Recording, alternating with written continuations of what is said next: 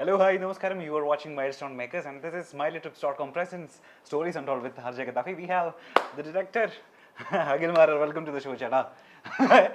എന്താ തുടക്കത്തിലേ തന്നെ ചേട്ടൻ ഒരു ആക്കിയൊരു ചിരി? ഒന്നുമില്ല. എന്താ പറയേട്ടാ? എന്തായാലും എനിക്കിട്ട് പണിയാനല്ലടാ. ഒരിക്കലും ഇല്ല, എനിക്ക് ചേട്ടനോട് സ്നേഹം മാത്രമേ ഉള്ളൂ. നമ്മൾ ഒരു മാസം മുന്നേ കണ്ട ഒരു അഖിൽ മാരാറുണ്ട്, പക്ഷെ അതിൽ നിന്നൊക്കെ കുറെ മാറി. ചേട്ടനൊരു മേക്ക് ഓവർ ഒക്കെ നടത്തിയിട്ട് ഇരിക്കുകയാണെന്ന് തോന്നണോ? ലുക്ക് മെലിഞ്ഞിട്ടുണ്ട് നന്നായിട്ട് ഇല്ലേ? അല്ല, ആക്ച്വലി എനിക്ക് ഇത്രയും മണ്ണൊക്കെ ഉള്ളൂ. സ്ക്രീനിൽ കാണുന്ന സമയത്ത് കുറച്ചുകൂടെ അതിപ്പോ എനിക്ക് ഇപ്പോഴും ഫേസ് വെളിയിൽ കണ്ടു കഴിഞ്ഞാൽ ഫേസിന് വണ്ണം. സ്ക്രീനിൽ കാണുന്ന അത്രയും ബേസിക്കലി എന്റെ ഇതൊക്കെ തന്നെയാണ്. ഞാൻ മാക്സിമം ഒരു 80 കിലോയൊക്കെ പോയിട്ടുള്ളൂ. ഹെയർ സ്റ്റൈൽ ഒക്കെ മാറ്റി തോന്നുന്നു. ഇവിടെ 2 കട്ടൊക്കെ ഇട്ടിട്ടുണ്ട്. അതിപ്പോ ഇന്ന് വൈകിട്ട് മുടി വിട്ടിട്ട് വന്നപ്പോഴാണ് നിങ്ങൾ വിളിച്ചു. ഇന്ത്യ ഉള്ളതുകൊണ്ട് ഇച്ചിരി സുന്ദരനായതാണോ? അല്ലെങ്കിൽ അങ്ങനെ ഒരു ഇല്ല. ടാറ്റു ഒക്കെ കുത്തിയല്ലോ? അത് നേരത്തെ ഉണ്ട്, കുറെ കാലം മുമ്പേ ഉണ്ട്. ഇപ്പൊ ഞാൻ ഷോർട്ട് ഷർട്ട് മറ്റേന്ന് വെച്ചാൽ ഫുൾ കൈ അല്ല നിങ്ങൾ കാണുന്ന കൂടുതൽ. അന്നേരം ഇത് കാണത്തില്ല എന്നുള്ളതേ ഉള്ളൂ. ഇപ്പൊ ഇത് കാണുന്നത് എന്നെ ഇവന്റെ സോഷ്യൽ മീഡിയ കളിയാക്കുന്ന 80കളുടെ ഫുണ്ടാന്നൊക്കെ പറഞ്ഞിട്ടാ. ഞാൻ ഇങ്ങനെയൊക്കെ അടിച്ച് നമ്മൾ ബട്ടനെ പോലെ നടക്കുമ്പോൾ നമ്മൾക്ക് അറിയത്തില്ലല്ലോ. നമ്മൾ ചിലപ്പോൾ അതെന്താ പ്രശ്നം അറിയാമോ, നമ്മൾ ഒരു പർട്ടിക്കുലർ വിഷയത്തിൽ സംസാരിക്കുമ്പോൾ അതാണ് ഞാനെന്നൊക്കെ തെറ്റിദ്ധരിക്കും. അതേസമയം നമ്മുടെ പേഴ്സണലി അടുത്ത് സഹകരിക്കുന്നവർക്ക് അറിയാം ഞാൻ ഭയങ്കര നമ്മുടെ ചേട്ടനെ പറ്റി പരക്കൊരു സംസാരമുണ്ട്. ചേട്ടൻ ഭയങ്കര സീരിയസ് ആണ്, ഭയങ്കര ആധികാരികമായിട്ട് സംസാരിക്കുന്ന, അധികം ചളിയൊന്നും ഇറക്കാത്ത ആൾക്കാരൊക്കെ ചളിയേ ഉള്ളടാ. ഞാനൊരു കൊച്ചുദാഹരണം പറയാം. ഈ ജോച്ചേട്ടൻ ഞങ്ങൾ ഇങ്ങനെ ഭയങ്കരമായിട്ട് സംസാരിക്കുന്ന സമയത്ത് ഞാനിങ്ങനെ കണ്ടിന്യൂസ് ഹ്യൂമർ പറയാൻ, ട്രോളൊന്നും ആക്കേണ്ട കാര്യമൊന്നുമില്ല, ഞാൻ പറയാം നമ്മൾ ഇവിടെ സംസാരിക്കാം. എനിക്ക് സ്പോണ്ടേനിയസ് ആയിട്ട് കൗണ്ടറുകളും ഹ്യൂമറുകളൊക്കെ വരും. അപ്പം അത് ബിനു അടിമാലിയുടെ റേഞ്ച് ആണെന്നുണ്ടെങ്കിൽ ആ റേഞ്ച്, രമേഷ് പിഷാരിയുടെ റേഞ്ച് ആണെന്നുണ്ടെങ്കിൽ ആ റേഞ്ച്, ഇനി അതല്ല സുമാർ അഴീക്കോടൊക്കെ പറയുന്നതൊക്കെ വളരെ സീരിയസ് ഹ്യൂമർ പറയുന്ന ഒരു റേഞ്ച് ഉണ്ടെങ്കിൽ അതായത് നമ്മളതെ ഞാൻ പറയാം ആ നിമിഷത്തെ ചർച്ചയ്ക്ക് അനുസരിച്ച് ഒരാൾക്ക് കേട്ടാൽ ബോർ എന്ന് തോന്നാത്ത രീതിയിലുള്ള കൗണ്ടറൊക്കെ ബേസിക്കലി സെൻസ് ചെയ്യുന്ന ഒരാളാണ് ഞാൻ. അപ്പൊ ഇത് പറയുന്നത് കൊണ്ടാണ് ആൾക്കാർക്ക് നമ്മുടെ അടുത്ത് സംസാരിച്ചുകൊണ്ടിരുന്നു കഴിഞ്ഞാൽ കുറെ സമയം സംസാരിച്ചുകൊണ്ടിരിക്കാൻ പറ്റും. പക്ഷെ പ്രശ്നം കിടക്കുന്നത് നമ്മളെ ഈ റെപ്രസെന്റ് ചെയ്യുന്ന ഒരു ചാനൽ വരുന്നു, അപ്പൊ ഒരു വിഷയം അപ്പൊ ഞാൻ ഈ പറയുന്ന വിഷയം ഏതെങ്കിലും ഒരു വിഭാഗത്തെ നോവിക്കും. കാരണം നമ്മൾ സംസാരിക്കുന്ന വിഷയം അതായി പോയി. ഇപ്പൊ ഞാൻ ഇപ്പൊ പറഞ്ഞു നമ്മളെ ഈ ഒരു മാസം മുമ്പത്തെ ചാനൽ ചർച്ചകളും പ്രശ്നങ്ങളും നിങ്ങൾ ആലോചിച്ച് നോക്കൂ. എനിക്ക് എന്റെ സിനിമയെ കുറിച്ച് ഒരു യൂട്യൂബർമാരും മോശം പറഞ്ഞിട്ടില്ല. അപ്പൊ എനിക്ക് അവരോട് പേഴ്സണലി വിരോധമുണ്ടോ? എനിക്കൊരു വിരോധമില്ല. കാരണം താത്വിക അവലോകനം എന്ന സിനിമ പ്രത്യേകിച്ച് അടുത്തിടെ ഫൈറ്റ് ഉണ്ടായ അശ്വന്ത് പോക്കുന്ന ചെറുപ്പക്കാരൻ കണ്ടിട്ടേ ഇല്ല, അതുകൊണ്ട് തന്നെ റിവ്യൂ പറഞ്ഞിട്ടേ ഇല്ല. ഇനി പറഞ്ഞിട്ടുള്ളവരെ എടുത്ത് നോക്കും. മൺസൂൺ മീഡിയ നല്ല അഭിപ്രായമാണ് പറഞ്ഞത്, ഉണ്ണി വ്ലോഗ് നല്ല അഭിപ്രായമാണ് പറഞ്ഞത്. പിന്നെ നമ്മുടെ സിനിമ തിയേറ്ററിൽ ഓടിയില്ല, അതൊരു യാഥാർത്ഥ്യമാണ്. അപ്പം പക്ഷേ എനിക്ക് അവരോട് ഒരു വിരോധമില്ല, ഒരു യൂട്യൂബർമാരോട് എനിക്ക് വിരോധമില്ല. കാര്യം എന്നെ വ്യക്തിപരമായിട്ട് ആക്ഷേപിച്ചിട്ടില്ല, എൻ്റെ സിനിമയെക്കുറിച്ച് മോശമായിട്ട് പറഞ്ഞിട്ടില്ല. പക്ഷേ ഏത് സാഹചര്യത്തിലാണ് നമ്മളിത് പറയുന്നത്? ഏകദേശം 1 വർഷങ്ങൾക്ക് ഇപ്പുറം സിനിമ നമ്മുടെ മലയാള സിനിമയുമായി ബന്ധപ്പെട്ട കുറേ പ്രശ്നങ്ങൾ വരുന്നു. അപ്പോൾ സിനിമയ്ക്ക് പിന്നിലുള്ള പല ആൾക്കാർക്കും മാനസികമായിട്ട് ഭയങ്കര വിഷമം ഉണ്ടാകുന്ന ഒരു സാഹചര്യം സൃഷ്ടിക്കപ്പെടുന്നു. കഷ്ടപ്പെട്ട് ബുദ്ധിമുട്ടി പൈസയും ചിലവാക്കി ഉണ്ടാക്കുന്ന ഒരു പ്രോഡക്റ്റ് അല്ലേ ഇത്. മോശമായെന്ന് ശരിയാണ്, മോശമൊക്കെയാണ്, ചിലതൊക്കെ മോശം തന്നെയാണ്, ഇല്ലെന്നൊന്നും ഞാൻ പറയുന്നില്ല. ഇവർ പറയുന്ന അഭിപ്രായത്തിൽ എനിക്ക് എതിരഭിപ്രായമൊന്നുമില്ല. സിനിമയെ സംബന്ധിച്ചിട്ടുള്ള നല്ലത് മോശം എന്ന അഭിപ്രായത്തിൽ എനിക്ക് എതിരഭിപ്രായമൊന്നുമില്ല. പലപ്പോഴും അശ്വന്തൊക്കെ പറയുന്ന പല റിവ്യൂസും ശരിയാണെന്ന് വിശ്വസിക്കുന്ന ഒരാളാണ് ഞാൻ. പക്ഷെ ഹേർട്ട് ചെയ്യാൻ പാടില്ല ഒരാളെ. നമ്മളൊരു സിനിമ കണ്ടിട്ട് അത് കൊള്ളത്തില്ലെങ്കിൽ കൊള്ളത്തില്ലെന്ന് പറഞ്ഞാലും ആർക്കും വലിയ വിരോധമൊന്നും വരത്തില്ല. പക്ഷേ ഇത് ഉണ്ടാക്കുന്നവനെ പരിഹസിക്കുമ്പോഴും ഉണ്ടാക്കുന്നവൻ്റെ എഫേർട്ടിന് നമ്മൾ ഒരു വിലയും കൊടുക്കാതെ വരുമ്പോഴും എനിക്കൊരു വിഷമം തോന്നും. കാരണം അപ്പം ഈ പണ്ടേ രാഷ്ട്രീയ പാർട്ടിയിലൊക്കെ പ്രവർത്തിച്ചതുകൊണ്ടും മറ്റുള്ള പലരുടെയും വിഷമങ്ങൾ സ്വന്തം വിഷമമൊക്കെ ആയി കൊണ്ടു നടന്ന ഒരാളായതുകൊണ്ട് അവർക്ക് വേണ്ടി സംസാരിക്കാൻ അവർക്ക് കഴിയുന്നില്ല. പണ്ട് ഞാൻ ഈ തൊഴിലുറപ്പ് സ്ത്രീകൾക്ക് വേണ്ടിയിട്ട് ഞാൻ ഒരു സിംഗിന് എന്നപ്പോൾ നമ്മുടെ ഈ ശബരിമല വിഷയം കത്തി നിൽക്കുന്ന സമയം വനിതാ മതിലിൽ പങ്കെടുത്തില്ല എന്ന് പറഞ്ഞിട്ട് എൻ്റെ നാട്ടിലെ കുറച്ച് തൊഴിലുറപ്പ് സ്ത്രീകൾക്ക് ഈ അറ്റൻഡൻസ് കൊടുക്കുന്നില്ല. കാര്യം അന്ന് ഇടതുപക്ഷമാണല്ലോ ഈ വനിതാ മതിൽ സംഘടിപ്പിക്കുന്നത്. അപ്പോൾ ഇവർ ആക്ച്വലി ഇടതുപക്ഷത്തിൽപ്പെട്ട സ്ത്രീകളാണ്, പക്ഷേ ഇവരെ വിശ്വാസികളുമാണ് ഇവർ. അപ്പോൾ പാർട്ടി വിളിച്ചാൽ ഇവർക്ക് പോവുകയും വേണം, എന്നാൽ ഇവർക്ക് വിശ്വാസികളായതുകൊണ്ട് തന്നെ ഇവർക്ക് ഈ വനിതാ മതിലിൽ പങ്കെടുക്കാനും പറ്റുന്നില്ല. അങ്ങനെ ഇവർ പോകാത്തപ്പം ഇവരോട് ഇങ്ങനെ കുറച്ച് മോശമായിട്ട് കുറച്ച് പേർ പാർട്ടി പ്രവർത്തകരാ പാർട്ടിയിലുള്ളവരും ഈ തൊഴിലുറപ്പുമായിട്ട് ബന്ധപ്പെട്ട് ഇതിൻ്റെ മുകളിലോട്ടുള്ള ആൾക്കാർ ഇത് ചെയ്തപ്പോൾ ഇവരിൽ കുറച്ച് പേര് വന്ന് എന്നോട് ഇങ്ങനെ പേഴ്സണലി പറഞ്ഞു. ഞാൻ ഒറ്റയ്ക്ക് പഞ്ചായത്തിൽ കയറി ഉണ്ടാക്കിയൊരു വലിയ വിഷയം ഇവർക്ക് വേണ്ടിയിട്ടാണ് കയറിയത്. അത് ഞാൻ അവസാനം എനിക്ക് എൻ്റെ കയ്യിൽ ഞാൻ ഒറ്റയ്ക്ക് ഒരു പ്രശ്നം ഉണ്ടാക്കി എൻ്റെ കയ്യിൽ നിൽക്കത്തില്ല എന്ന് കണ്ട ഘട്ടത്തിൽ ഞാൻ എൻ്റെ പേജിലൂടെ ഫേസ്ബുക്ക് അന്ന് എനിക്ക് വലിയ ഫോളോവേഴ്സ് ഒന്നും ഉള്ള സമയമല്ല, ഞാൻ സിനിമയ്ക്ക് എടുക്കുന്നതിന് മുമ്പുള്ള കഥയെ പറഞ്ഞു. ഞാൻ പ്രൊഫൈലിൽ ലൈവ് ഇടുന്നു. ആ ലൈവ് 5.5 ലക്ഷത്തിലധികം ആൾക്കാർ എൻ്റെ പ്രൊഫൈലിൽ കാണും. അപ്പം അവസാനം ഇവർ നിർബന്ധിതരാകുന്നു ഇവർക്ക് അറ്റൻഡൻസ് കൊടുക്കാനും ഇവരെ തിരിച്ചെടുക്കാനും വേണ്ടിയിട്ട്. ഇതൊക്കെ ഞാൻ പറഞ്ഞത് ഇതൊക്കെ ഞാൻ പണ്ടിങ്ങനെ കുറേ ചെയ്തിട്ടുള്ള കാര്യങ്ങളാണ്. അതായത് നമ്മളിപ്പോൾ തൊഴിലുറപ്പ് RTO ഓഫീസിൽ അഴിമതി നടക്കുന്നു, ഹൈക്കോടതിയിൽ റിട്ട് കൊടുക്കുന്നു, RTO ഓഫീസ് ഉപരോധിക്കുന്നു. കാരണം എൻ്റെ അടുത്ത് സാധാരണ ടാക്സി തൊഴിലാളികൾ വന്ന് പരാതി പറയാം, വെഹിക്കിൾമാർ കൈക്കൂലി മേടിക്കുന്നു, അല്ലെങ്കിൽ മറ്റു പ്രശ്നങ്ങൾ നടക്കുന്നു. അപ്പം ആരെങ്കിലുമൊക്കെ സംസാരിക്കണ്ടേ? ഇത് സംസാരിക്കാൻ ഉത്തരവാദിത്തപ്പെട്ടവർ ചിലവർ സംസാരിക്കത്തില്ല. രാഷ്ട്രീയ നേതാക്കന്മാർക്ക് ഈ കൈക്കൂലിയുടെ ഒരു ഭാഗം അവർക്ക് കിട്ടുന്നു. ഇപ്പം പണ്ട് മറ്റേ റേഷൻ കടയിൽ എൻ്റെ നാട്ടിൽ കൊട്ടാരക്കരയിൽ ഒരു റേഷൻ ഗോഡൗണിൽ നിന്ന് റേഷൻ കടത്തിയായിരുന്നു. അപ്പോൾ ഒരു 350 ചാക്ക് റേഷൻ അരി കടത്തി. രാത്രിയിൽ അത് കണ്ട് രാത്രി റോട്ടിൽ വെള്ളം അടിച്ചിട്ട് പിറ്റായിട്ട് വന്നൊരുത്തൻ എന്നെ കിടന്ന് വിളിച്ചു. അപ്പോൾ ഇവരെപ്പോഴും പിറ്റാന്നുള്ളത് എനിക്കറിയാം. അതുകൊണ്ട് ഞാൻ ഈ രാത്രി ഫോൺ എടുത്തില്ല. രാത്രി എന്നെ 4 പ്രാവശ്യം വിളിച്ച് ഞാൻ ഫോൺ എടുത്തില്ല. കാരണം എന്തെങ്കിലും വെള്ളം അടിച്ചിട്ട് വിഷയം ഉണ്ടാക്കുന്ന ഒരുത്തനാണെന്നൊരു ധാരണയിലാണ് ഫോൺ എടുക്കാഞ്ഞത്. കക്ഷി ഇത് കണ്ടിട്ട് പക്ഷേ എന്നെ വിളിച്ചു. പക്ഷേ എന്ത് ചെയ്തു, ഇയാളും എൻ്റെ വീട്ടിൽ വന്നു. വീട്ടിൽ വന്ന് ഞാൻ കിടന്നുറങ്ങുന്ന ജനലിൻ്റെ സൈഡിൽ തട്ടി എന്നെ വിളിച്ചുകൊണ്ടത്തി എൻ്റെ അടുത്ത് ഇങ്ങനെ കാര്യം പറഞ്ഞു. ഞാൻ ആ രാത്രി തന്നെ ഞാൻ പുള്ളിയെ വിളിച്ചുകൊണ്ട് പോയി. ഞങ്ങൾ രാത്രി ഈ ലോറി തടഞ്ഞില്ല. ഞങ്ങൾ ചെന്നപ്പോൾ ലോറി പോയി. ഞാൻ അപ്പോഴേ സ്റ്റേഷനിൽ വിളിച്ച് പറഞ്ഞ കാര്യം എനിക്കറിയുന്ന മീഡിയാസ് ഇടപെട്ടില്ല എന്നുണ്ടെങ്കിൽ ഇത് മറ്റുള്ളവർ ഇടപെടും, ഇത് ലോറി ഒരിക്കലും പോലീസ് സ്റ്റേഷനിൽ കിട്ടത്തില്ല. അപ്പോഴേ തന്നെ റിപ്പോർട്ടർ ചാനലും അവരെയൊക്കെ വിളിച്ച് പറഞ്ഞു, ഇത് വിഷയമാക്കി. എന്നെയൊക്കെ അന്ന് ഒരു വലിയ രാഷ്ട്രീയ നേതാക്കന്മാരൊക്കെ വിളിച്ചൊക്കെ പറയുകയും ഇതിൽ നിന്ന് അഖില പിന്മാറണം എന്നൊക്കെ പറഞ്ഞു. അങ്ങനെ എൻ്റെ കുറേ ശത്രുക്കൾ അന്ന് അവിടെ അങ്ങനെ ഉണ്ടായിട്ടുണ്ട്. ഇപ്പം കൊട്ടാരക്കരയിൽ തന്നെ MC റോഡിൽ വലിയൊരു സർക്കാരിൻ്റെ പ്രദേശത്ത് മണ്ണെടുപ്പ് നടന്നു.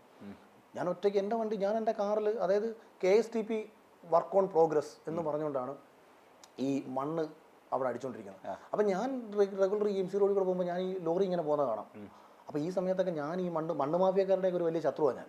കാരണം ഞാൻ ബൈക്കിലൂടെ ആ പരിസരത്തൂടെ പോകുന്ന കണ്ടു കഴിഞ്ഞാൽ മണ്ണെടുക്കുന്നവൻ അപ്പോഴേ പേടിക്കും. അതിൽ ഈ പരിസരത്തൂടെ പോയിട്ടുണ്ട്, എന്തെങ്കിലും പണി തരും. എൻ്റെ മോളുടെ പേര് പ്രകൃതി എന്നാണ്. ഇച്ചിരി പ്രകൃതി സ്നേഹിക്കും, കൃഷിയൊക്കെ ഉള്ള ഒരാളാണ് ഞാൻ. അപ്പോൾ അതുകൊണ്ട് തന്നെ എനിക്ക് ഈ പ്രകൃതിയെ രോഗിക്കുന്നത് കാണുക അതൊക്കെ നമുക്ക് ഉൾക്കൊള്ളുന്നതല്ല. മണ്ണിടിക്കുക, വയൽ നിർത്തുക. അങ്ങനെ ഞാൻ ഈ വിഷയത്തിൽ നമ്മൾ പ്രതികരിച്ചപ്പോൾ ഈ റോഡ് ഇത്രയും ലോറി ഇങ്ങനെ പോകുന്നു, KSTP വർക്ക് ഓൺ പ്രോഗ്രസ് എന്ന് പറഞ്ഞു. അപ്പോൾ ഞാൻ KSTP ഓഫീസിൽ കയറി ഞാൻ ചോദിച്ചു, ഇത് കണക്ക് പണി വല്ലതും നടക്കുന്നുണ്ടോ എന്ന് ചോദിച്ചു. അന്നേരം അവർക്ക് അങ്ങ് ഒരു പണിയെക്കുറിച്ച് അറിയത്തില്ല. അപ്പോൾ ഞാൻ നോക്കിയപ്പം MC റോഡിൻ്റെ സൈഡിൽ കൂന കൂട്ടി മണ്ണൊക്കെ അടിച്ചു വെച്ചിട്ട് അകത്തേക്ക് താഴെ, അതായത് പുലമൺ തോടെന്ന് പറയുന്നൊരു ഭാഗമുണ്ട്, ഇതിങ്ങനെ നികത്തിക്കൊണ്ടിരിക്കുകയാണ്. ഞാൻ എൻ്റെ കാറ് കൊണ്ട് അതിൻ്റെ ഇടയ്ക്കോട്ട് കയറ്റിയിട്ടിട്ട് ലോറിക്കാരടുത്ത് ഞാൻ പറഞ്ഞു വണ്ടി ഇറക്കാൻ പറ്റത്തില്ല, JCB കൊണ്ട് താഴെ നികത്തിക്കൊണ്ടിരിക്കുകയാണ്, 2 ലോറി അകത്ത് കിടക്കുകയാണ്. ഞാനിങ്ങനെ, അതായത് മെയിൻ റോഡ് സൈഡിൽ നിന്ന് ഇങ്ങനെ കൂന കൂട്ടി മധുര പോലെ മണ്ണാണ്. അതുകൊണ്ട് തന്നെ അകത്തെന്താ നടക്കുന്നതെന്ന് പെട്ടെന്ന് മനസ്സിലാവത്തില്ല. റോഡിൽ കൂടെ പോകുന്ന വണ്ടിക്കാർക്ക് മനസ്സിലാവില്ല. കാര്യം ഇങ്ങനെ റോഡ് സൈഡിൽ കുറെ കൂന മണ്ണ് മാത്രമേ കാണത്തുള്ളൂ. അകത്തോട്ട് ഇങ്ങനെ അടിച്ചോണ്ടിരിക്കും. അത് തടഞ്ഞ് വൻ വിഷയം ഉണ്ടാക്കി. അന്ന് ആ സമയത്ത് രാഷ്ട്രീയ പാർട്ടി BJP-യിലാണ് പ്രവർത്തിക്കുന്നത്. എന്നിട്ട് ചില BJP നേതാക്കന്മാർ എൻ്റെ അടുത്ത് പറഞ്ഞു, നിങ്ങൾ അവിടെ നിന്ന് ലൈവ് ഇട്ടത് ശരിയല്ല, ഞങ്ങളെയും കൂടെ വിളിക്കണം, കാരണം അവർക്കൂടെ മൈലേജ് കിട്ടണമല്ലോ. അതാണ് അവരുടെ ഉദ്ദേശം. അപ്പം ഈ ലൈവ് ശ്രദ്ധിക്കപ്പെടുമ്പോഴത്തേക്ക് ഇവർക്ക് ഉൾക്കൊള്ളാൻ പറ്റത്തില്ല. പിന്നെ അതൊക്കെ വലിയ വിഷയമായിട്ട് അതൊക്കെ വലിയ ആൾക്കാരുടെ കളിയായിരുന്നു അതൊക്കെ. ഞാൻ ചോദിക്കട്ടെ, അനീതി അതാണ് ഞാൻ സത്യത്തിൽ ഇത് പറയാൻ വന്നതാണ്. അതുകൊണ്ട് തന്നെ എനിക്ക് മറ്റൊരാളുടെ വിഷമം ബേസിക്കലി എൻ്റെ വിഷമമാണ്. എൻ്റെ ലൈഫിൽ ഇന്ന് വരെ ഞാൻ എനിക്ക് വേണ്ടി സംസാരിച്ചിട്ടില്ലെന്നേ. ഞാൻ ഈ ശത്രുത മൊത്തവും പിടിച്ചു പറ്റിയത് മറ്റുള്ളവർക്ക്. നിങ്ങൾ ഏത് വിഷയം എടുത്തു നോക്കും, എനിക്ക് സോഷ്യൽ മീഡിയയിൽ ആരുടെയൊക്കെ തെറിവിളി കേട്ടിട്ടുണ്ടോ വിഷയം മുഴുവൻ എടുത്തു നോക്കും. ഇതെല്ലാം മറ്റുള്ളവർക്ക് വേണ്ടിയിട്ടാണ്. ഈ പ്രതികരണ ശേഷി പണ്ടോട്ടെ ചെറുപ്പം തൊട്ടേ കൂടിയതാ. കോളേജിൽ പഠിക്കുന്ന കാലം തൊട്ട് ഈ പ്രശ്നം എടുക്കും. അല്ല, കുട്ടിക്കാലത്ത് ഈ പ്രശ്നം എനിക്കുണ്ട്. പക്ഷെ നമുക്ക് കൊച്ചുനാളിൽ നമുക്കൊരു സ്പേസ്. ഇപ്പം ഞാൻ സ്കൂൾ ചെയർമാനൊക്കെ ആയിരുന്നു അന്ന്. പിന്നെ ഞാൻ നന്നായിട്ടൊക്കെ പഠിക്കുന്ന ചെറുക്കനായതുകൊണ്ട് നമ്മളെല്ലാത്തിലും നല്ല ആക്റ്റീവാണ്, എല്ലാത്തിലും മിടുക്കനാണ്.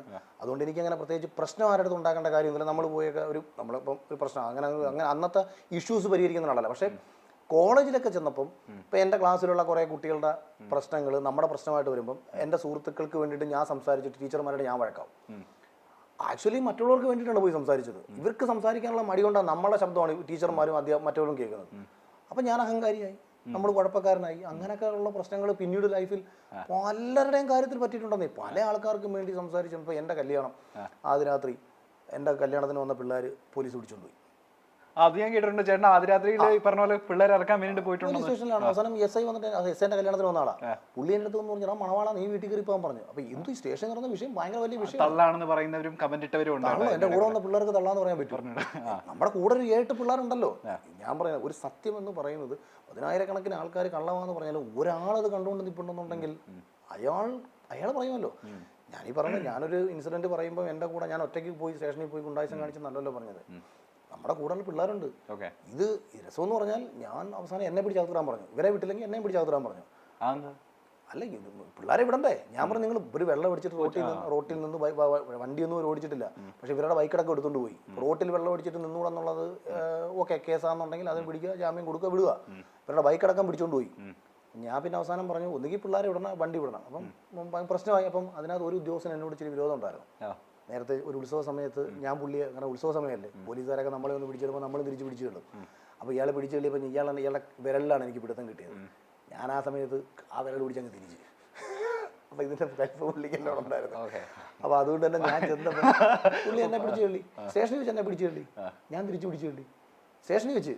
അപ്പം കുറച്ച് പോലീസുകാർ എന്നെ പിടിച്ചു മാറ്റുന്നു, കുറച്ച് പോലീസുകാർ പുള്ളിയെ പിടിച്ചു മാറ്റുന്നു. ഇതായിരുന്നു സ്റ്റേഷനിൽ. അതായത് ഇടിച്ചെടുത്ത് അകത്തിട്ട് നല്ല പെരുക്കുന്നതിന് കൊട്ടാരക്കര പോലീസിന് ഒരു മടിയും വേണ്ട. പക്ഷേ പൊതുവേ ഞാൻ അവിടെ ചെന്നിട്ടുള്ള വിഷയങ്ങളൊക്കെ തന്നെ മര്യാദയുള്ള വിഷയങ്ങളാണെന്നും അഖിൽ ഇവിടെ വന്ന് ഇടപെട്ടിരുന്നതൊക്കെ ആർക്കെങ്കിലും വേണ്ടി എന്തെങ്കിലും ശരികൾക്ക് വേണ്ടിയിട്ടായിരിക്കുമെന്നും ഞാനൊരു വിവരം കെട്ടാനല്ലെന്നും ഒക്കെയുള്ള ധാരണ അവിടെയുള്ള എല്ലാ ഉദ്യോഗസ്ഥന്മാർക്കും ഉണ്ടായതുകൊണ്ട് ആ സ്നേഹം വെച്ചിട്ടാവാം അവരെന്നെ പിടിച്ചു മാറ്റുകയാണ് ചെയ്തത്. മറ്റേ ഉദ്യോഗസ്ഥനെ അപ്പം ഞാനിപ്പോൾ ചോദിക്കുന്നു, ഇയാൾ വെള്ളം ഒടിച്ചിട്ടിരിക്കില്ല, ഇയാളെ പിടിച്ച് ടെസ്റ്റ് ചെയ്യാൻ പറഞ്ഞത്. അങ്ങനെ പറഞ്ഞാൽ പുള്ളിക്ക് സ്മെല്ലുണ്ടായിരുന്നു, പുള്ളിയും കഴിച്ചിട്ടുണ്ടായിരുന്നു. രാത്രിയല്ലേ, രാത്രി 12 മണി സമയം, ന്യൂ ഇയറിന്റെ പിറ്റേ ദിവസമല്ലേ. അപ്പോൾ ആ പുള്ളി അടിച്ചിട്ടുണ്ടായിരുന്നു. എനിക്കല്ലോണം, കാരണം പുള്ളി എൻ്റെ അടുത്തെടുത്ത് ഞാൻ അങ്ങനെയാണ് ഞങ്ങൾ സംസാരം പിടിച്ചുള്ളതാവുന്നത്. അപ്പം ഞാൻ പറഞ്ഞത് ഇത് അവിടെ പോയി പ്രശ്നം ഉണ്ടാകുന്നത് എനിക്കൊരു കുഴപ്പമില്ല, എൻ്റെ ആദ്യ രാത്രി എനിക്ക് എൻ്റെ പെണ്ണുപിള്ളയുടെ വീട്ടിൽ കയറി കിടക്കാമെന്നുള്ളതേ ഉള്ളൂ. ഇവർ എന്നെ രാത്രി അപ്പം അവർക്കൊരു വിശ്വാസമുണ്ട്. അഖിലണ്ണനെ വിളിച്ചു, അണ്ണൻ വരും, അണ്ണൻ വന്ന് രക്ഷിക്കണമല്ലോ, നമ്മളൊരാളെ വിശ്വസിച്ചല്ലേ വിളിച്ചത്. എൻ്റെ പൊതു രീതി അതാട്ടോ. അപ്പം നമ്മളിങ്ങനെ കാര്യം പറഞ്ഞുകൊണ്ടിരിക്കുമ്പോൾ ഇവിടെ ഒരു 5-6 പേര് നിന്നെ അടിക്കാൻ വന്നപ്പോൾ നീ കോൺഫിഡൻ്റ് ആയിട്ട് വിടുന്നിട്ട് അവരോട് പറയുക, ഒരു കുഴപ്പമില്ലടാ, അതിലെണ്ണ അടുത്തിരിപ്പില്ലേ, പുള്ളി നോക്കിക്കോളും, എവിടാ ഇവന്മാർ 5 അടിച്ച് എൻ്റെ നട്ടലടിച്ച് ഔട്ട് പിടിക്കുമെന്ന് എനിക്കറിയാം. പക്ഷെ നീ എന്ന് പറയുന്ന ഒരാളെ എന്നെ വിശ്വസിച്ചിട്ട് ഇത് പറയുമ്പോൾ നിനക്ക് വേണ്ടി അവന്മാരോട് ഒന്ന് ചോദിക്കുകയെങ്കിലും വേണ്ടേ. അവിടെ കിടന്ന് അടി കൊള്ളുന്ന രണ്ടാമത്തെ കാര്യം. പക്ഷെ കോൺഫിഡൻ്റ് ആയിട്ട് ചോദിക്കുക. കാര്യം എന്നെ വിശ്വസിക്കുന്ന ഒരുത്തനെങ്കിലും ഇവിടെ ഉണ്ടല്ലോ എന്നുള്ളത്. ഞാൻ ഈ സിനിമാക്കാരനായത് എന്തിനാണെന്നറിയാവോ, എന്നെ നാട് മുഴുവൻ പരിഹസിച്ച് നമ്മളൊരു ഷോർട്ട് ഫിലിം പോലും എടുക്കത്തില്ല എന്ന് പറഞ്ഞ് ആക്ഷേപിച്ച് പരിഹസിച്ച് ഇല്ലാതാക്കാൻ എല്ലാവരും ശ്രമിച്ചപ്പോഴും എന്നെ വിശ്വസിച്ച ഈ വിരലെണ്ണാവുന്ന കുറച്ച് പേരുണ്ട്. അതാണ്ട് ഈ അകത്ത് നമ്മൾ ഈ ഫ്ലാറ്റിൽ ഈ അകത്ത് കിടന്നുറങ്ങുന്ന ശ്രീഹരിയോട് 2011 ഞാനിത് കണക്ക് വളരെ കരഞ്ഞുകൊണ്ട് ചോദിക്കുന്നുണ്ടടാ, ഞാൻ സ്ക്രിപ്റ്റ് എഴുതി ഇവൻ വായിച്ചിട്ടുണ്ട് അന്ന്. അപ്പം ഇവനോട് ഞാൻ ചോദിക്കുന്നതാണ്ടാ, ഇത് നമ്മൾ സിനിമയിലൊക്കെ വരാൻ പറ്റുമോ, നമുക്ക് ഇതിനൊക്കെ നടക്കുമോ? അപ്പോൾ അവൻ പറയുന്നടാ, ഇത് നിന്റെ തിരക്കഥ അന്നാരും വായിച്ചിട്ടില്ലല്ലോ, വായിക്കാത്തവരാണ് നമ്മളെ പരിഹസിക്കുന്നത്. ഇപ്പം ഞാനെല്ലാം സിനിമ കാണാതെ സിനിമയെ കുറ്റം പറയുന്ന പറഞ്ഞാൽ. അപ്പം അങ്ങനെ ഇവൻ പറയുന്നു നീ ധൈര്യമായിട്ട് നിൽക്കുക. പിന്നീട് പല പ്രശ്നങ്ങൾ വന്നപ്പോഴും ഇവനോട് പലരും ആ സമയത്ത് പറയും നിനക്ക് വേറെ, കാരണം ഞാനിങ്ങനെ പ്രശ്നങ്ങൾ ഉണ്ടാക്കുമല്ലേ നീ. അപ്പോൾ നീ ആലോചിച്ചു, ഇപ്പം താനും ഗദ്ദാഫി ആലോചിച്ച് നോക്കും. ഇപ്പം നിന്റെ ഒരു സുഹൃത്ത് നാട് മുഴുവൻ ആൾക്കാർ കുറ്റം പറയുവാണ്, അവനെ സുഹൃത്തായിട്ട് വീട്ടിൽ വിളിച്ചുകൊണ്ട് വരുമ്പോഴത്തേക്ക് സ്വാഭാവികമായിട്ട് അച്ഛനമ്മയൊക്കെ പറയത്തില്ലേ, എന്തിനാണ് അവനെ നീ അവൻ്റെ കൂട്ടുകാരില്ല, നീ അവനെ അടുപ്പിക്കരുത്. ഇങ്ങനെ പല ആൾക്കാരും പലയിടത്തിരുന്നുകൊണ്ട് എന്നെ സപ്പോർട്ട് ചെയ്യുന്ന എൻ്റെ സുഹൃത്തുക്കൾക്കെതിരെ മോശം പറയുമ്പം എൻ്റെ ഭാര്യ ആയാലും അമ്മയായാലും അച്ഛനായാലും അമ്മയച്ചനായാലും അമ്മായിയമ്മയായാലും നമ്മുടെ നാട്ടിലുള്ള ആൾക്കാരായാലും ഇവരെല്ലാവരും നമ്മളെ കുറ്റപ്പെടുത്തുമ്പം ഒരു 5-6 സുഹൃത്തുക്കൾ വിശ്വസിക്കുകയാണ് അഖിലും എടുക്കാനാണ്, അവൻ രക്ഷപ്പെടും, അവനെ വേണ്ട സപ്പോർട്ടൊക്കെ നമുക്ക് ചെയ്യണം, അവർക്ക് വേണ്ടിയിട്ട് ഒരു സിനിമയെങ്കിലും എനിക്ക് എടുക്കണ്ടേ. അങ്ങനെ എടുത്തതാണ് താത്വിക. ഞാൻ ഇന്നും അതിനുവേണ്ടി മാത്രം എന്നുള്ളതല്ല, ഒന്നും ഞാൻ എപ്പോഴും എൻ്റെ ഒരു കാഴ്ചപ്പാടെന്ന് ഞാൻ എൻ്റെ ഫേസ്ബുക്കിൻ്റെ നിങ്ങൾ എൻ്റെ ടൈം ലൈൻ ബാക്കിൽ പ്രൊഫൈലിട്ടേക്ക് ഞാൻ നോക്കിയത്, നമുക്ക് ചെയ്യാൻ സാധിക്കില്ല എന്ന് പറഞ്ഞ് കുറേ ആൾക്കാർ പരിഹസിക്കുന്ന ഒരു കാര്യം ചെയ്ത് കാണിച്ചു കൊടുക്കാൻ ശ്രമിക്കുക എന്ന് പറയുന്ന ഒരു രീതിയുണ്ട്. എനിക്കത് ഭയങ്കര ഇഷ്ടമാണത്. അത് പഠിക്കുന്ന സമയത്ത് അങ്ങനെ ആയിരുന്നു. അപ്പം ബോട്ടണി പരീക്ഷയ്ക്ക് +2 ഞാൻ തോറ്റുപോയി. ഞാൻ സ്കൂളിൽ +10ാം ക്ലാസ് ഏറ്റവും മിടുക്കനായിട്ട് പഠിച്ച് 10ാം ക്ലാസ്സിൽ ഫസ്റ്റായിട്ട് പാസ്സായത്. പക്ഷേ +2 എത്തിയപ്പോൾ എനിക്ക് ബോട്ടണി ടീച്ചറിനെ എനിക്കിഷ്ടമല്ല, ടീച്ചറിന് എന്നെ ഇഷ്ടമല്ല. ഞാനും ഹൈലി ആക്റ്റീവാണ്, ടീച്ചറും ഹൈലി ആക്റ്റീവാണ്. ടീച്ചർ കോളേജ് ആക്ച്വലി ടീച്ചർ ഓണറാണ്, സ്കൂളിൻ്റെ ഓണറുടെ മകളാണ്, മാനേജറാണ്. എന്തോ എന്നെ പുള്ളി, കാരണം എൻ്റെ ഈ ആക്റ്റീവായിട്ടുള്ള പെരുമാറ്റം ഇച്ചിരി ഓവറായിട്ടുള്ള എൻ്റെ ഒരു എന്തായാലും പറയാൻ നമ്മളെല്ലാം അഗ്രസീവ് ആവും, പക്ഷേ ഇച്ചിരി ഓവർ അഗ്രസീവായിട്ടുള്ള എൻ്റെ ചില സ്വഭാവങ്ങൾ പുള്ളിക്കാരത്തേക്ക് ഇഷ്ടപ്പെടാത്തതുകൊണ്ടും അവർ ഞാനും തമ്മിലുണ്ടായിട്ടുള്ള പ്രശ്നങ്ങൾ കാരണം, ടീച്ചറും ഞാനും തമ്മിൽ പ്രശ്നങ്ങൾ കാരണം എനിക്ക് ആ വിഷയം പഠിക്കാനും തോന്നില്ല. അങ്ങനെ ഞാൻ ബോട്ടണിക്ക് തോറ്റുപോയപ്പോഴത്തേക്ക് മാത്സിൽ ഞാൻ നന്നായിട്ട് പഠിക്കും. മാത്സിൽ എനിക്ക് അന്ന് 100-ൽ 94 മാർക്ക് എനിക്ക് കിട്ടിയപ്പോൾ 2ാം സ്ഥാനത്ത് വന്ന മാർക്ക് 61ആണ്. അതായത് എൻ്റെ ക്ലാസ്സിൽ തന്നെ 2ാം സ്ഥാനത്ത് വന്ന മാർക്ക് 61ആണ്. അത് കഴിഞ്ഞാൽ കഷ്ടിച്ച് 10-12 പേരെ അന്ന് ക്ലാസ് ജയിച്ചിട്ട്. അപ്പോൾ മാത്സ് ടീച്ചർ തന്നെ ഭയങ്കര കാര്യമാണ്. അപ്പം മാത്സ് ടീച്ചർ നമ്മളെ സപ്പോർട്ട് ചെയ്ത് ക്ലാസ്സിലൊക്കെ പോയി സംസാരിക്കുമ്പോൾ ബോട്ടണി ടീച്ചർ നമ്മളെ കുറിച്ചിട്ട് അവൻ കുഴപ്പക്കാരൻ അഹങ്കാരി അതായതെന്നൊക്കെ പറയും. അപ്പോൾ എനിക്ക് തന്നെ തോന്നി ഇവരെ കൊണ്ട് നല്ലത് പറയിപ്പിക്കണമല്ലോ. അപ്പോൾ അടുത്ത് +2 ആയി. +1ലെ കാര്യം ഞാൻ പറഞ്ഞത്. +2 ഓണ പരീക്ഷയ്ക്ക് ഞാൻ ക്ലാസ്സിൽ ഫസ്റ്റ് മേടിച്ചു, ബോട്ടണിക്ക് 35-33 മേടിച്ചു. അത് ചുമ്മാതാ, അതായത് എനിക്ക് പറ്റും ടീച്ചറെ എന്ന് കാണിച്ചു കൊടുക്കാൻ വേണ്ടിയിട്ടാണ്. ഇതൊക്കെ എൻ്റെ ചില ബേസിക് നേച്ചറിൽ പെടുന്ന കാര്യങ്ങളാണ്. പക്ഷേ ഇത് പക്ഷേ പ്രത്യക്ഷത്തിൽ നമ്മളെ ഒരു അഹങ്കാരിയായിട്ട് ചിത്രീകരിക്കാൻ എളുപ്പമാണ്. ശരീരഭാഷയിൽ അങ്ങനെ ഒരു കുഴപ്പമുണ്ട്, സംസാരത്തിൽ അങ്ങനെ പൊതുവെ ജനങ്ങൾ തെറ്റിദ്ധരിക്കാൻ ചാൻസ് ഉണ്ട് അഹങ്കാരിയാണെന്നും. അതെന്തെന്ന് വെച്ചാൽ ഇപ്പം നമ്മൾ പറയുന്നത് ഞാൻ ഈ ലോകത്തെ ഡിസൈൻ ചെയ്തേക്കുന്നത് മനുഷ്യരെയും മൃഗങ്ങളെയും ഒക്കെ ഞാൻ ഡിസൈൻ ചെയ്തേക്കുന്നത്, അതായത് ഈ ഓരോരുത്തർക്കും ഇൻബോൺ ആയിട്ട് ചില നേച്ചേഴ്സ് ഉണ്ട്. ഇപ്പം സിംഹം ഒരിക്കലും ഒരു കുറുക്കനെ നോക്കി അസൂയപ്പെടാറില്ല, കുറുക്കൻ സിംഹത്തെ നോക്കിയും അസൂയപ്പെടാറില്ല. കുറുക്കൻ്റെ കഴിവ് തിരിച്ചറിയാൻ കഴിഞ്ഞിട്ട് സിംഹത്തിൻ്റെയും കഴിവ് തിരിച്ചറിയുന്നുണ്ട്. ഇപ്പോൾ ഒരു കുരങ്ങ് ഇതിങ്ങനെ മരത്തിൻ്റെ മണ്ടയ്ക്ക് തൂങ്ങിയാടി രസിക്കുന്ന കണ്ടിട്ട് സിംഹത്തിൻ്റെ പെണ്ണുമ്പോൾ കൊണ്ടിരുന്നിട്ട് പറയുക, ഇടിയേ നീ ഒന്ന് നോക്കേ, ഇല്ലല്ല അവൻ എന്തൊരു കഴിവുള്ള ഇറക്കനടി, ഞാൻ മെനഞ്ഞാൽ മരത്തിനകത്ത് കയറി തലയും കുത്തി അണ്ടിയും കുത്തി താഴെ വീണ് നാട് പൊടിഞ്ഞ്, ഇവരെന്ത് പടി, നമ്മളൊക്കെ എന്തിനാണ് ഇങ്ങനെ ഭൂമി ജീവിച്ചിരിക്കുന്നത്, നോക്കാം അവൻ്റെ അഭ്യാസം. ഇന്ന് ഒരു സിംഹവും ഒരു കുരങ്ങിനെ നോക്കി പറയുന്നില്ല. കാരണം സിംഹത്തിനറിയാം സിംഹമാണ്, കുരങ്ങാണെന്ന്. അതുപോലെ മനുഷ്യരെ കുറിച്ച് ഞാൻ ചിന്തിച്ചിട്ടുള്ള കാര്യം, ഓരോ മനുഷ്യനും ഡിഫറൻ്റ് ആണ്. ഇപ്പം എൻ്റെ ഒരു സ്വഭാവം ഒരിക്കലും തനിക്കും കാണത്തില്ല, തൻ്റെ ഒരു സ്വഭാവം ക്യാമറ ചെയ്യുന്നവരും കാണത്തില്ല. എല്ലാവരും ഡിഫറൻ്റ് ആണ്. പക്ഷെ നമ്മൾ എന്തിനാണ് പരസ്പരം അങ്ങോട്ടും ഇങ്ങോട്ടും അസൂയപ്പെടുന്നത്? എനിക്കതുകൊണ്ട് ലോകത്ത് ഒരാളോടും അസൂയയില്ല, ഈഗോയില്ല, ആ പ്രശ്നമില്ല. കാര്യം എന്താ വെച്ചാൽ എനിക്ക് എന്നെ വിശ്വാസമുണ്ട്, എനിക്കൊരു കഴിവുണ്ട്. ആ കഴിവ് ചിലപ്പം എന്നെക്കോളം ഉള്ള ധാരാളം പേരുണ്ടാവാം, പക്ഷെ അത് ഡിഫറൻ്റ് ആണ്, വ്യത്യസ്തമാണ്. ഞാൻ ആഗ്രഹിക്കുന്ന ഒരു പൊസിഷനിലോട്ടായിരിക്കത്തില്ല അവർ വരുന്നത്. ഇപ്പോൾ മലയാള സിനിമയിൽ എത്രയോ സംവിധായകരുണ്ടായിട്ടുണ്ട്, എത്ര പേർക്ക് ചാനൽ ചർച്ചയിൽ വരാനും ഇപ്പോൾ എൻ്റെ അടുത്ത് പല ഡയറക്ടേഴ്സും പറഞ്ഞിട്ടുണ്ട്. അതിൽ ഇപ്പോൾ ജോഷി സാറ് സംസാരിക്കത്ത് പോലുമില്ല, പക്ഷെ നന്നായിട്ട് ഡയറക്റ്റ് ചെയ്യും. പുള്ളി നല്ല സംവിധായകനാണ്. അഖിൽമാരാർ നിലവിൽ ഒരു സംവിധായകനെ ആയിട്ടില്ല, ജസ്റ്റ് അയാൾ ഒരു എൻട്രി എടുത്തിട്ടുള്ള ഒരാൾ മാത്രമാണ്. അപ്പം അശ്വന്ത് അവനെ പരിഹസിക്കുന്ന ഒരു കാര്യമുണ്ട്, അയാൾ കഴിവില്ലാത്തവനാണ്. എനിക്ക് എന്താ പ്രശ്നം? മലയാള സിനിമയിലുള്ള മഹാരഥന്മാരായിട്ടുള്ള സംവിധായകരുമായിട്ട് എന്നെ താരതമ്യം ചെയ്ത് കഴിഞ്ഞാൽ എനിക്ക് എവിടെയാണ് കഴിവ്? ഞാനൊരു ബിഗ് സീറോ അല്ലേ അക്കാര്യത്തിൽ, ഒരു തെറ്റുമില്ല. അതുകൊണ്ടാണ് ഞാനത് പറയുമ്പോൾ ഞാനതിന് മറുപടി കൊടുക്കാൻ നിൽക്കാത്തത്. പക്ഷേ വ്യക്തിപരമായിട്ട് മറ്റു ചില രീതിയിൽ, അതായത് ഇവൻ ഒരു കഴിവും ഇല്ലാത്തവനാണ് എന്ന് പറഞ്ഞ് ആക്ഷേപിച്ചാൽ അങ്ങനെ പറയാൻ പാടില്ല. ലോകത്ത് ആരെക്കുറിച്ചും പറയാൻ പാടില്ല, ഒരു മനുഷ്യനെ കുറിച്ചും പറയാൻ പാടില്ല. നമ്മളിപ്പോൾ ഡിസേബിളായിട്ട് കിടക്കുന്ന ഒരാളെ കുറിച്ച് പോലും പറയാൻ പാടില്ല. ചിലപ്പോൾ നന്നായിട്ട് പാടിയെന്നിരിക്കും, ചിലപ്പോൾ എണീച്ചടക്കാനോ ഓടാനോ ഒന്നും കഴിയണമെന്നില്ല, നന്നായിട്ട് പാടി, ചിലപ്പോൾ നന്നായിട്ട് വരച്ചെന്നിരിക്കും. അപ്പോൾ ഓരോ മനുഷ്യനും ഡിഫറൻ്റ് ആയിട്ട് കഴിവുകളുണ്ട്. നമ്മൾ ആരെയും പരിഹസിക്കാൻ പാടില്ല. ഞാൻ അങ്ങനെ ചിന്തിക്കുന്ന, ഒരു കുട്ടിയെയും പരിഹസിക്കാൻ പാടില്ല, ആരെയും പരിഹസിക്കാൻ പാടില്ല. പക്ഷേ ചേട്ടന് നേരെയുള്ള ആരോപണം ഇതാ, നമ്മൾ ചിലപ്പോൾ ട്രോൾ മെറ്റീരിയൽ സറ്റേറിക്കലൊക്കെ ആയിട്ട് ചില കാര്യങ്ങളൊക്കെ പറയും. അത് കേൾക്കുന്നവർ, അപ്പോൾ അതായത് ആക്ഷേപഹാസ്യ രൂപേണ നമ്മളൊരു വിഷയത്തെ പറയുന്നതെന്ന് പറയുന്നത്, നമുക്ക് പറയാനുള്ളൊരു വിഷയത്തെ അവർക്ക്, അതായത് അതിനകത്തൊരു കുഴപ്പമുണ്ട്, നിങ്ങളതൊന്ന് ശ്രദ്ധിക്കണം എന്ന് സൂചന കൊടുത്തുകൊണ്ട് നമ്മൾ പറയുന്നതാണ്. ചേട്ടാ, അതാണ് എല്ലാവരും കോൺട്രഡിക്ടറി ആയിട്ട് പറയുന്നത്. അതായത് വ്ളോഗേഴ്സ് ഭയങ്കരമായിട്ട് പരിഹസിക്കുന്നുണ്ട് മലയാള സിനിമയും അല്ലെങ്കിൽ സിനിമാക്കാരെയും എന്ന് പറഞ്ഞ് അതേ ആള് തന്നെ വ്ളോഗേഴ്സിനെ ഭയങ്കരമായിട്ട് പരിഹസിക്കുന്നുണ്ട്. അപ്പോൾ അതിൽ എവിടെയാണ് ഞാൻ ആലോചിച്ചു, ഞാനേ ഇപ്പം ജനം ടിവിയുടെ ചർച്ച തന്നെ നമുക്ക് എടുക്കാം. ചർച്ചയുടെ തലക്കെട്ട് തന്നെ എന്തായിരുന്നു? ഇത് വ്ളോഗർമാർ അതിര് കിടക്കുന്നു, അതാണല്ലോ വിഷയം. ഞാൻ ആ വിഷയത്തെക്കുറിച്ചാണല്ലോ സംസാരിക്കുന്നത്. അപ്പം വ്ളോഗർമാർ അതിര് കടക്കുന്നു എന്ന് ചോദിക്കുമ്പോൾ അതിര് കടക്കുന്ന വ്ളോഗർമാരെ കുറിച്ചല്ലേ ഞാൻ അവിടെ പരാമർശിക്കേണ്ടത്. അങ്ങനൊരു പരാമർശം വരുന്നത് കൊണ്ടാണ് അത്തരത്തിൽ അതിര് കടക്കുന്ന ചിലരെയെങ്കിലും എനിക്കതിനകത്ത് പരിഹാസ രൂപേണ പറയേണ്ടി വരുന്നത്. അപ്പോൾ അതായത് ഇന്നലെ വരെ അവർ അതാണ് ചെയ്തുകൊണ്ടിരുന്നത് എന്ന് അവർക്കറിയാമല്ലോ. അവർ സിനിമയെക്കുറിച്ച് റിവ്യൂ എന്നല്ല നമ്മൾ പറഞ്ഞത്, അതിര് കിടക്കുന്നു എന്നുള്ളതാണ്. അപ്പോൾ റിവ്യൂ ഇടരുത് എന്ന് ഒരു ചാനൽ ചർച്ചയും നടന്നിട്ടില്ല, റിവ്യൂ ചെയ്യരുതെന്ന് ഒരു മലയാള സിനിമയിലെ ഒരാളും പറഞ്ഞിട്ടുമില്ല. ബേസിക്കലി ഇതിന് ഞാൻ റിവ്യൂ ഒന്നും പറയാറില്ല കേട്ടോ. റിവ്യൂ നിരൂപണം എന്ന് പറഞ്ഞാൽ ഇതല്ല, ആക്ച്വലി അഭിപ്രായമാണ്. ആക്ച്വലി ഇവരൊരു അഭിപ്രായ പ്രകടനം നടത്തൂ എന്നൊന്ന് മാത്രമേ നമുക്ക് പറയാൻ പറ്റൂ. അപ്പം നമ്മുടെ അപ്പം ഞാൻ സ്വാഭാവികമായിട്ടും അതായത് ഇന്നലെ വരെ ഞാനൊരു കാര്യം, ഇപ്പം ഞാനിപ്പോൾ സപ്പോസ് ഒരു മൊബൈൽ എടുത്ത് വെച്ചിട്ട് റെഗുലറായിട്ട് നിങ്ങളുടെ ചാനലിനെ കുറിച്ച് പറയുന്നു, കുറ്റപ്പെടുത്തിക്കൊണ്ടിരിക്കുകയാണ്. അപ്പോൾ ഒരു സുപ്രഭാതത്തിൽ നിങ്ങൾ ഒരു സഖികെട്ട് നിങ്ങൾ ചാനലിൽ ഒരു വീഡിയോ ഇടുന്നു എന്നെ കുറ്റപ്പെടുത്തിക്കൊണ്ട്, ഞാൻ എന്തിനാണ് നിങ്ങളെ തെറി വിളിക്കുന്നത്? ഞാൻ ഇന്നലെ അവർ ഇത് ചെയ്തതിൻ്റെ ഫലമാണ് നിങ്ങളുടെ ഒരു റിപ്ലൈ. അതേപോലെ അഖിൽമാരാർക്ക് അശ്വന്ത് കൂക്കുമായിട്ട് ഒരു വിരോധമില്ല, സായി കൃഷ്ണനായിട്ട് ഒരു വിരോധമില്ല. ഇവരെന്തായാലും എൻ്റെ കുടുംബത്തിൽ കയറി മോശം, എൻ്റെ പെങ്ങളെടുത്തോ എൻ്റെ ഭാര്യ എടുത്തോ അല്ലെങ്കിൽ എൻ്റെ കുടുംബത്തിലാരെടുത്തോ ഇനി പോട്ടെ, ഏതെങ്കിലും രീതിയിൽ എന്നെ വ്യക്തിപരമായിട്ട് അവരെന്തെങ്കിലും പറഞ്ഞു? അവരൊന്നും പറഞ്ഞിട്ടില്ല, ഞാൻ അവരെയും ഒന്നും പറഞ്ഞിട്ടില്ല. മലയാള സിനിമ എന്ന് പറയുന്ന ഒരു പർട്ടിക്കുലർ ഡിപ്പാർട്ട്മെന്റ്, അതൊരു വ്യവസായമാണ്. ആ വ്യവസായത്തിൽ ഇൻവെസ്റ്റ് ചെയ്തേക്കുന്ന ഒരുപാട് ആൾക്കാരുണ്ട്, ക്രിയേറ്റീവായിട്ടും സാമ്പത്തികമായിട്ടും. ഇത് വലിയ നഷ്ടങ്ങൾ സംഭവിക്കുന്നത് സിനിമ മോശമായതുകൊണ്ട് മാത്രമാണ്, ഒരിക്കലും റിവ്യൂ പറഞ്ഞതുകൊണ്ടാണെന്ന് ഞാൻ പറയുന്നില്ല.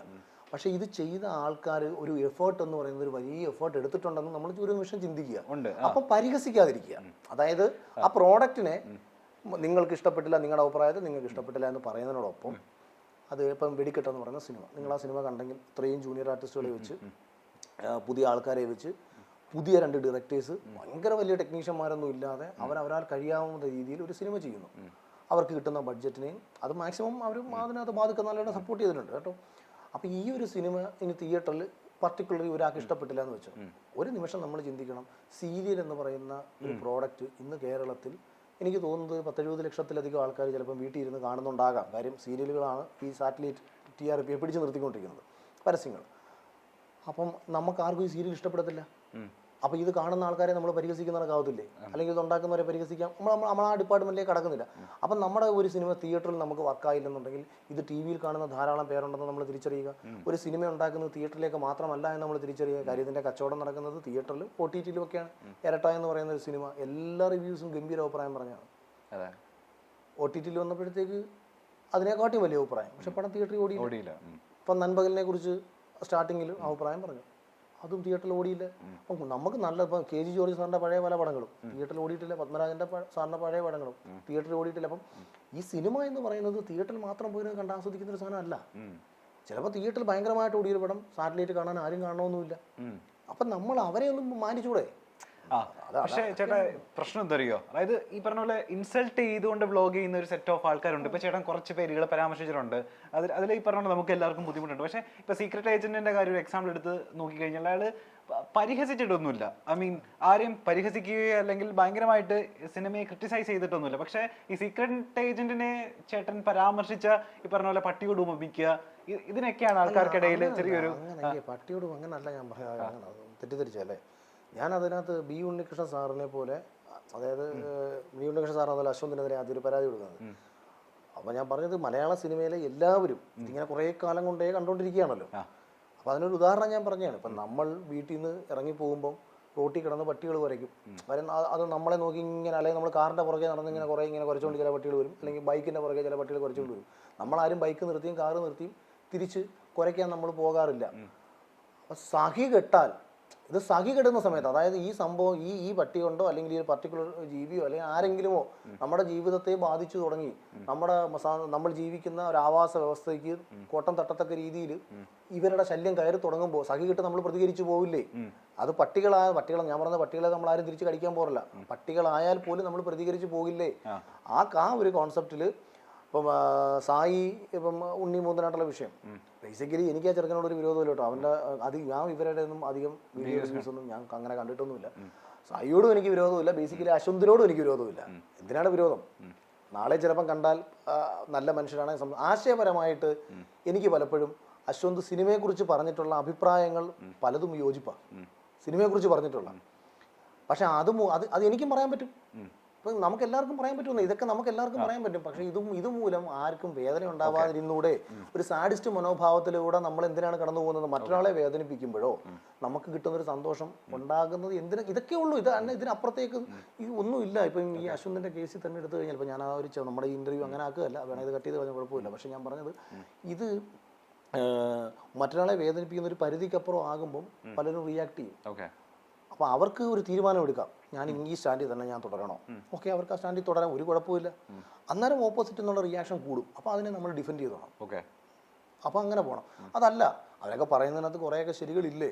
അപ്പം ഞാൻ ഇനി എന്തെങ്കിലും മാറ്റം വരണ്ടേ എന്ന് ചിന്തിച്ച് മാറിക്കഴിഞ്ഞാൽ അതും നല്ലതല്ലേ? കാര്യം ജെന്യൂനാണ് സിനിമയുടെ റിവ്യൂ പറയുന്നത്. അല്ല, സിനിമ റിവ്യൂ ഒക്കെ ജെന്യൂനാണ്. ബോധപൂർവ്വം പറയുന്ന ആയിട്ടോ കാശ് മേടിച്ച് പറയുന്ന ഞാൻ എങ്ങും അതുകൊണ്ട് ഇതൊക്കെ ഞാൻ പൂക്കളോട് ഉപമിച്ച് ഞാൻ ആ ചർച്ചയെ പറഞ്ഞത്. പല തരം പൂക്കൾ നമ്മുടെ മുമ്പിലില്ലേ എന്ന് പറയാം, നല്ലവരുണ്ട് മോശമുണ്ട്. അപ്പൊ ഈ സീക്രട്ട് ഏജന്റ് പെർട്ടിക്കുലർ വ്ളോഗറിന്റെ ഏതെങ്കിലും ഒരു റിവ്യൂ ചേട്ടൻ ഈ പറയുന്ന പോലെ പരിഹസിക്കുന്നതായിട്ടോ അല്ലെങ്കിൽ ആരെങ്കിലും അങ്ങനെ തോന്നിയിട്ടുണ്ടോ? അല്ല, അത് മാളികപ്പുറം സിനിമയുമായി ബന്ധപ്പെട്ട് ഉണ്ണിയുമായിട്ട് നടന്ന പ്രശ്നങ്ങളും മറ്റേ ഇതൊക്കെയായിരുന്നല്ല ചർച്ചയുടെ ബേസ്. ഞാൻ ആ ചർച്ച പോലും ആക്ച്വലി ഞാൻ പറഞ്ഞിട്ടുണ്ട്, ദേവിയത് ഈ ചർച്ച സീക്രട്ട് ഏജന്റ് എന്ന് പറയുന്ന ഒരു റിവ്യൂവറെ പിടിച്ചെടുത്ത് റോസ്റ്റ് ചെയ്യുന്ന ചർച്ചയാകരുതെന്നും എന്ന് ഞാൻ ആ ചർച്ചയെ തന്നെ ഞാൻ പറഞ്ഞിട്ടുണ്ട്. അത് സായിയോട് ചോദിച്ചാൽ സായി പറയുമല്ലോ. ഞാൻ പറഞ്ഞു, ഒരാളെ നമ്മൾ 4 പേരിടുന്നിട്ട് ഒരാൾക്കെതിരെ അറ്റാക്ക് ചെയ്യുന്നതാണോ ചർച്ച? അല്ല, അതല്ല ചർച്ച. ചർച്ച എന്ന് പറയുന്നത് സിനിമയും റിവ്യൂവേഴ്സും തമ്മിലുള്ള ഒരു കണക്ഷൻ. അത് പോസിറ്റീവ് ആണോ നെഗറ്റീവ് ആണോ, അത് ആർക്കെങ്കിലും വിഷമം ഉണ്ടാവുന്നുണ്ടോ? ആ വിഷമത്തിന്റെ ഭാഗമായിട്ടൊന്നും നമ്മൾ കുറേ ആൾക്കാരുടെ വിഷമങ്ങൾ പലയിടത്ത് കേട്ടു. ഇപ്പോഴും എത്രയോ ചെറുപ്പക്കാരെ ഞാൻ കാണുന്നു സിനിമയ്ക്ക് പിന്നാലെ. ഞാൻ കുറച്ച് മുമ്പ്, ഇന്നിപ്പോൾ നമ്മൾ ഇന്റർവ്യൂവിന് മുമ്പ് ഞാൻ കാർത്തിക് ശങ്കറെ കണ്ടിരുന്നു. അപ്പം കാർത്തിക് ഒരു തെലുങ്ക് പടം ചെയ്യാൻ വേണ്ടിയിട്ട് അവൻ 10 വർഷമായിട്ട് യൂട്യൂബ് അത് ഇങ്ങനെ പറഞ്ഞ് നിന്ന് തെലുങ്ക് പടം ചെയ്യാൻ പോയി. ആ പ്രോജക്റ്റ് നടന്നില്ല.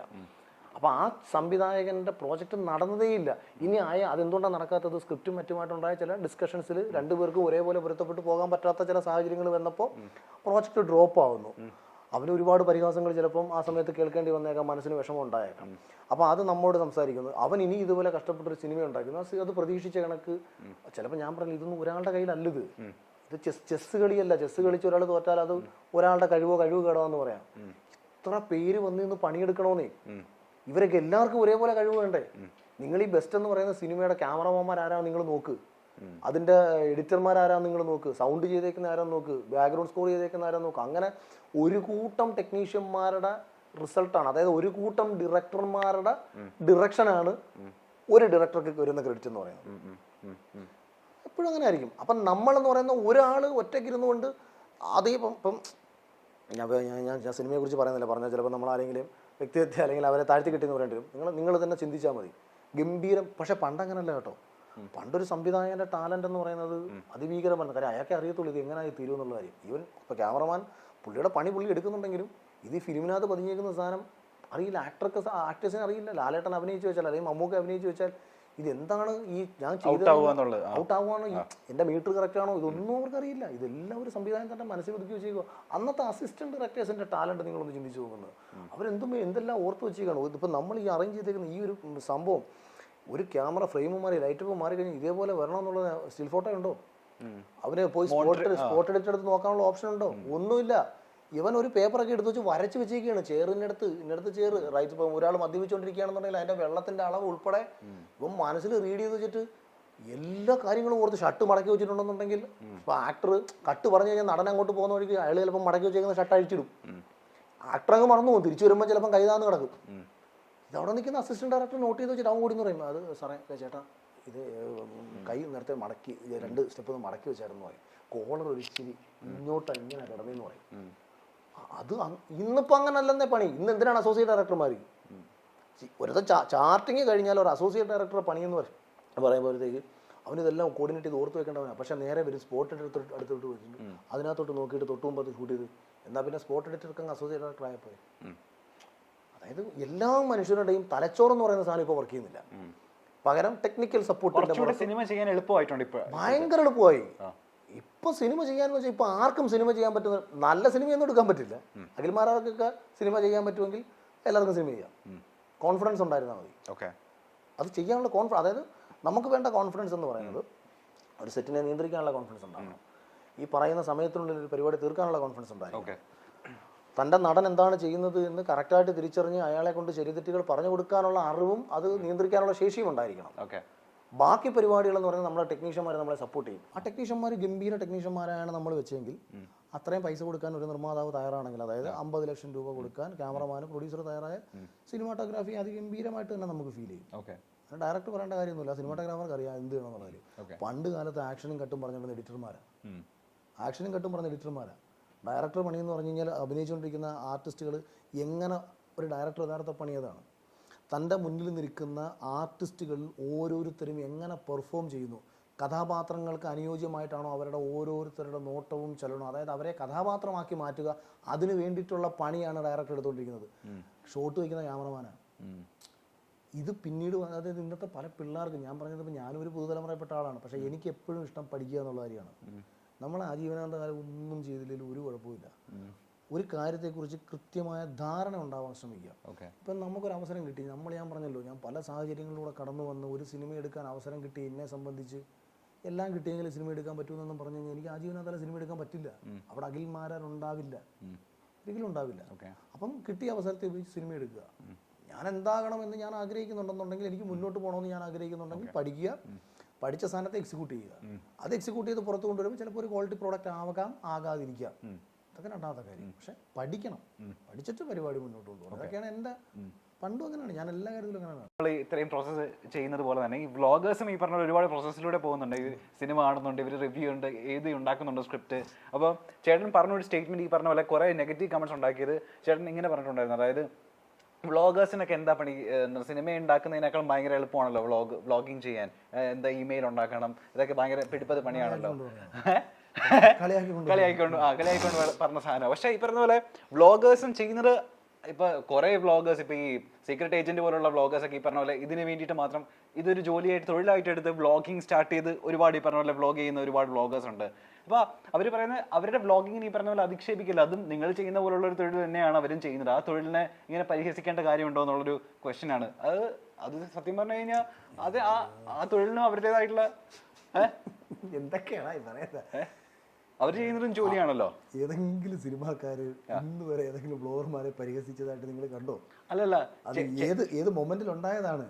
അതായത് കഷ്ടപ്പെട്ട് ഉണ്ടാക്കുന്ന കോടിക്കണക്കിന് രൂപ മുടക്കി ഉണ്ടാക്കുന്ന ഒരു സിനിമയെ ഉപയോഗിച്ചുകൊണ്ട് ഒരാൾ ഒരു റിവ്യൂ പറയുന്നു. അതായത് നമ്മൾ ഇത്തിൾ എന്ന് പറയുന്ന ഒരു സാധനം എങ്ങനെയാണ് ജീവിക്കുന്ന ഒരു പർട്ടിക്കുലർ മരത്തിനകത്ത് കയറിപ്പറ്റി പരാന്നഭോജികൾ അല്ലെങ്കിൽ പരാത സസ്യങ്ങൾ എന്നാണല്ലോ നമ്മൾ ഇത്തിളിനെ പറയുന്നത്. അതായത് മറ്റൊരാളുടെ കഷ്ടപ്പാടും മറ്റൊരാളുടെ എഫേർട്ടും ചുരണ്ടിയെടുത്ത് ജീവിക്കുന്ന ജീവികളാണ് ഇത്തിൾ.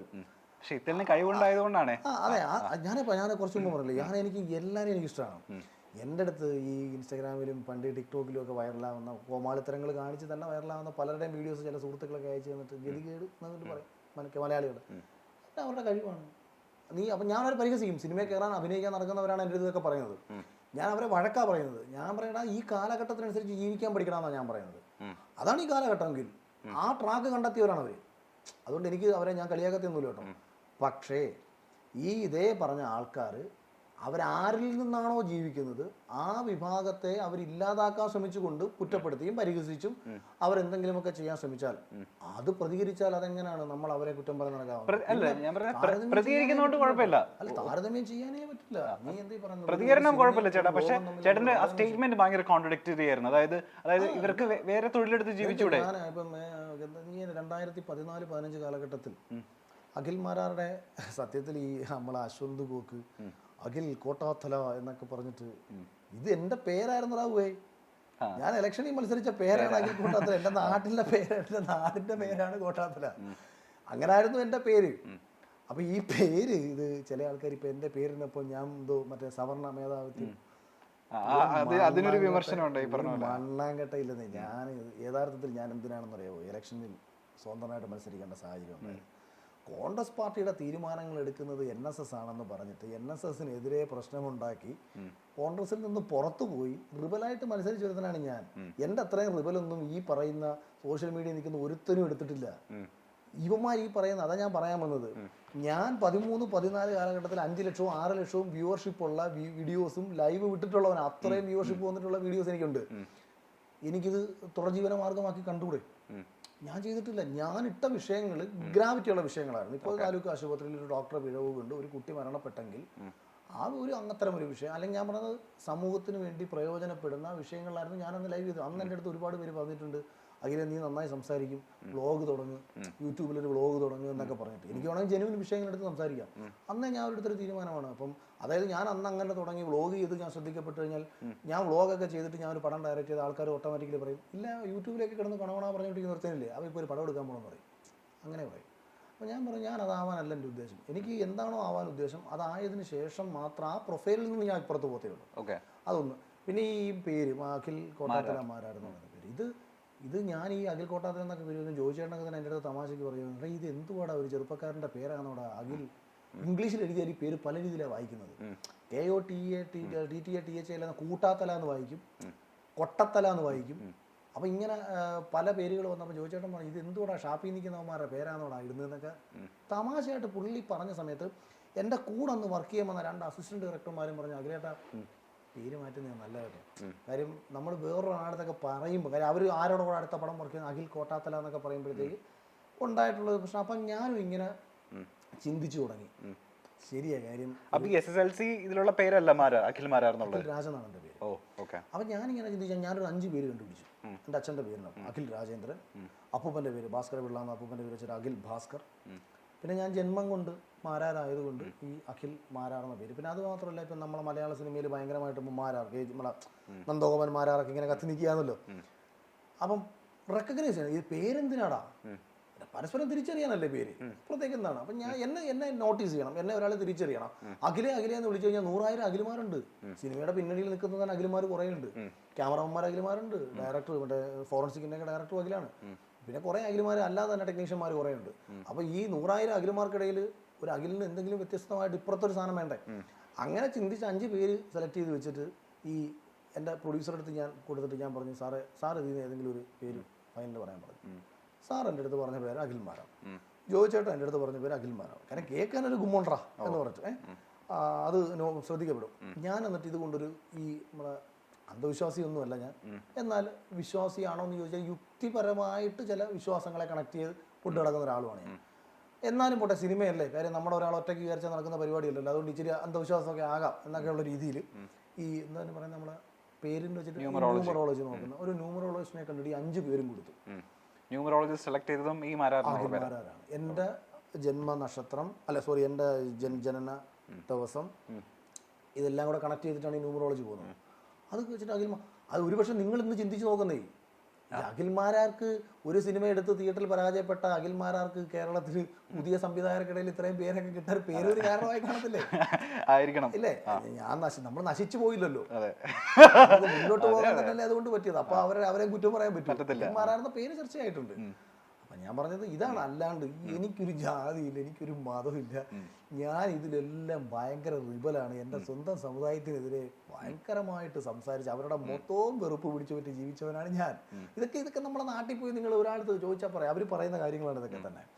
അന്നും കരുതി അവരോട് എല്ലാത്തിലും സഹകരിക്കും, എല്ലാ ഉത്സവം ആയാലും അതിലൊക്കെ നമ്മളുണ്ടാവും, എല്ലാത്തിലും ഉണ്ടാവും. പക്ഷേ എൻ്റെ റിബൽ നേച്ചർ തുറന്ന് പറഞ്ഞുകൊണ്ട് ഞാൻ ചെയ്യും. ഓക്കെ, ഇപ്പൊ ചേട്ടാ ഇപ്പൊ കുറച്ചു നേരം മുന്നേ പറഞ്ഞല്ലോ, അതായത് എനിക്ക് വേണമെങ്കിൽ ആ സമയത്ത് എനിക്ക് ഇത്രയും ഫോളോവേഴ്സ് ഉണ്ടായിരുന്ന സ്ഥിതിക്ക്, എൻ്റെ വീഡിയോസിന് ഇത്രയും റീച്ച് ഉള്ള സ്ഥിതിക്ക് എനിക്ക് വേണമെങ്കിൽ ഒരു ബ്ലോഗറായിട്ട് തന്നെ വേണമെങ്കിൽ മുന്നോട്ട് വരായിരുന്നു. പക്ഷെ അത് വേണ്ട, എനിക്ക് സിനിമ ലക്ഷ്യം വെച്ചുകൊണ്ട്, സിനിമയായിരുന്നു ആഗ്രഹം ഉള്ളതുകൊണ്ട് സിനിമയിലേക്ക് തിരിഞ്ഞില്ല. പക്ഷെ ഈ പറഞ്ഞ പോലെ ഈ വ്ളോഗിങ് ചെയ്യുന്നതിനോടും അല്ലെങ്കിൽ വ്ളോഗേഴ്സിനോടും അതിലെന്തോ ഒരു നമുക്ക് ചെറിയൊരു ബുദ്ധിമുട്ടോ അല്ലെങ്കിൽ സ്റ്റാൻഡേർഡ് കുറവുണ്ടെന്നുള്ളൊരു തെറ്റിദ്ധാരണ ഉണ്ടോ? ഒരിക്കലും അവർ മിടുക്കന്മാരാണ്. ഇപ്പം ഞാൻ പറഞ്ഞത് അത് കാര്യം ഞാൻ പറയാം. ഇപ്പം നമ്മൾ ആഗ്രഹിച്ച ഒരു പ്രൊഫൈൽ, നമുക്ക് എല്ലാവർക്കും ഓരോ ആഗ്രഹങ്ങളുണ്ടല്ലോ.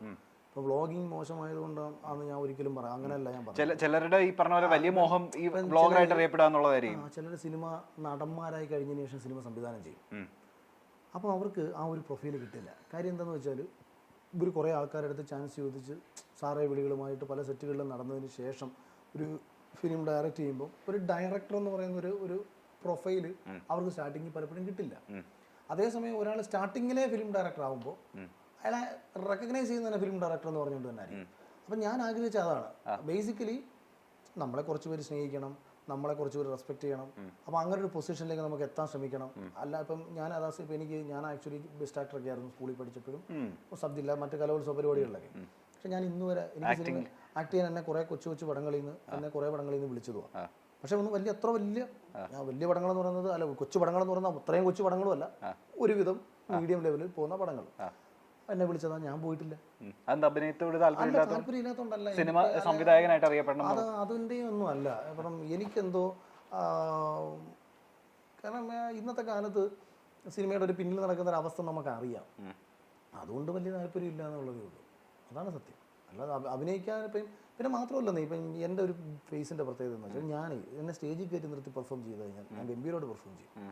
ഞാൻ നല്ലൊരു സ്റ്റേജ് ആർട്ടിസ്റ്റാണ്. പക്ഷേ ഈ സിനിമയുടെ ആക്ടിങ് വേറെയാണ്. അതാണ് സത്യം. അപ്പം അതിനെ ഫ്രെയിമിന് ഇപ്പം നമ്മൾ ചിരിച്ചാൽ ഒരു ക്യാരക്ടറിന് ചില ആൾക്കാരുടെ ഫേസിൽ ഇൻബോണായിട്ട് കിട്ടുന്ന ചില ഭാഗ്യങ്ങളുണ്ട്.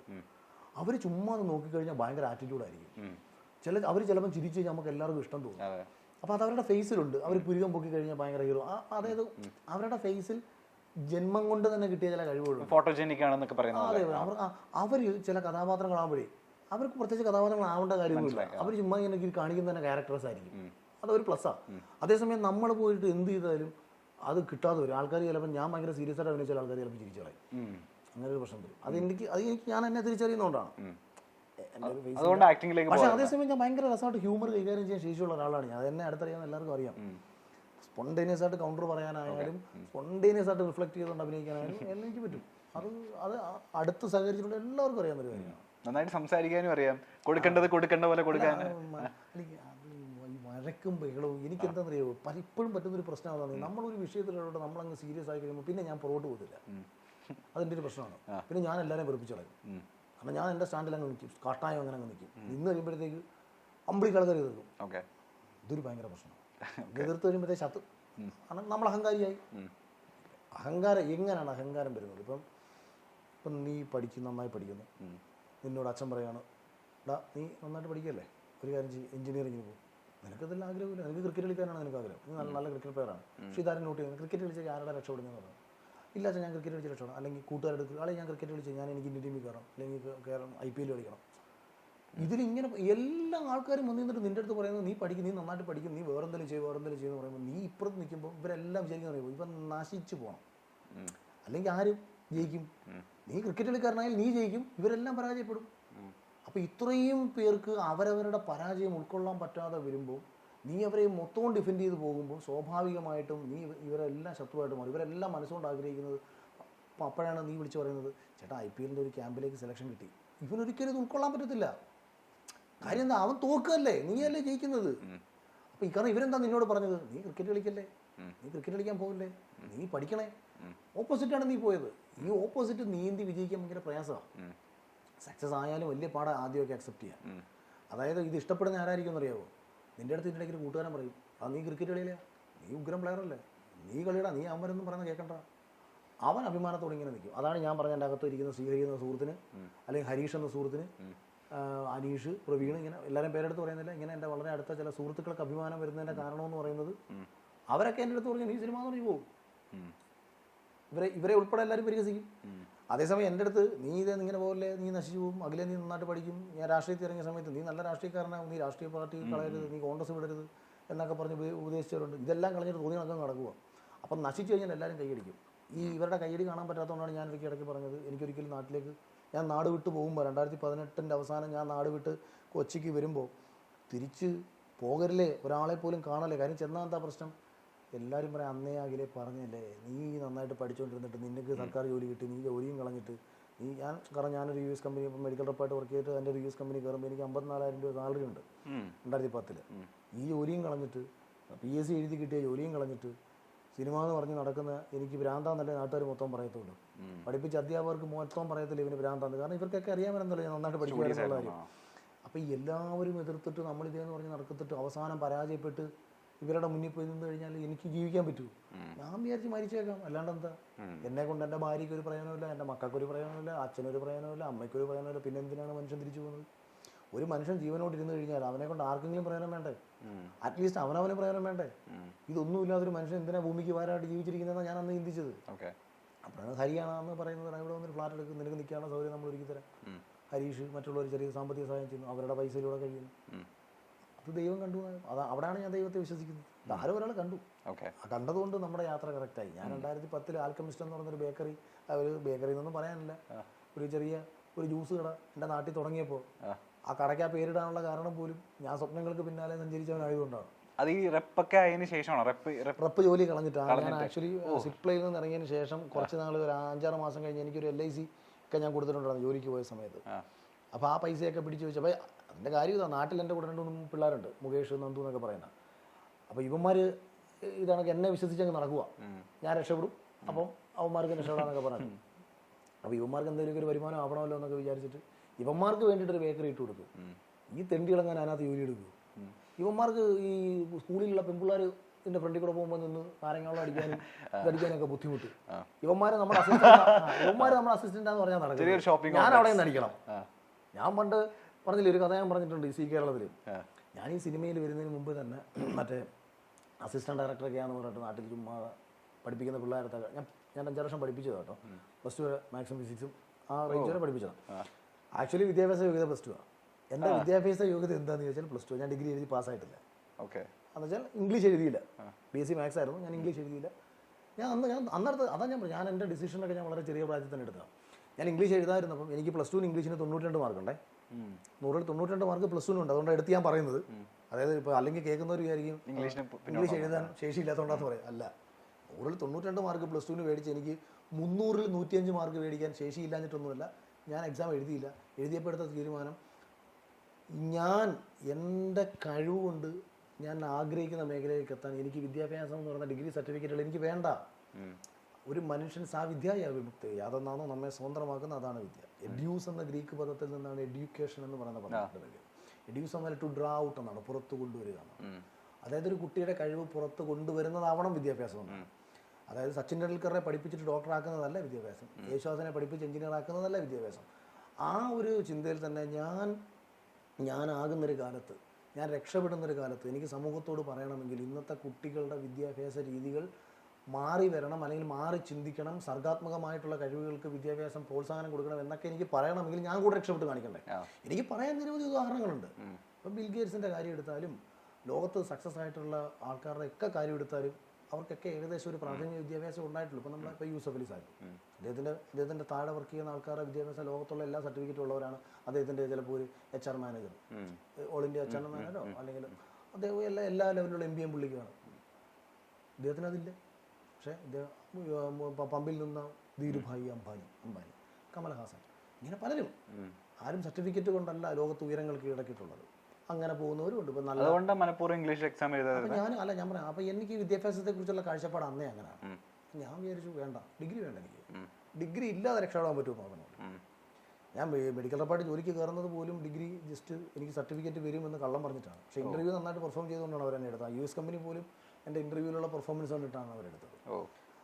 നല്ല സാലറി എനിക്കുണ്ടായിരുന്നു. ആ കമ്പനിയുടെ തന്നെ, അതായത് ബോട്ടോക്സ് എന്ന ബ്രാൻഡ് നിങ്ങളിപ്പോൾ കേട്ടിട്ടുണ്ടല്ലോ എല്ലാ ടെലിവിഷൻ, ആ കമ്പനിയിലാണ് ഞാൻ വർക്ക് ചെയ്തത്. അലർഗൻ എന്ന് പറയുന്നത് അത് അവരാണ് world number 1 ophthalmic cosmetics company. Ophthalmic കണ്ണിൻ്റെ മെഡിസിനിലും വേൾഡ് നമ്പർ 1 അവരാണ്, കോസ്മെറ്റിക്സിലും വേൾഡ് നമ്പർ 1 അവരാണ്. അതിൻ്റെ ഒരു ടെറിട്ടറി മാനേജറായിട്ടാണ് ഞാൻ വർക്ക് ചെയ്തത്.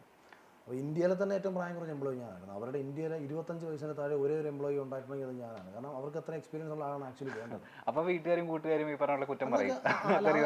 ജോലിയെല്ലാം കളഞ്ഞിട്ട് ഞാൻ പറയുന്നത് ചെറിയ പ്രായത്തിൽ 2010 നമുക്ക് 50,000 സാലറി ഒക്കെ കിട്ടുന്നൊരു ജോലി എന്നൊക്കെ പറഞ്ഞ കാര്യം ഞാൻ ഭയങ്കര വിലസി അടക്കിയില്ല. 2009 കൊല്ലം ജില്ലയിലെ ഫസ്റ്റ് FC ഞാനാണ് എടുത്തത്. അപ്പം അറിയാം FC ബൈക്ക് ഇറങ്ങിയതേ ഉള്ളൂ. ഈ ബൈക്കൊന്നും കണ്ട അന്നാർക്കും മനസ്സിലാവില്ല. എന്നെ പോലീസൊക്കെ പിടിക്കുമ്പോൾ പോലീസുകാരൊക്കെ ചോദിക്കും ഇത് എന്തുകൂടെ കുതിരണക്കത്തെ ഈ സാമാൻ ഇതെവിടെ നിന്ന് എടുത്തുകൊണ്ട് വന്നതാണ്. അതുവരെ പൾസറായിരുന്നല്ലോ. എൻ്റെ ആഗ്രഹം പൾസറായിരുന്നു. കോളേജിൽ പഠിച്ച സമയത്ത് ഞാൻ പാഷനിലായിരുന്നു പോയിക്കൊണ്ടിരുന്നത്. ഞാൻ ട്യൂട്ടറെ പഠിപ്പിക്കുന്നുണ്ട്, എനിക്ക് ബൈക്ക് വേണമായിരുന്നു കാര്യം എല്ലായിടത്തും ഓടിയെത്താൻ വേണ്ടി. അപ്പം കോളേജിൽ ഞാൻ ഇപ്പോഴത്തെ കാലമല്ല കേട്ടോ, ഇപ്പം എല്ലാ പിള്ളേർക്കും ഈ പറഞ്ഞാണെങ്കിൽ ഇപ്പം എനിക്കിപ്പോൾ നിഞ്ചയുണ്ട്. എന്നാലും ഞാൻ പറഞ്ഞ അന്ന് നമുക്ക് ബൈക്കുകളും വാഹനങ്ങൾ ഭയങ്കര ആഗ്രഹമാണ് എനിക്ക്. അന്ന് പൈസ ഒന്നും ഇല്ല കേട്ടോ. ഞാനൊക്കെ വളരെ താഴ്ന്ന സാഹചര്യത്തിൽ ജനിച്ച് വളർന്നവരാണ്. 10ാം ക്ലാസ് വരെ നമുക്ക് സ്വന്തമായിട്ട് വീടില്ല, പല വാടക വീടുകളിൽ കിടന്നവനാണ്. 1ാം ക്ലാസ് തൊട്ട് 4ാം ക്ലാസ് വരെ താമസിച്ചൊരു വയലിലാണ്. ഈ വയലിലെ വീട്ടിൽ ഞാൻ താമസിക്കുമ്പോൾ ഇപ്പോൾ രസമെന്ന് വെച്ചാൽ ഈ പ്രളയ സമയത്ത് ആരോ ഒരുത്തൻ ഒരു പോസ്റ്റ് ഇട്ടു. കാരണം എനിക്ക് 17 ആയപ്പോൾ എനിക്കൊരു ബെൻസ് കാർ, ഒരു ഇന്നോവയൊക്കെ ഉണ്ട് 2017. അപ്പം ഞാൻ പറയാം വണ്ടികൾ എനിക്ക് ഭയങ്കര കരമാണ്. ഞാനൊരു ജീപ്പൊക്കെ എടുത്ത് പണി. അപ്പം ഫേസ്ബുക്കിലൊക്കെ നോക്കുന്നവർ വിചാരം ഞാൻ ഭയങ്കര ഫിനാൻഷ്യലി ഭയങ്കര ടോപ്പ് കക്ഷിയാണെന്നാണ്. അപ്പോൾ ഈ പ്രളയ സമയത്ത് ഞാൻ ഈ രാഹുൽ ഗാന്ധി ഒരു ചെറുപ്പക്കാരനെ ആദരിച്ചായിരുന്നു. എന്തോ ഒരു വെള്ളത്തിനകത്ത് ഇങ്ങനെ മുട്ടുകുത്തിന്ന് മുതുകത്ത് ചവിട്ടി കയറി, അതായത് ബോട്ടിലേക്ക് കയറാൻ വേണ്ടിയിട്ട് മുട്ടുകുത്തിന്ന് കൊടുത്തതാണ്. അപ്പോൾ എനിക്കത് കണ്ടപ്പോൾ ഭയങ്കര പ്രകാശനമായിട്ട് തോന്നി. കാരണം ഒരാൾ 4 കാലേ നിന്നിട്ട് അതിൽ ചവിട്ടി ഒരു ബോട്ടിലേക്ക് ഒരു സ്ത്രീ കയറുന്നു എന്ന് പറയുന്ന സംഭവം. അപ്പോൾ അവിടെ എന്ത് വെള്ളം കാണും? ഒരാൾ മുട്ടുകുത്തിരുന്ന് കഴിഞ്ഞാൽ അതുപോലും കവർ ചെയ്യാൻ വെള്ളമില്ലെന്നുണ്ടെങ്കിൽ മുട്ടിന് താഴെ വെള്ളമുള്ളടത്ത് എന്തിനാണ് ഈ അഭ്യാസം കാണിക്കാൻ പോട്ട കാര്യം? അപ്പം അതെന്തോ പറഞ്ഞാൽ എനിക്കത് കണ്ടപ്പോൾ മനോരമയുടെ ഒക്കെ ഫ്രണ്ട് പേജ് വാർത്ത എനിക്കത് ഭയങ്കര പ്രഹസനമായിട്ട് എനിക്ക് ഫീൽ ചെയ്തു. ഞാൻ പറഞ്ഞു ഇന്നത്തെ സായി കൃഷ്ണയുടെയൊക്കെ അന്നത്തെ മറ്റൊരു വേർഷൻ അവരിതൊക്കെയാണല്ലോ പറയുന്നത്. അപ്പോൾ ഇതിട്ടപ്പോൾ ആരോ ഒന്ന് എനിക്ക് കമന്റ് ഇട്ടു, നീയൊക്കെ കാശ് കൊണ്ട് കിടക്കുന്നതാണ്, മറ്റേതാണ്, മറിച്ചതാണ്, നിനക്കൊക്കെ ബുദ്ധിമുട്ടിനെ കുറിച്ച് അറിയത്തില്ല എന്നൊക്കെ പറഞ്ഞപ്പോൾ ഞാനൊന്ന് ചിന്തിച്ചെന്ന്. ഞാൻ ഈ 1ാം ക്ലാസ് തൊട്ട് 4ാം ക്ലാസ് വരെ വയലിലാണ് താമസിച്ചത്. ഒരു വയലിൽ ഒരു ഓലപ്പര. എല്ലാ മഴ സമയത്തും അവിടെ വെള്ളം കയറും, എല്ലാ മഴക്കാലത്തും. അപ്പോൾ ഈ മഴയിൽ വെള്ളം കയറുമ്പം നമ്മളെ ഞങ്ങൾ പിള്ളേരാണല്ലോ, ഞങ്ങൾ അമ്മ എടുത്ത് ഞങ്ങളെ 2 പേരെ എടുത്തിട്ട് ഒരു മേശയുടെ മണ്ടയ്ക്ക് ഇരുത്തും. നമ്മളിങ്ങനെ മേശയുടെ മണ്ടയ്ക്ക് 2 കാലും കയറ്റി വെച്ച് ഒരു മണ്ണെണ്ണുളകിൻ്റെ വെട്ടത്തിൽ നമ്മളിങ്ങനെ നോക്കിയിരിക്കുമ്പം വെള്ളം ഇങ്ങനെ ഊറ്റി ഇങ്ങനെ കയറി വരുമ്പോൾ നമുക്ക് കാണാം. കാര്യം ഈ മേശയുടെ കാലാണ് ഞാൻ അളവ് പോലായിട്ട് വെച്ചേക്കുന്നത്. അമ്മ എവിടെയെങ്കിലും കസേരയിട്ടിരിക്കും, ഞങ്ങളിങ്ങനെ ഉറങ്ങാതെ ഇങ്ങനെ മേളിൽ മണ്ടയ്ക്ക് ഉറങ്ങാൻ കിടക്കില്ലല്ലോ. അപ്പോൾ ഇങ്ങനെ വെള്ളം കയറി വന്ന് ഏകദേശമൊക്കെ നമ്മുടെ മുട്ടിൻ്റെ എത്രയും വെള്ളം രാവിലെയൊക്കെ ആകുമ്പോഴത്തേക്ക്, കാരണം വയലും കൂടെ ആയതുകൊണ്ട് ഊറ്റിവെള്ളം പെട്ടെന്നായിരിക്കും കയറുന്നത്. മഴ നല്ല മഴയാകുന്ന മഴക്കാലത്ത്. പിറ്റേന്ന് രാവിലെ ആകുമ്പോഴത്തേക്ക് നമ്മളിങ്ങനെ ദൂരെ നോക്കുമ്പോൾ കാണുന്ന കാഴ്ച എന്ന് പറയുന്നത് ഞങ്ങളുടെ വയൽ മൊത്തം ചിറ പോലാവും. നമ്മുടെ വീടിൻ്റെ ഒരു പകുതി ഭാഗം വെച്ചിട്ട് ഇങ്ങനെ ആ ഓലപ്പര വീടിങ്ങനെ നിൽക്കും. ഇവിടുന്ന് നമ്മളിൽ അഗതികളെ കണക്ക് ഉള്ള പാണ്ടക്കെട്ടുമൊക്കെ എടുത്തിട്ട് വല്ല ബന്ധുക്കളുടെ വീട്ടിൽ ചായപ്പിലോ മറ്റിടത്തോ അവിടെ പോയി കിടക്കും. അവന്മാരെ വായിരിക്കുന്ന മൊത്തം കേൾക്കണം. ഇതിനിടയ്ക്ക് ആകെയുള്ളതിൻ്റെ രണ്ട് ഭക്ഷണം. ഒന്ന് ഞാൻ നഖം കടിക്കും, അത് ഇപ്പോഴും ഞാൻ ഭയങ്കര നഖം കടിയാണ്, അന്ന് ഞാൻ നഖം കടിക്കും. അപ്പോൾ നമ്മൾ ഇവരുടെ വീട്ടിലങ്ങനെ ക്രിക്കറ്റ് പണ്ടും ഭ്രാന്താണ്, ഇപ്പോഴും ഭ്രാന്താണ്. ക്രിക്കറ്റ് കളിയൊക്കെ കാണാൻ ചിലപ്പം ദൂരദർശനിലൊക്കെ കളി കിടക്കുമ്പോൾ കാണാൻ വേണ്ടി നമ്മൾ കയറുമ്പോൾ അവിടെ അങ്ങനെ ഒരു നഖം കൈ കടിച്ച് കഴിഞ്ഞാൽ തലയ്ക്ക് കിട്ടുന്ന അടിയും പിന്നെ അവിടെ നിന്നുള്ള ഇറക്കി വിടക്കവും, ഇങ്ങനെ എന്തെല്ലാം പ്രശ്നങ്ങളിൽ നിന്ന് ഏതെല്ലാം സാഹചര്യങ്ങളിലൂടെ കടന്നു വന്ന് എൻ്റെ ഉള്ളിൽ സ്വാഭാവികമായി സൃഷ്ടിക്കപ്പെട്ടതാണ് എൻ്റെ ലൈഫിൽ എന്തെങ്കിലും ആകണമെന്ന്. ഇപ്പം ഈ അശ്വന്തൊക്കെ എന്നെ ഇരുന്ന് പരിഹസിക്കുന്നില്ലേ? ഇതൊക്കെയാണോ പരിഹാസം? കഷ്ടം. ഇത് കൊച്ചിലെ തൊട്ടേ അങ്ങനെ പിന്നെ പിന്നെ പിന്നെ പല വാടക വീടുകളിൽ പല സ്ഥലങ്ങളിൽ ഇപ്പം ഞാൻ ഇടയ്ക്ക് എന്നെ കുറേ മാറി ട്രോൾ ചെയ്ത സാധനമായിരുന്നു ഞാൻ ഹരിജൻ കോളനി. അത് ഞാൻ അങ്ങനെ പറഞ്ഞല്ല. ഇതുപോലെ എനിക്ക് ഞാൻ സംഘിയാണെന്നും മറ്റേ നമ്മൾ ഭയങ്കര ഈ ഇതാണ് വന്ന് ഈ സവർണവനാണെന്നൊക്കെ പറയുമ്പോൾ ഞാൻ ഈ ദളിത് കോളനിയിലാണ് 3 വർഷം കിടന്ന് അവരുടെ ഒപ്പം അവരിൽ ഒരാളായിട്ട് എന്നെ ഒരു മുത്തെന്നായിരുന്നു വിളിക്കുന്നത്. അവരുടെ കൂടെ അവരുടെ വീട്ടിൽ കിടന്ന് ഉണ്ടിറങ്ങി ജീവിച്ചവനാണ് ഞാൻ. എനിക്ക് എങ്ങനെ മതവും ജാതിയും വരും? എൻ്റെ വീടിൻ്റെ തൊട്ട് ഫ്രണ്ടിൽ താമസിച്ച ഒരു ക്രിസ്ത്യൻ ഫാമിലി അവരുടെ പള്ളിപ്പെരുന്നാളിന് ഞങ്ങളെല്ലാം കൂടെ ഒരുമിച്ച് പോകുന്നു. തൊട്ടിപ്പുറത്ത് താമസിച്ച പരിധി കാക്ക എന്ന് പറയുന്നത് എൻ്റെ അച്ഛൻ്റെ ആത്മാർത്ഥ സുഹൃത്ത്. പണ്ട് അച്ഛനൊക്കെ പാർട്ടി പ്രവർത്തന സമയത്ത് അവരുടെ തട്ടുമ്പുറത്താണ് കിടക്കുന്നത്. അവിടെ അദ്ദേഹത്തിൻ്റെ മകൻ സലീം ഇവരെല്ലാവരും, അതായത് അപ്പുറം ഇപ്പുറമുള്ള 2 വീടുകളാണ് അവിടെ. അതുപോലെ എൻ്റെ അച്ഛൻ്റെ ഏറ്റവും അടുത്ത സുഹൃത്ത് കൊല്ലം ജില്ലയിലെ ഡെപ്യൂട്ടി കളക്ടറൊക്കെ റിട്ടയർ ഷാനവാസ് ഖാനുണ്ട്. അച്ഛൻ്റെ ആത്മാർത്ഥ സുഹൃത്താണ്. അവർ ഞങ്ങൾ, അതായത് ഒരു ഞങ്ങളൊരു മുസ്ലിം ഫാമിലിയാണ് അവിടെ. കാരണം നമ്മളവരുടെ എല്ലാ പെരുന്നാളിനുണ്ട്, എല്ലാ ആഘോഷങ്ങൾക്കും ഉണ്ട്, ഞങ്ങളുടെ എല്ലാ ഉത്സവങ്ങൾക്കും ഇവരുണ്ട്. ഇങ്ങനെയായിരുന്നു ഞാൻ വളർന്നു വന്നത്. അപ്പം നമ്മളിതൊന്നും ചിന്തിക്കുന്നത് നമുക്ക് സത്യം പറയാമല്ലോ, ഞാൻ നായരാണോ മാരാരാണോ ഏത് ജാതിയാണെന്ന് പോലും എനിക്കറിയത്തില്ലായിരുന്നു. ഇതൊക്കെ എന്നെ അറിയിച്ചത് നാട്ടുകാരുടെ വർഗീയതകളാണ്. നമുക്കിങ്ങനൊരു ചിന്തയില്ല. എൻ്റെ സുഹൃത്തുക്കൾ നമ്മളാരടുത്തും മതവും ചോദിച്ചിട്ട് എനിക്ക് ഇപ്പോഴും എൻ്റെ അടുത്ത് ചോദിച്ചാൽ പലതും കൺഫ്യൂഷൻ ആയി. എൻ്റെ അടുത്ത് ചോദിച്ചാൽ എൻ്റെ കൂട്ടുകാരൻ അവൻ ഏത് കാസ്റ്റാണെന്ന് എനിക്കെങ്ങും അറിയത്തില്ല. അവൻ ഏത് കാസ്റ്റാണെന്ന് കാരണം എനിക്ക് പറയാൻ പറ്റും. അതൊന്നും അന്വേഷിക്കാൻ ഞാൻ പോയിട്ടില്ല. പിന്നെ ഇതൊക്കെ കാണുമ്പോൾ ചില തെറ്റുകളൊക്കെ നമ്മൾ എതിർക്കും. ഇപ്പം ഞാൻ ചോദിക്കട്ടെ, ഇപ്പം തെറ്റ് അത് ഏത് മതത്തിൽപ്പെട്ടവൻ ചെയ്താലും തെറ്റെന്നല്ലേ? അതിപ്പോൾ ഞാൻ ഇസ്ലാം മതത്തിൽപ്പെട്ട ഒരാൾ അതൊരു തെറ്റ് ചെയ്തിട്ടുണ്ടെന്നും അയാൾ നമ്മുടെ രാജ്യത്തിനെതിരെ പറഞ്ഞെന്നൊക്കെ പറയുമ്പോഴത്തേക്ക് നമ്മളെ പിടിച്ച് സംഖ്യയാക്കിയിട്ട് വല്ല കാര്യമുണ്ട്? എടാ, അത് എൻ്റെ കൂട്ടത്തിൽപ്പെട്ടവൻ ചെയ്തതെന്ന് പറഞ്ഞാൽ അവൻ്റെ ചെബുക്കലിനെണ്ണം കൊടുക്കണമെന്നുള്ളതാണ് ഞാൻ. പിന്നെ അത് എന്താ ചെയ്യുക? അതെന്താണ് പ്രശ്നം? നമ്മളെ പല ആൾക്കാർ എനിക്ക് ഇപ്പോഴും തോന്നുന്നൊരു വിഷമമാണ്. എനിക്ക് ഭയങ്കരമായിട്ട് ഞാൻ ഒറ്റയ്ക്കിരുന്ന് ഏറ്റവും കൂടുതൽ വിഷമിച്ചിട്ടുള്ളത് ഈശ്വരൻ എന്നെ ആരും മനസ്സിലാക്കുന്നില്ലല്ലോ എന്നുള്ളതാണ്. ചേട്ടൻ അപ്പോൾ കറക്റ്റ് ചെയ്തിട്ടില്ല. അതായത് ഇവര് മറ്റേ സോഷ്യൽ മീഡിയയില ഇലക്ഷനില്ല അന്നോ ഇത്ര ആരോപണങ്ങളൊക്കെ വരുമല്ലോ. ഐ മീൻ ചേട്ടൻ അവർ മറ്റേ ജാതി പേര് മേലേക്ക് ഇട്ടു അല്ലെങ്കിൽ അതൊക്കെ ഇപ്പോഴായി സിനിമ വന്നതിന് ശേഷമാണ് ഞാൻ ഇങ്ങനെ ഇതൊക്കെ. അതുപോലെ എൻ്റെ നാട്ടിൽ കുറെ ആളുകൾക്ക് ഭയങ്കര ഇഷ്ടപ്പെട്ടില്ല. നമ്മളുടെ ബാല്യം ഇങ്ങനെ ആയിരുന്നു എന്നൊക്കെ ഈ പറഞ്ഞ പോലെ ലക്ഷറി. ഞാൻ 1ാം ക്ലാസ് തൊട്ട് 10ാം ക്ലാസ് വരെ കൊട്ടിയത്തായിരുന്നു. അല്ല, എൻ്റെ 10ാം ക്ലാസ് വരെ ഞാൻ കൊട്ടിയം എന്ന് പറയുന്ന സ്ഥലത്താണ് താമസിച്ചത്. കൊട്ടിയം CFHലാണ് പഠിച്ചത്. അതിനുശേഷം ആണ് ഞാൻ കൊട്ടാരക്കരയ്ക്ക് വരുന്നത്. അതാണ് ഞാൻ പറഞ്ഞത്. എനിക്ക് 10ാം ക്ലാസ് വരെ വീടും കൂടും ഒന്നും കൊടുക്കുകയില്ലാതെ തെണ്ടിത്തിരിഞ്ഞ് നടന്നാൽ എനിക്ക് പറയുമ്പോൾ ശരിയല്ല. എൻ്റെ അമ്മയുടെ ആങ്ങള മാമൻ മരിച്ചുപോയി. അപ്പം മാമൻ്റെ ഓഹരി കൊട്ടാരക്കര കോട്ടാത്തരയിൽ കുറച്ച് കിടപ്പുണ്ട്. മാമൻ മരിച്ചു പോയതുകൊണ്ട് സ്വാഭാവികമായിട്ടും അമ്മയുടെ സഹോദരനായതുകൊണ്ടും ആ സഹോദരി നിലയ്ക്ക് അമ്മയ്ക്ക് അവകാശപ്പെട്ടതായതുകൊണ്ടും വാടക വീട്ടിൽ കിടക്കാനുള്ള ഗതി പോലും ഇല്ലാത്തൊരു സാഹചര്യം വരുന്നതുകൊണ്ടും അച്ഛൻ ഗൾഫിൽ എന്തുവാ ചെയ്യുന്നത് അച്ഛന് എന്നെ വലിയ ധാരണയൊന്നും ഇല്ലാത്തതുകൊണ്ടും ഞങ്ങൾക്ക് ഈ കിട്ടിയ ഓഹരിയിലേക്ക് ഞങ്ങൾ വന്ന് താമസിച്ചു തുടങ്ങുകയാണ്. കൊട്ടാരക്കരയ്ക്ക് അങ്ങനെയാണ് ഞങ്ങൾ കൊട്ടാരക്കരയ്ക്ക് വരുന്നത്. അതുകൊണ്ട് തന്നെ ഞങ്ങൾ എങ്ങനെ ആയിരുന്നു കൊട്ടിയത്തെന്നും ഞാൻ എങ്ങനായിരുന്നു കൊട്ടിയത്തെന്നും എൻ്റെ നാട്ടുകാർക്ക് അറിയത്തില്ല. തുടക്കത്തിലൊക്കെ നമ്മൾ അവിടുന്ന് വന്നതുകൊണ്ട് തന്നെ നമ്മുടെ നാട്ടിൽ തന്നെ നമ്മൾ വെളിയിൽ നിന്ന് പെട്ടെന്ന് വന്ന് താമസിക്കുകയല്ലേ. ജനിച്ചതൊക്കെ കൊട്ടാരക്കരയാണ്. പക്ഷെ ഞാൻ ജനിച്ച് 5ാം ക്ലാസ് ആയപ്പോൾ ഞങ്ങൾ അങ്ങ് അപ്പുറത്ത് കൊട്ടിയത്ത് പോയി. പിന്നെ വളർന്നതൊക്കെ ആയതുകൊണ്ട് എനിക്ക് എൻ്റെ നാട്ടിൽ സുഹൃത്തുക്കളില്ല. ഞാൻ പറഞ്ഞ കോട്ടാത്തലയിൽ എന്ന് പറഞ്ഞ പ്രദേശത്ത് നമുക്ക് അങ്ങനെ സുഹൃത്തുക്കളോ കാര്യങ്ങളോ ഒന്നുമില്ല. അവർക്ക് സ്റ്റാർട്ടിങ്ങിൽ നമ്മളൊരു വരത്തനെ പോലെ ഫീൽ ചെയ്യാം. അപ്പം അങ്ങനെ, അതായത് ആ നാട്ടിലുള്ള കുറേ ആൾക്കാരുണ്ടല്ലോ. ഇപ്പം നമ്മൾ ആ ഒരു വലിയ കോട്ടത്തലക്കാരനാണ്. പക്ഷേ ഞാൻ പറഞ്ഞ തുടക്ക സമയത്ത് അപ്പം ഞാൻ 10ാം ക്ലാസ് വരെ എങ്ങനെയായിരുന്നു, എനിക്ക് വല്ല കലാവാസന ഉണ്ടായിരുന്നു. ഞാൻ അതേസമയം എൻ്റെ കുട്ടിയത്തുള്ള എൻ്റെ കൂടെ പഠിച്ച എല്ലാവർക്കും പറയാം ഞാൻ സ്കൂളിൽ നാടകം 5ാം ക്ലാസ് തൊട്ട് നാടകം എഴുതി 5ാം ക്ലാസ്സിൽ നാടകം എഴുതി സംവിധാനം ചെയ്ത് തട്ടേ കയറിയവനാണ് ഞാൻ അമ്പലപ്പറമ്പുകളിൽ പോയി പ്രോഗ്രാം അവതരിപ്പിക്കാൻ ഈ മിമിക്രി ട്രൂപ്പുകളിലൂടെ പോയിട്ടുണ്ട് 10ാം ക്ലാസ്സിലൊക്കെ. അതാണ് ഞാൻ സ്റ്റേജിൽ ഞാൻ നല്ല പെർഫോമറാണ്. ഞാൻ 10ാം ക്ലാസ്സിൽ പഠിക്കുന്ന സമയത്ത് പല ഉത്സവപ്പറമ്പുകളിലും പോയി ഈ മിമിക്രി ട്രൂപ്പിൻ്റെ കൂടെ പോയി ഡാൻസ് കോമഡി ചെയ്തിട്ടുള്ള ചെറുക്കനാണ് ഞാൻ.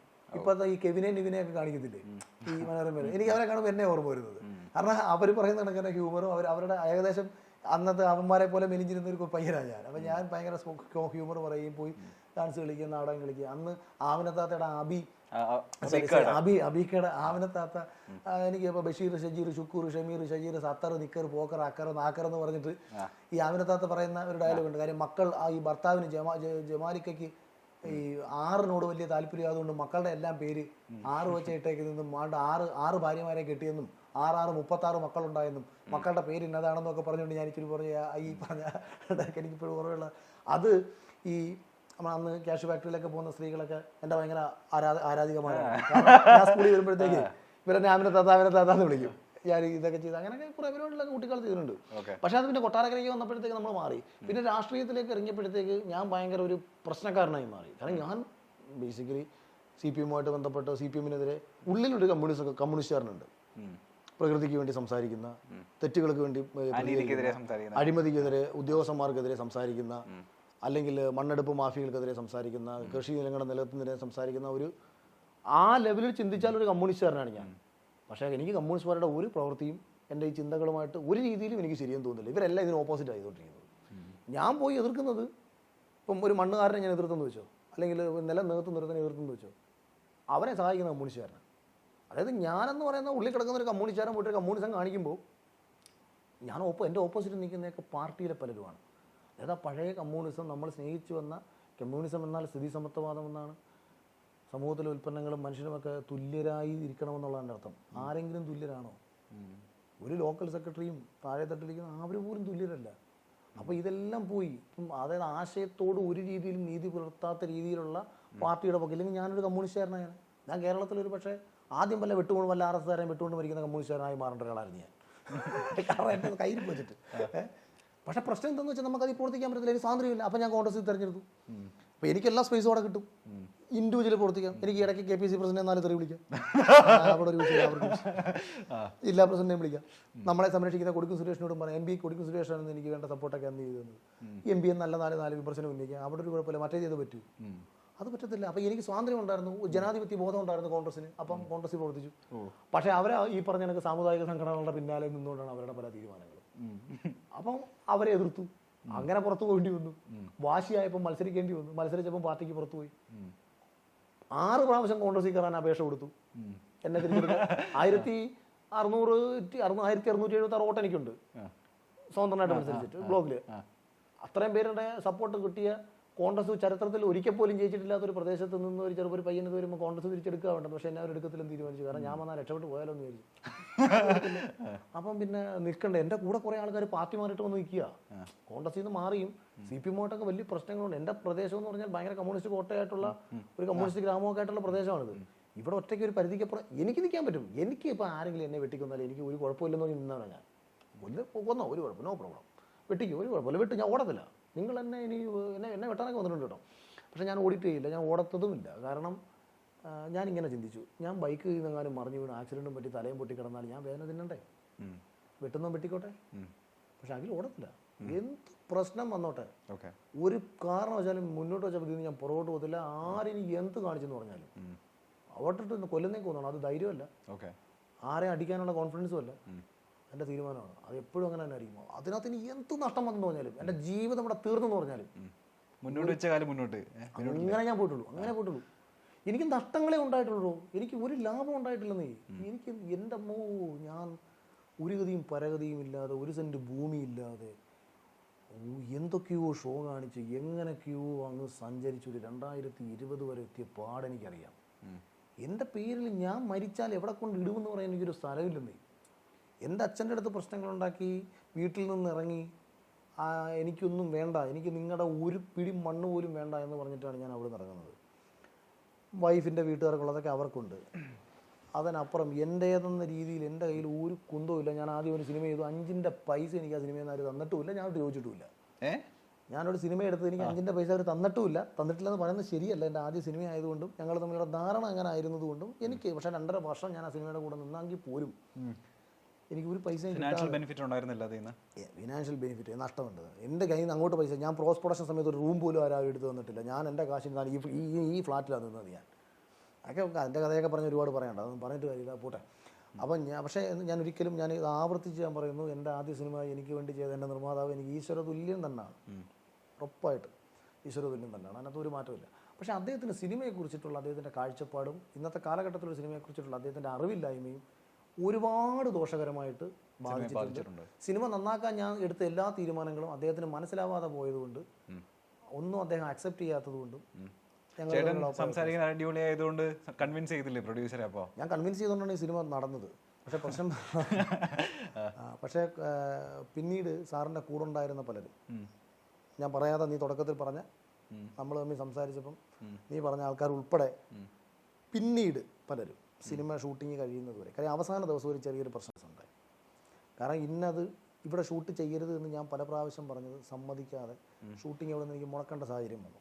അപ്പം ഞാൻ അഹങ്കാരിയായി.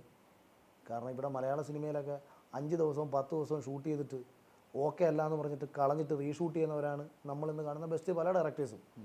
അപ്പോഴാണ് ഞാൻ ഒരു പർട്ടിക്കുലർ ലൊക്കേഷനിൽ ഇത് ഷൂട്ട് ചെയ്യാൻ പറ്റത്തില്ലെന്ന് പറഞ്ഞപ്പം അവിടെ തന്നെ ഷൂട്ട് ചെയ്യണമെന്ന് പറഞ്ഞ് പ്രശ്നം നടക്കുകയും അതിനെ തുടർന്നുണ്ടായ അഭിപ്രായ വ്യത്യാസത്തിൽ ഞാൻ അവിടെ ഷൂട്ട് ചെയ്യാതെ പോവുകയും അത് സാറിനെ തള്ളിപ്പറഞ്ഞായി മാറ്റിയെടുക്കുകയും പിന്നീട് എഡിറ്റിംഗ് എന്ന് പറഞ്ഞാൽ റഷ് കട്ട് ചെയ്ത് വെച്ചപ്പോഴത്തേക്ക് ഈ റഷ് എഡിറ്റ് കാണാൻ വേണ്ടിയിട്ട് സിനിമയുടെ ഫൈനൽ സിനിമയാണെന്നും പറഞ്ഞുകൊണ്ട് ഒരു 10-12 പേരുമായിട്ട് പ്രൊഡ്യൂസർ വന്നു. അത് ഈ പറഞ്ഞ് മനസ്സിലാക്കാൻ ശ്രമിച്ചാൽ ഞാൻ അഹങ്കാരിയായി. സാറേ ഇതല്ല സിനിമ എന്ന് പറയാൻ ശ്രമിക്കും തോറും ഇത് ഡബ്ബിങ് പോലും കഴിഞ്ഞിട്ടില്ല. പിന്നെ പോസ്റ്റ് പ്രൊഡക്ഷനിൽ എൻ്റെ റോള് വളരെ കുറവാണ്. ഞാൻ ഒളിച്ചും പാത്തും കയറി എഡിറ്റ് പോലും ചെയ്തു. എന്നെ എഡിറ്റിംഗ് ടേബിളിൽ കയറ്റരുതെന്ന് പറഞ്ഞു. അങ്ങനെ പിന്നെ സ്വന്തം ഭാര്യയെ കട്ട് കളിച്ച അവസ്ഥയായിരിക്കും.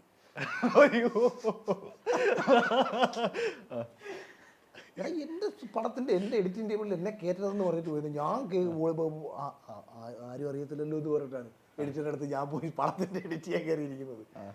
അതാ ഞാൻ വളരെ ലളിതമായിട്ട് ഞാൻ മറ്റേത് പറഞ്ഞത്.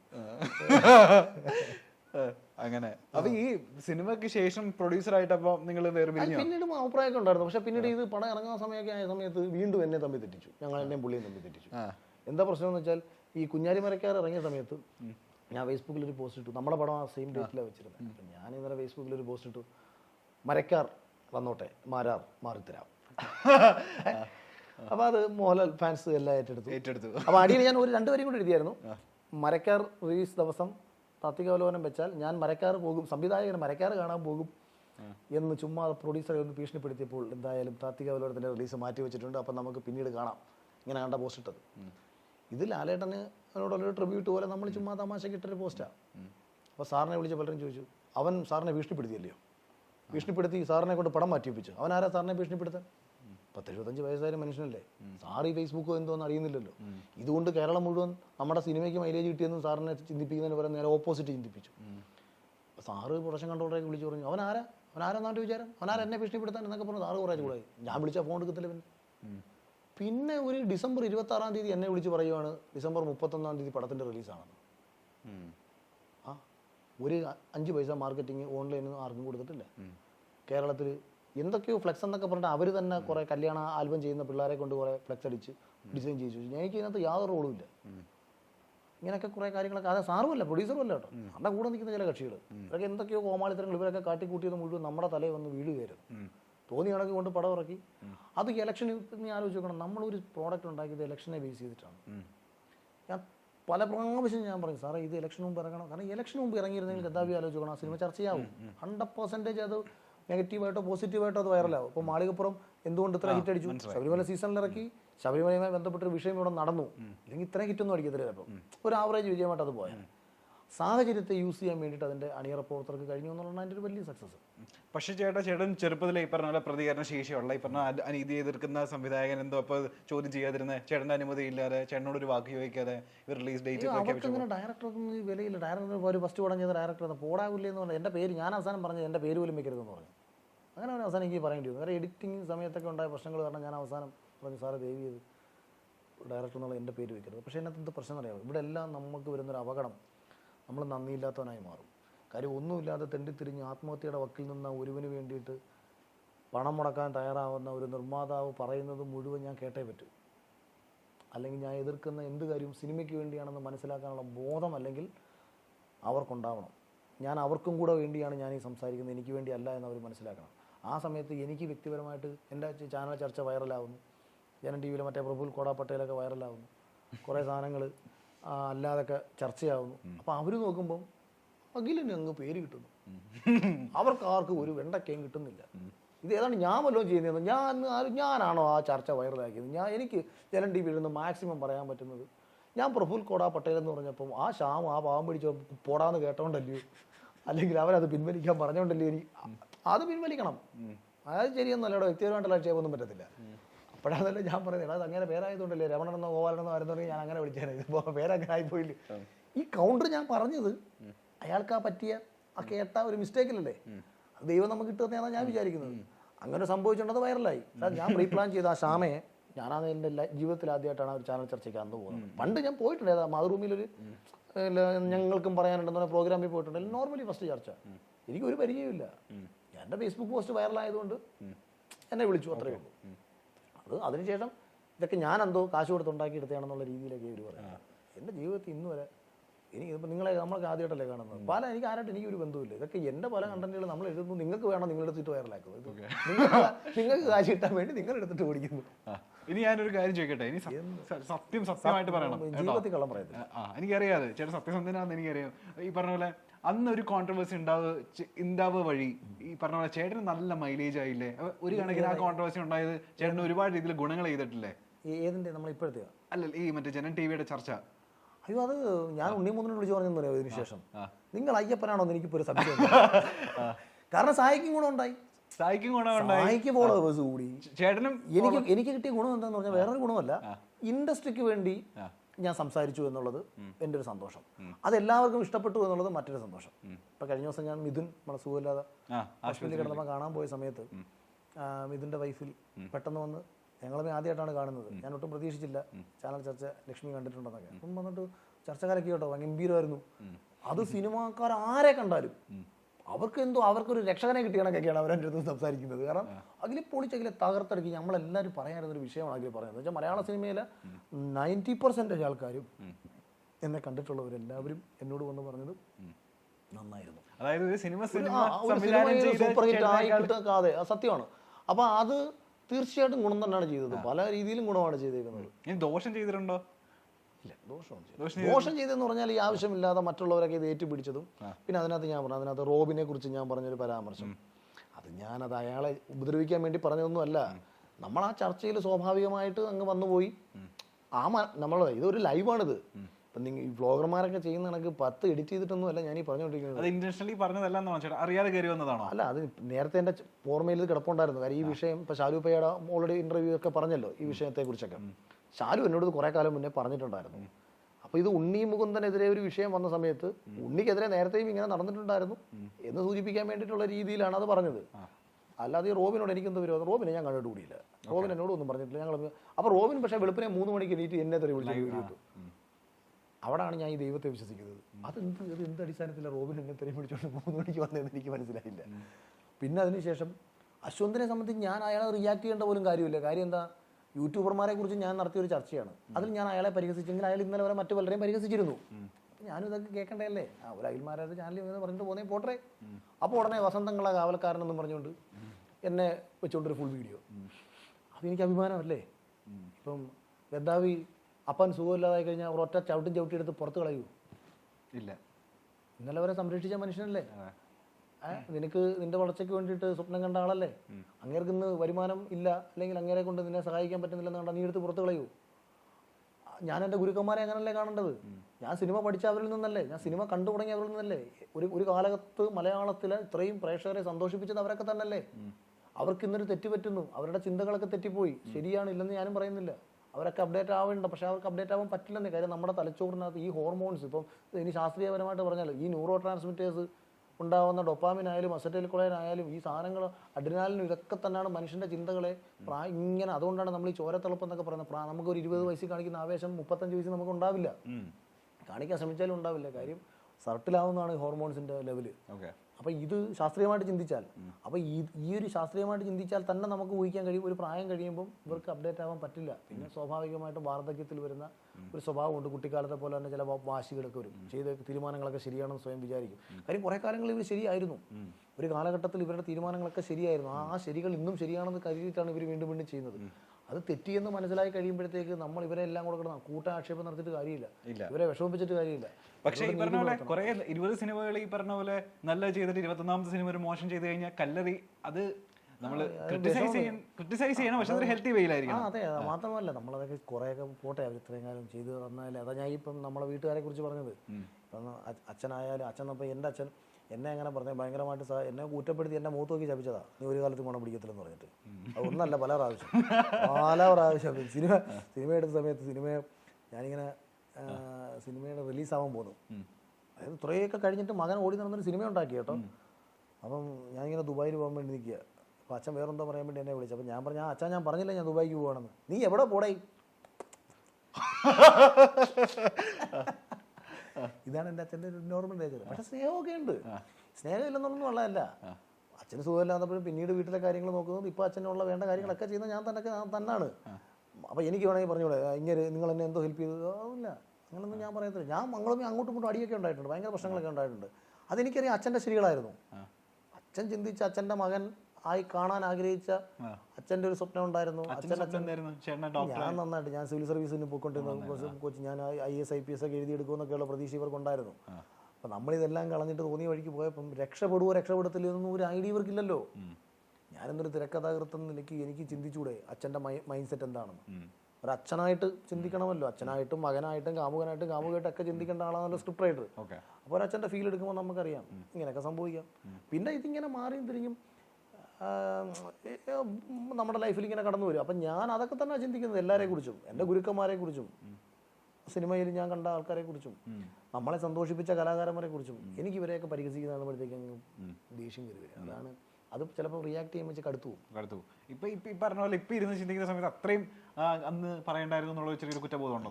ഇല്ല, അങ്ങനെ ശരിയൊക്കെ തന്നെ പറഞ്ഞതിലൊന്നും മാറ്റമൊന്നുമില്ല.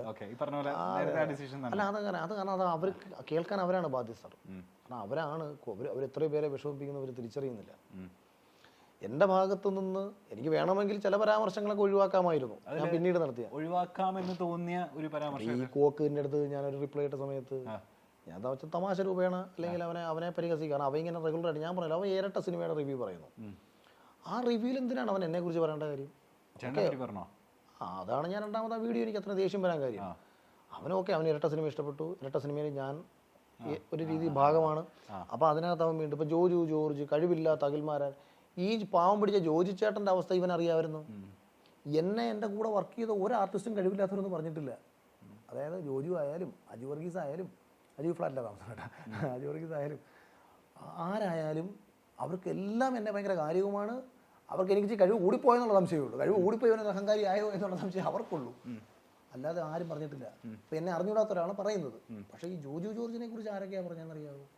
അങ്ങേരുടെ കൂടെ വർക്ക് ചെയ്തിട്ടുള്ള ആർട്ടിസ്റ്റുകൾ, ജൂനിയർ ആർട്ടിസ്റ്റുകൾ, ഇത്രയും പേരും അഭിനയിക്കാൻ അറിയത്തില്ലെന്ന് പറഞ്ഞ് പരിഹസിച്ച മനുഷ്യനാണ് ഇന്ന് സ്റ്റേറ്റ് അവാർഡും നാഷണൽ അവാർഡും മേടിച്ചിട്ടും ഇരട്ട പോലത്തെ സിനിമ ചെയ്തിട്ട് രഞ്ജിത്ത് സാർ, ഞാനുള്ളപ്പോഴാണ് ഡയറക്ടർ രഞ്ജിത്ത് സാർ വിളിച്ച് ജോയിച്ചേട്ടനോട് പറയുന്നത്, അഭിനയം പഠിക്കേണ്ട പിള്ളേർക്കുള്ളൊരു പാഠപുസ്തകമാണ് ഇരട്ടാന്ന്.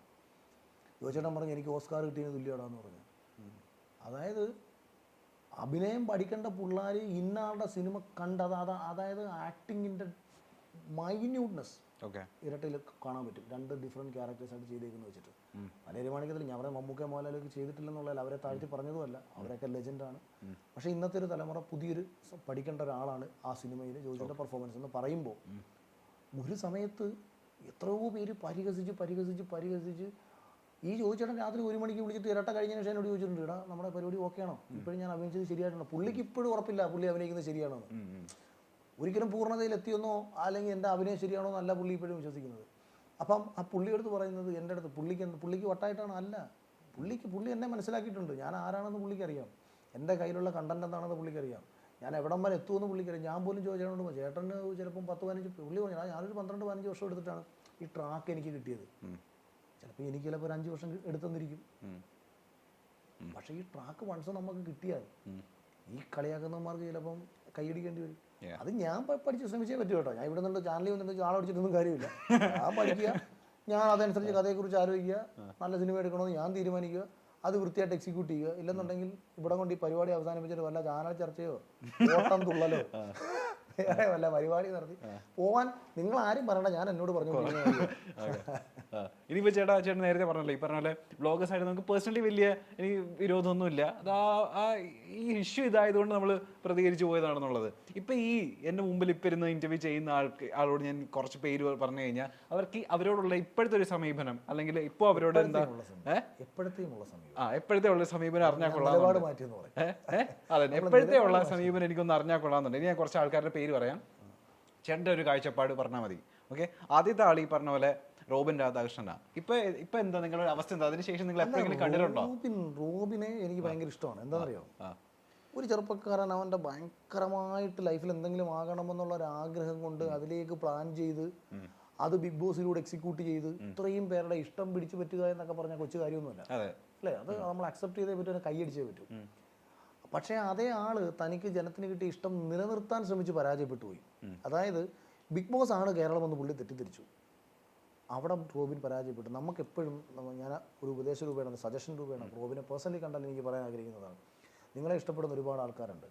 എപ്പോഴും ഇഷ്ടം നിലനിർത്തുക എന്ന് പറയുന്നത് ഭയങ്കര പ്രയാസമുള്ളൊരു കാര്യമാണ്. അപ്പോൾ അത് നിലനിർത്താൻ വേണ്ടി നമ്മൾ എന്ത് ചെയ്യാമെന്നത് സത്യസന്ധമായിട്ട് ചെയ്യണം, ഫേക്ക് ആവരുത്. എങ്കിലെപ്പോഴും ജെന്യുവിനായിരിക്കും. ആരിഷ്ടപ്പെട്ടാലും ആരിഷ്ടപ്പെട്ടില്ലെങ്കിലും ഞാൻ ജെന്യുവിനായിരിക്കും, ഞാൻ സത്യസന്ധമായി ഞാൻ സംസാരിക്കാറുള്ളൂ. അതുകൊണ്ട് ഈശ്വരൻ നമ്മളോട് കാണുമെന്ന് വിശ്വസിക്കുന്ന ആളാണ് ഞാൻ. ഫേക്ക് ആയാൽ പ്രശ്നം വരും. ഫേക്ക് ആവാതിരിക്കുക. ബിഗ് ബോസ് അല്ല കേരളം. ഇതാണ് റോബിനോട് എനിക്ക് പറയാനുള്ളത്. റോബിൻ ഫേക്ക് ആണെന്നാണ് ചേട്ടൻ പറയുന്നത്?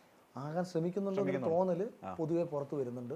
അതിനു വേണ്ടിയിട്ട് കണ്ടന്റുകൾ സൃഷ്ടിക്കാൻ ശ്രമിക്കുന്നു എന്നൊക്കെ ന്യൂസ് വരുന്നുണ്ട്. എനിക്ക് ആ ചെറുപ്പക്കാരനെ പേഴ്സണലി എനിക്കറിയില്ല. അതുകൊണ്ട് തന്നെ അറിഞ്ഞുകൂടാത്ത ഒരാളെ കുറിച്ച് മറ്റൊരു പരാമർശവും നടത്താൻ നമുക്ക് പറ്റില്ല. ഓക്കെ. ഇതിന് ശേഷം ഈ ഒരു പ്രശ്നം ഉണ്ടായതിനു ശേഷം നിങ്ങൾ പരസ്പരം കാണുക അല്ലെങ്കിൽ ഫോൺ വിളി ഉണ്ടാവുക എന്തെങ്കിലും ചെയ്തിട്ടുണ്ടോ? ഒന്നുമില്ല. ഈ റോബിന്റെ ഫാൻസ് ഈ പറഞ്ഞ പോലെ നമുക്ക് ഇൻബോക്സിൽ വന്ന് തെറി വിളിക്കുകയോ അല്ലെങ്കിൽ ഭീഷണിപ്പെടുത്തുകയോ അങ്ങനെ എന്തെങ്കിലും ഉണ്ടായിട്ടുണ്ടോ? ഓക്കെ, ഞാനിപ്പം അത് സംഭവിക്കണം. പക്ഷെ അവർ ഭയങ്കര മോശം ലാംഗ്വേജാണ് യൂസ് ചെയ്തത്. പ്രത്യേകിച്ച് എൻ്റെ ഞാൻ വൈഫ് ഡാൻസ് കളിക്കുന്ന വീഡിയോ കേട്ടപ്പോൾ എന്തോ ഒരു തെറിയും, അതായത് വളരെ, ഞാൻ പറഞ്ഞത് ഭയങ്കര വൾഗറായിട്ടാണ് ഇവർ അമ്മയ്ക്കും അച്ഛനും ഒക്കെ പറഞ്ഞിട്ട്. ഈ ആർമിയിൽ നിന്നാണ്? ആർമിയെങ്കിൽ ആർമി, അല്ല ഫാൻസ് എങ്കിൽ ഫാൻസ്, ആരാന്നുണ്ടെങ്കിൽ അവർ ഭയങ്കര എന്ന് വെച്ചാൽ ഞാൻ പിന്നെ അവസാനം ഞാൻ ഈ പൊതുവേ ഈ പബ്ലിക്കിൽ ആരും വന്ന് എന്ത് പറഞ്ഞോട്ടെ എന്ന് പറയും. പക്ഷേ ഈ തെറി ഞാൻ കുറേ പേരെ ബ്ലോക്ക് ചെയ്തിട്ടുണ്ട്. ഈ പരിപാടി ഞാൻ ചെയ്യാത്ത ഒരാളായിരുന്നു. ഞാൻ ഇൻബോക്സിൽ അല്ലല്ല പബ്ലിക്കായിട്ട് വന്ന് കമൻറ്റ് ചെയ്യുന്ന കുറേ പേരെ ഞാൻ ബ്ലോക്ക് ചെയ്തിട്ടുണ്ട്.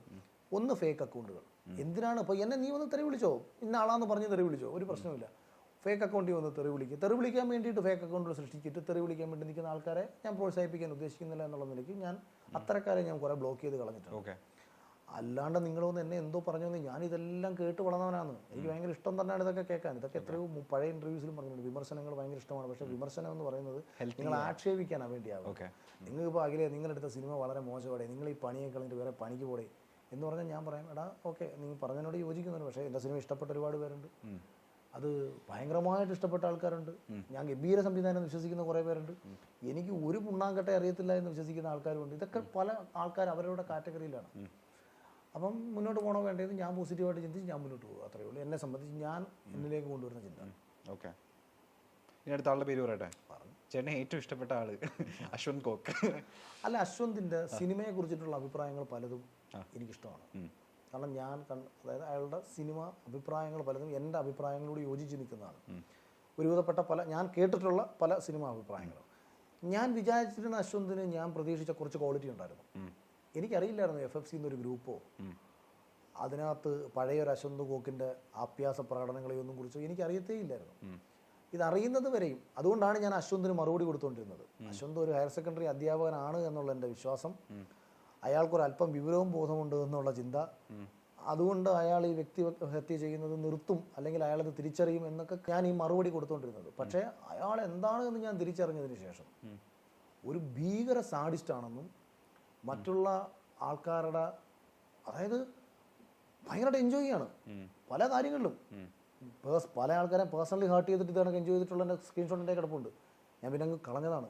ഭയങ്കര ഭീകരമായിട്ടുള്ള പ്രശ്നങ്ങൾ അവനുണ്ടാക്കിയിട്ടുള്ള പെൺകുട്ടികളുടെ ജീവിതം, ഡിവോഴ്സിൽ വരെ എത്തിയ പ്രശ്നങ്ങൾ, അതായത് ഒരു സ്ത്രീയുടെ അവൻ്റെ തന്നെ ഒരു സുഹൃത്തിൻ്റെ ഡിവോഴ്സിൽ വരെ കൊണ്ടുവന്ന് എത്തിച്ചിട്ടുള്ള പ്രശ്നങ്ങൾ ഉണ്ടാക്കിയിട്ടുള്ള ഒരുതരം സാഡിസ്റ്റാണ് എന്നുള്ള എൻ്റെ വരെ പ്രൂഫുകൾ.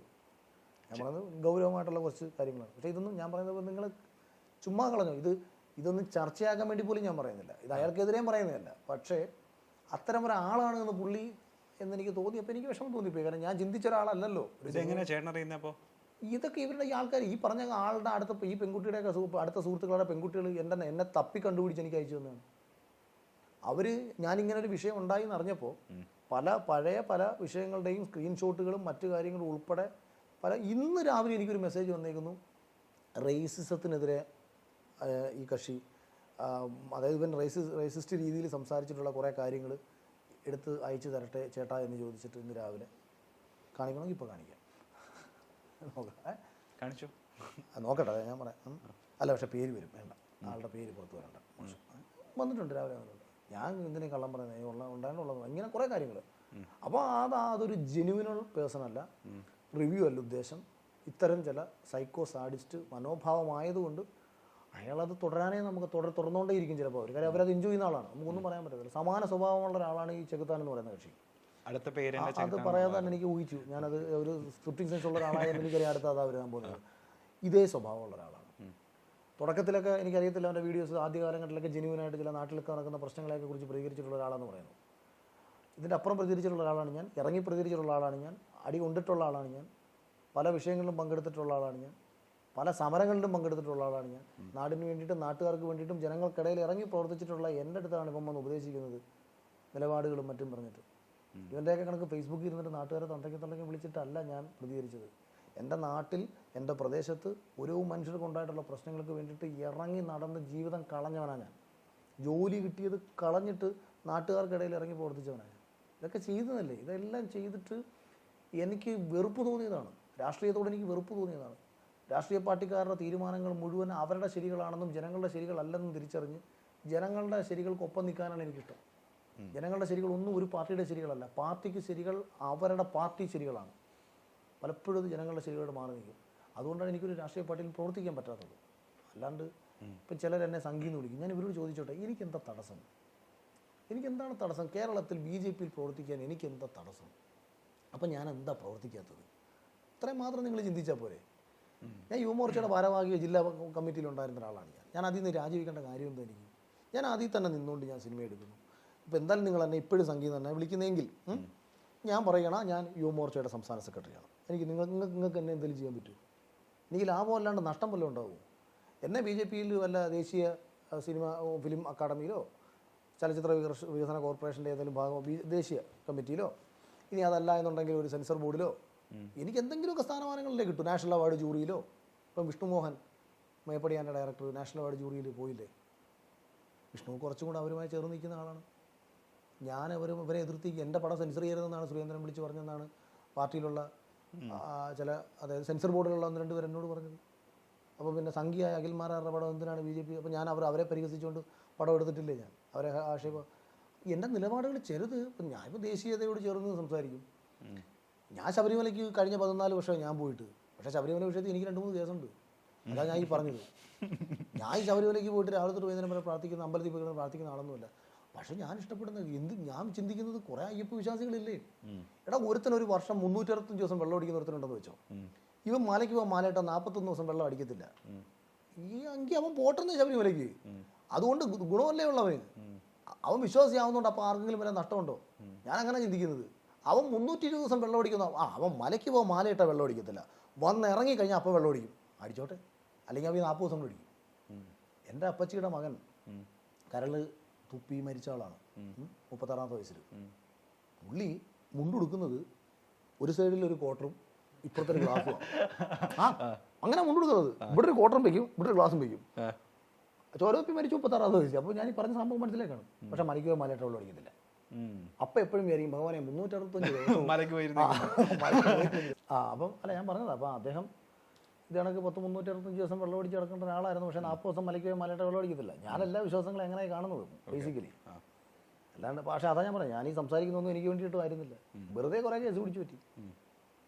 മുഖ്യമന്ത്രി പിണറായി വിജയൻ എൻ്റെ അതിർത്തി മാന്താൻ വന്നിട്ടൊന്നും അല്ലായിരുന്നു ഞാൻ ഫേസ്ബുക്കിൽ പുള്ളിക്കെതിരെ പോസ്റ്റ് ഇട്ടത്. ഒരു പർട്ടിക്കുലർ വിഷയത്തിൽ പുള്ളി ഫാസിസ്റ്റാണ് എന്ന് ചൂണ്ടിക്കാണിക്കേണ്ട സാഹചര്യം വരുന്നു. അത് നമ്മൾ ചൂണ്ടിക്കാണിച്ചപ്പോൾ പുള്ളി പ്രേമേന്ദ്രനെ വിളിച്ചൊരു വാചകം ഉണ്ടല്ലോ, അത് ഞാനും എടുത്ത് പ്രയോഗിച്ചു പുള്ളിക്കെതിരെ. വൈഫ് പറയാറില്ലേ ചേട്ടാ സൂക്ഷിച്ചും കണ്ടൊക്കെ സംസാരിക്കട്ടോ? അവൾക്ക് ബോധമില്ലാഞ്ഞിട്ടാണോ എന്ന് അറിയത്തില്ല. അവളുടെ വിചാരം ഞാൻ ഇവരെ കാട്ടി എല്ലാം വലിയ കക്ഷിയാണെന്നും എനിക്കൊന്നും സംഭവിക്കത്തില്ലെന്നുള്ള ഒരു ഓവർ കോൺഫിഡൻസ് അവർക്ക് ഉണ്ടായി. എനിക്കറിയത്തില്ല, അവർ അങ്ങനെ മന്ദത്തിയായി ഉണ്ടാവാം.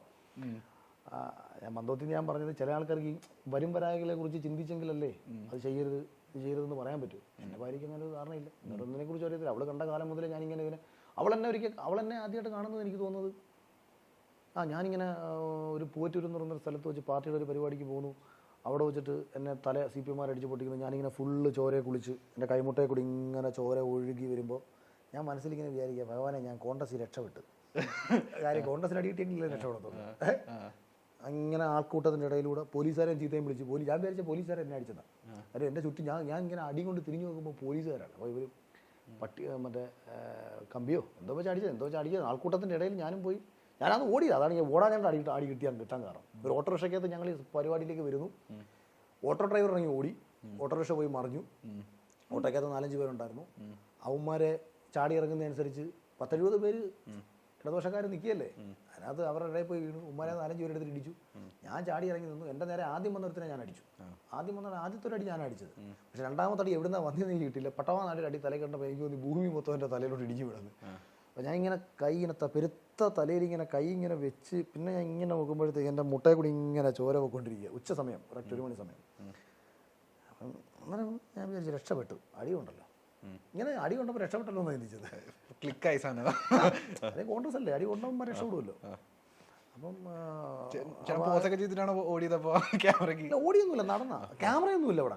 ക്യാമറയൊന്നുമില്ല. കാര്യം ഇന്നത്തെ കണക്ക് നിങ്ങളെ കണക്ക് ചാടി വരാൻ വേണ്ടി ആള് വേണ്ട. 2012 ലാസ്റ്റ് കണ്ടാൽ തോന്നുന്നു. അപ്പോൾ ഇങ്ങനെ നടന്നു പോകുമ്പോഴാണ് അമ്മായിയമ്മയും എൻ്റെ അമ്മായിയമ്മയും അവൾ ലക്ഷ്മിയും കൂടെ കാണുന്നത്. അവരവിടെ ഇങ്ങനെ അവരമ്മ വക്കില്ല, അപ്പോൾ ഒരു റൂട്ടിൽ പോകേണ്ട അവർ കണ്ടവർ കാണുന്നത്. അതിനു മുമ്പ് ആ വീട്ടിൽ കണ്ടെങ്കിലും ഇങ്ങനെയാണ് ഒരു പ്രോപ്പർ കാഴ്ച എന്നെ കാണുന്നത്. അതുകൊണ്ട് അന്ന് തൊട്ടേ സെറ്റാ. അന്ന് മറ്റേ ചോര കണ്ട ഐശ്വര്യ എന്ന് പറയുന്ന ചില സാധനം ഇതായിരിക്കും. അതിൻ്റെ അല്ല ഞാൻ പറഞ്ഞത് അങ്ങനെ. പിന്നെ ഞാൻ പറയില്ല, ഞാൻ എപ്പോഴും എന്തെങ്കിലും പ്രശ്നങ്ങളോട് പ്രശ്നം, എനിക്ക് ഒരു സമാധാനവും കിട്ടിയിട്ടില്ല. ഒന്നാമത്തെ കാര്യം ഒരു ഭയങ്കര കോമഡി ഉണ്ട്. ഞാൻ ഈ വീട്ടിൽ അച്ഛൻ അടിച്ചിറക്കിക്കുന്നുണ്ട് ആ സമയത്തൊക്കെ. അച്ഛൻ വീട്ടിൽ നിന്ന് അടിച്ചിറക്കിയോ? ഞാൻ കുറേ കാലം അമ്പലത്തിലേക്കായിരുന്നു കിടന്നത്. പിന്നെ കുറച്ച് കാലം ജംഗ്ഷനിൽ ഒരു കടമുറി എടുത്തു, മേളി 2ാമത്തെ നിലയിൽ ഒരു കടമുറി എടുത്തു. എനിക്ക് അന്ന് കുറേ പുസ്തകങ്ങളുണ്ട്, 500 പുസ്തകങ്ങളുണ്ട്. ഈ പുസ്തകങ്ങളെല്ലാം കൊണ്ട് അവിടെ വയ്ക്കുക, അവിടെ കിടന്നുറങ്ങുക. അപ്പം ഞാൻ ഏത് രാത്രിയിൽ ഞാൻ വിചാരിക്കുന്നു എന്നെ ആരെങ്കിലും വെട്ടിക്കൊല്ലുമെന്നു. അപ്പോൾ തലയിൽ ഒരു വടിവാളും വെച്ചാൽ കിടന്നുറങ്ങുന്നത് ഞാൻ. തൽക്കാലം വന്നാൽ തിരിച്ചൊരു അറ്റാക്ക് നമ്മൾ ചെയ്യണമല്ലോ. അപ്പം സ്റ്റെയറുണ്ട്, ഇങ്ങനെ സ്റ്റെയർ കയറിയിട്ടാണ് ആ കടയുടെ മുകളിലേക്ക് വരുന്നത്. അപ്പോൾ രാത്രി ഇങ്ങനെ കിടക്കുമ്പോൾ തന്നെ ഈ സ്റ്റെയറിൻ്റെ അനക്കം ഉണ്ടോ എന്നൊക്കെ ഇങ്ങനെ എപ്പോഴും അല്ല പട്ടി പൂച്ച ഉറക്കാം പട്ടി ഉറക്കാം എന്നൊക്കെ പറഞ്ഞാൽ നമ്മൾ കിടക്കുന്നത്. കാരണം നമ്മളിങ്ങനെ ശ്രദ്ധിക്കും. അങ്ങനെ പ്രശ്നങ്ങൾ മൊത്തം നാട്ടിൽ മുഴുവൻ പലയിടത്തും പ്രശ്നങ്ങൾ. അപ്പോൾ ഇങ്ങനെ ഒരിക്കൽ ഇങ്ങനെ രാത്രിയിൽ ഇങ്ങനെ കിടന്നപ്പോൾ ഉണ്ട് പെട്ടെന്ന് ഒരു ബഹളം ഞാൻ ഇങ്ങനെ കേൾക്കുന്നു. ഞാൻ ഇങ്ങനെ നോക്കിയപ്പോൾ ഉണ്ട് എൻ്റെ ജനലിൽ ഒരു ബോംബ് പൊട്ടുന്ന കണക്ക് ഒരു ഭയങ്കര തീകോളവും ഒരു ഭയങ്കര സൗണ്ടും. ഞാൻ പെട്ടെന്ന് മനസ്സിൽ വിചാരിച്ചു, പഴയ ഒരു RSS നേതാവുണ്ട് കതിരൂർ മനോജ് എന്ന് പറഞ്ഞിട്ട്, പുള്ളിയെ ബോംബെറിഞ്ഞ് കൊന്നതാണ്. ഞാൻ ഒരു ഓഹോ മനോജിനെ കൊന്നണക്ക് എന്നെ ബോംബെറിഞ്ഞ് കൊല്ലാനാ ശ്രമം. രണ്ടും എടുത്ത് ഇത് ഉറക്കപ്പിച്ചിലൊക്കെ ഇങ്ങനെ ഈ ബാക്കിൽ ഇരുന്ന വാളും കൊണ്ട് വീശിയെടുത്ത് ഈ മേളത്ത് നിന്നില്ലെന്ന് ചാടി ഇറങ്ങി നേരെ വന്ന് ഈ കൈവരിക്കകത്ത്, അതായത് 2ാമത്തെ നിലയിൽ കൈവരിയുണ്ട് സ്റ്റീലിൻ്റെ, അപ്പോൾ ഇരുമ്പിൻ്റെ, അതിനകത്ത് വന്ന് ഒറ്റ വിട്ടങ്ങ് വിട്ടുവോ. കണ്ണു ഉടച്ച് എങ്ങനെയൊക്കെ ചാടി ഇറങ്ങി. ഞാൻ ഈ കഥ അടയ്ക്കത്തില്ല, ഈ മേളിൽ കിടന്നുറങ്ങുമ്പോൾ കഥ അടയ്ക്കത്തില്ല. അതിന് ഭയങ്കര ചൂടാണ് അതിനകത്ത് കിടക്കാൻ. അതുകൊണ്ട് തന്നെ കാറ്റ് തുറന്നിട്ടാ അല്ലെങ്കിൽ കഥ തുറന്നിട്ടാ കാറ്റ് കയറാൻ വേണ്ടി കിടക്കുക. അതുകൊണ്ട് തന്നെ ആ ഒറ്റ ചെറുപ്പം ചാടി ഇറങ്ങി പോയി ഒരു ഒറ്റ വെട്ട് ഈ കൈവരിക്കകത്ത്. താഴെ കുറേ പിള്ളേർ ഏതാണ്ട് ഉത്സവപ്പറമ്പിൽ പോയിട്ട് കുറേ ഗുണ്ടുമൊക്കെ എടുത്തുകൊണ്ട് വന്നിട്ട് ഇവന്മാർ മേളി ആൾ കിടന്ന് ഉറങ്ങുന്നൊന്നും അറിയാൻ വയ്യാതെ ചുമ്മാതെ കത്തിച്ച് മേപ്പോട്ടിറങ്ങിയതാണ്. ഇത് വന്ന് നിന്ന് പൊട്ടിയത് എൻ്റെ ജനലിൻ്റെ ഫ്രണ്ടിലാണ്. അപ്പം ഞാൻ ഈ വെട്ടിയപ്പോൾ ഇവന്മാർ 2ാമത് കത്തിച്ച ഗുണ്ട് എൻ്റെ മേളിലത്തെ വെട്ടിൻ്റെ സൗണ്ട് കേട്ട് പേടിച്ച് എടുത്തെറിഞ്ഞത് ഓട്ടോറിക്ഷയ്ക്കകത്ത് ഇവന്മാരുടെ കൂടെ തന്നെ വന്ന് വരുന്നത് ഓട്ടോയ്ക്കകത്ത് പോകേണ്ടത് ഓട്ടോയ്ക്കകത്ത് വീട് ഗുണ്ടും പൊട്ടിയില്ല. അവൻ മെഡിക്കൽ കോളേജ് അങ്ങനെയൊക്കെയുള്ള ഒരു സംഭവം ഉണ്ടായിട്ടുണ്ട്. ഓക്കെ, കൊള്ളാം. ഇനി അവസാനമായിട്ട് ഞാൻ ഒരാളെ പേരൂടെ പറയട്ടെ. അത് കഴിഞ്ഞിട്ട് നമുക്ക് മൈൻഡ് ചെയ്യാം. നമ്മളുടെ ഉറ്റ സുഹൃത്ത് ഈ പറഞ്ഞ പോലെ സീക്രട്ട് ഏജന്റ്. ഇപ്പോൾ സീക്രട്ട് ഏജന്റിനെ പറ്റി ആലോചിക്കുന്ന സമയത്ത് ഇപ്പൊ എന്റെ ഫ്രണ്ടിലിരിക്കുന്ന സമയത്ത് എന്താ സീക്രട്ട് ഏജന്റ്? അവൻ കുറച്ചുകൂടെ ജെനുവിൻ ആട്ടോ ഇവരെക്കാട്ടിയൊക്കെ വെച്ചിട്ടേ. ഞാൻ പിന്നീട് ഞാൻ പറഞ്ഞല്ലോ, ഞാൻ ഈ സീക്രട്ട് ഏജന്റിനെ ആദ്യമായിട്ട് കാണുന്നത് യൂണിമൂന്ന് വിഷയവുമായി ബന്ധപ്പെട്ട് ഇവർ പറഞ്ഞതിന് ശേഷമാണ്. അതുവരെ എനിക്ക് ഇങ്ങനെ ഒരാളെ, കാരണം ബേസിക്കലി ഞാൻ ഈ യൂട്യൂബിലോ ഇൻസ്റ്റയിലോ ആക്റ്റീവേ അല്ല. ഞാൻ യൂട്യൂബ് അങ്ങനെ തുറന്ന് നോക്കാറേ ഇല്ല, അതാണ് സത്യം. ഇൻസ്റ്റയിൽ ഞാൻ ഒട്ടും ആക്റ്റീവ് അല്ല. ഇൻസ്റ്റ ഞാൻ നോക്കാറേ ഇല്ല. വളരെ റെയറായിട്ട് നമ്മളിൽ FBയിൽ ഇപ്പം ഗാലറിയിൽ നിന്ന് എടുത്ത് പോസ്റ്റ് ചെയ്യുന്ന സമയത്ത് ഇൻസ്റ്റയുടെ ഓപ്ഷൻ കാണിക്കുമ്പം അങ്ങോട്ടും കൂടെ ഷെയർ ചെയ്ത് ന്യൂസ് ഫീഡിൽ ഒരു പോസ്റ്റ് അങ്ങനെ ഇടുന്നതല്ലാതെ അതിന് ആര് കമൻറ്റ് ചെയ്യുന്നു, ലൈക്ക് ഉണ്ടോ, ഫോളോവേഴ്സ് ഉണ്ടോ, ഇതൊന്നും ഞാൻ ശ്രദ്ധിക്കാറില്ല. കാര്യം ഞാൻ അത്തരം ഒരു ഫാഷനബിൾ മൈൻഡ് സെറ്റിലൂടെ. നല്ല ഫോളോവേഴ്സ് ഉണ്ടല്ലോ ഇൻസ്റ്റയിൽ. എത്ര? 3500. 79K ഇല്ലേ? എനിക്കോ ഈ വേറെ ആരെങ്കിലും ആയിരിക്കും. എന്നാൽ എൻ്റെ പേരിൽ വല്ല ഫേക്ക് ID ഉണ്ടാക്കിയിട്ട് വല്ലവന്മാരും ആയിരിക്കും ഉണ്ടാക്കിയിട്ട്. 79K അല്ല. ഞാൻ ഇൻസ്റ്റാഗ്രാം ഇപ്പോഴാണ് ഞാൻ കുറച്ച് പോസ്റ്റ് ചെയ്ത് തുടങ്ങിയത്. അങ്ങനെ അല്ലെന്ന് വെച്ചാൽ എനിക്കും ഇപ്പം നമ്മളെ സോഷ്യൽ മീഡിയയിൽ എല്ലാവരും അറിയാം. പക്ഷേ ഞാനങ്ങനെ ഫോളോവേഴ്സിനെ ഉണ്ടാക്കാനോ അല്ലെങ്കിൽ അതൊക്കെ ഭയങ്കരമായിട്ട് എൻജോയ് ചെയ്യാനൊന്നും ഞാൻ പോയിട്ടില്ല. കാര്യം ഞാനങ്ങനെ ഫോളോവേഴ്സിനെ ഉണ്ടാക്കാൻ പോസ്റ്റ് ഇടുന്ന ആളല്ല. എൻ്റെ പ്രശ്നം എന്ന് വെച്ചാൽ ഞാൻ പലപ്പോഴും ഒഴുക്കിനെതിരെയാണ് പോസ്റ്റ് ഇടുന്നത്. വലിയ ഒരു കൂട്ടത്തിന് അനുസരിച്ച് പോസ്റ്റ് ഇട്ട് കഴിഞ്ഞാൽ അത്രയും പേര് നമ്മളെ ഒന്ന് ഫോളോ ചെയ്യും. എല്ലാവരും അനുകൂലിക്കുന്ന വിഷയത്തിന് നേരെ എതിർത്താൽ ഞാൻ പോസ്റ്റ് ഇടുന്നത്. തെറിയായിരിക്കും ഇവിടെ കേൾക്കുന്ന മൊത്തം. അപ്പോൾ ഞാൻ പറഞ്ഞു, ഇവനെ സായിയുടെ കാര്യം ഞാൻ പിന്നീട് നോക്കിയപ്പോഴേ അവൻ കുറച്ചുകൂടെ കൊള്ളാം.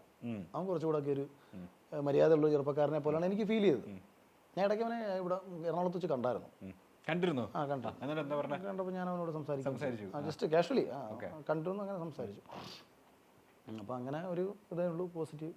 അപ്പൊ അന്ന് സംസാരിച്ചപ്പോൾ നല്ല രീതിയിൽ അല്ലെങ്കിലും ഞാൻ അവനെ ആ ചർച്ചയിൽ എൻ്റെ ഉത്തരവാദിത്വം എന്ന് പറയുന്നത് ഞാൻ അവിടെ പോയിരിക്കുന്നത് ഇവർക്കെതിരെ അഡ്രസ് ചെയ്യാന്നുള്ള, ഇവർക്കെതിരെ, അതായത് സായി ഉൾപ്പെടുന്ന ഒരു വിഭാഗത്തിനെതിരെ.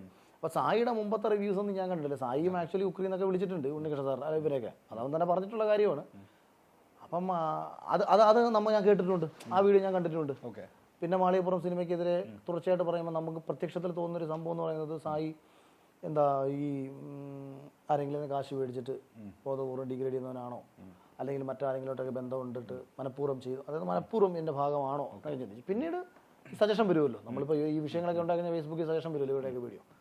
അപ്പോൾ അതാണ് ഞാൻ പറഞ്ഞത്. അപ്പോൾ അശ്വന്തും സായിയൊക്കെ തമ്മിലുള്ള വ്യത്യാസം അതാണ്. സായിക്ക് കുറച്ചും കൂടെ കാഴ്ചപ്പാടുണ്ട്, കുറച്ചുകൂടെ മര്യാദയുണ്ട്, മനസാക്ഷിയുണ്ട്. അയാളൊക്കെ വരണം, അയാളൊക്കെ നല്ല വ്ളോഗർമാരാവണം, പോസിറ്റീവ് വ്ളോഗർമാരാവണമെന്നേ. നല്ല റിവ്യൂസ് ആകുമ്പോഴുള്ള ഗുണമെന്ന് അറിയാമോ?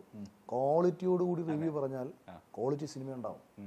നമുക്ക് പൊട്ട സിനിമ ഇറങ്ങി നമ്മൾ വിജയിപ്പിച്ചാൽ ആ എഴുതുന്ന റൈറ്റർ നല്ല സിനിമ ഒരിക്കലും എഴുതില്ല. പിന്നെ അതാണ് പണ്ടത്തെ സിനിമകളുടെ ക്വാളിറ്റി. അതാണ് നമ്മൾ പറയുന്ന വന്ദനം പരാജയപ്പെട്ട പടമാണ്, മിഥുനം പരാജയപ്പെട്ട പടമാണ്. ഇതൊക്കെ പരാജയപ്പെട്ടത് എന്തുകൊണ്ടാണ്? ഇതിനെക്കാട്ടിയും ബെസ്റ്റ് അന്ന് ഇറങ്ങുന്നത് കൊണ്ടാകാം. ബെസ്റ്റ് ഇതിനെക്കാട്ടിയും ബെസ്റ്റ് എന്ന് തോന്നുന്നതാണ്. കാരണം അന്ന് എല്ലാവരും വേറെ ഓപ്ഷൻ ഇല്ലല്ലോ നമ്മുടെ മുമ്പ്. അന്നത്തെ കാലത്ത് തിയേറ്റർ അല്ലാണ്ട് വേറെ ഓപ്ഷൻ ഇല്ലല്ലോ.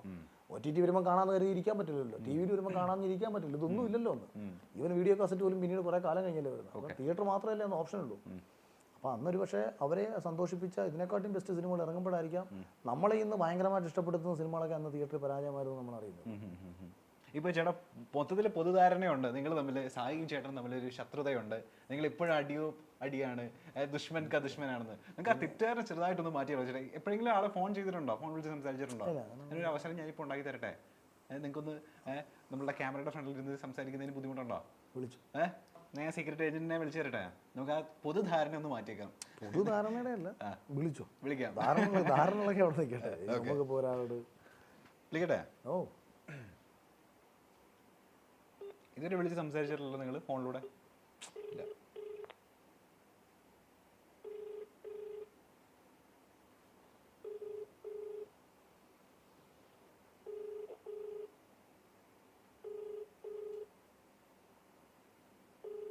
അല്ലെ ഒന്ന് കട്ട് ചെയ്തേ.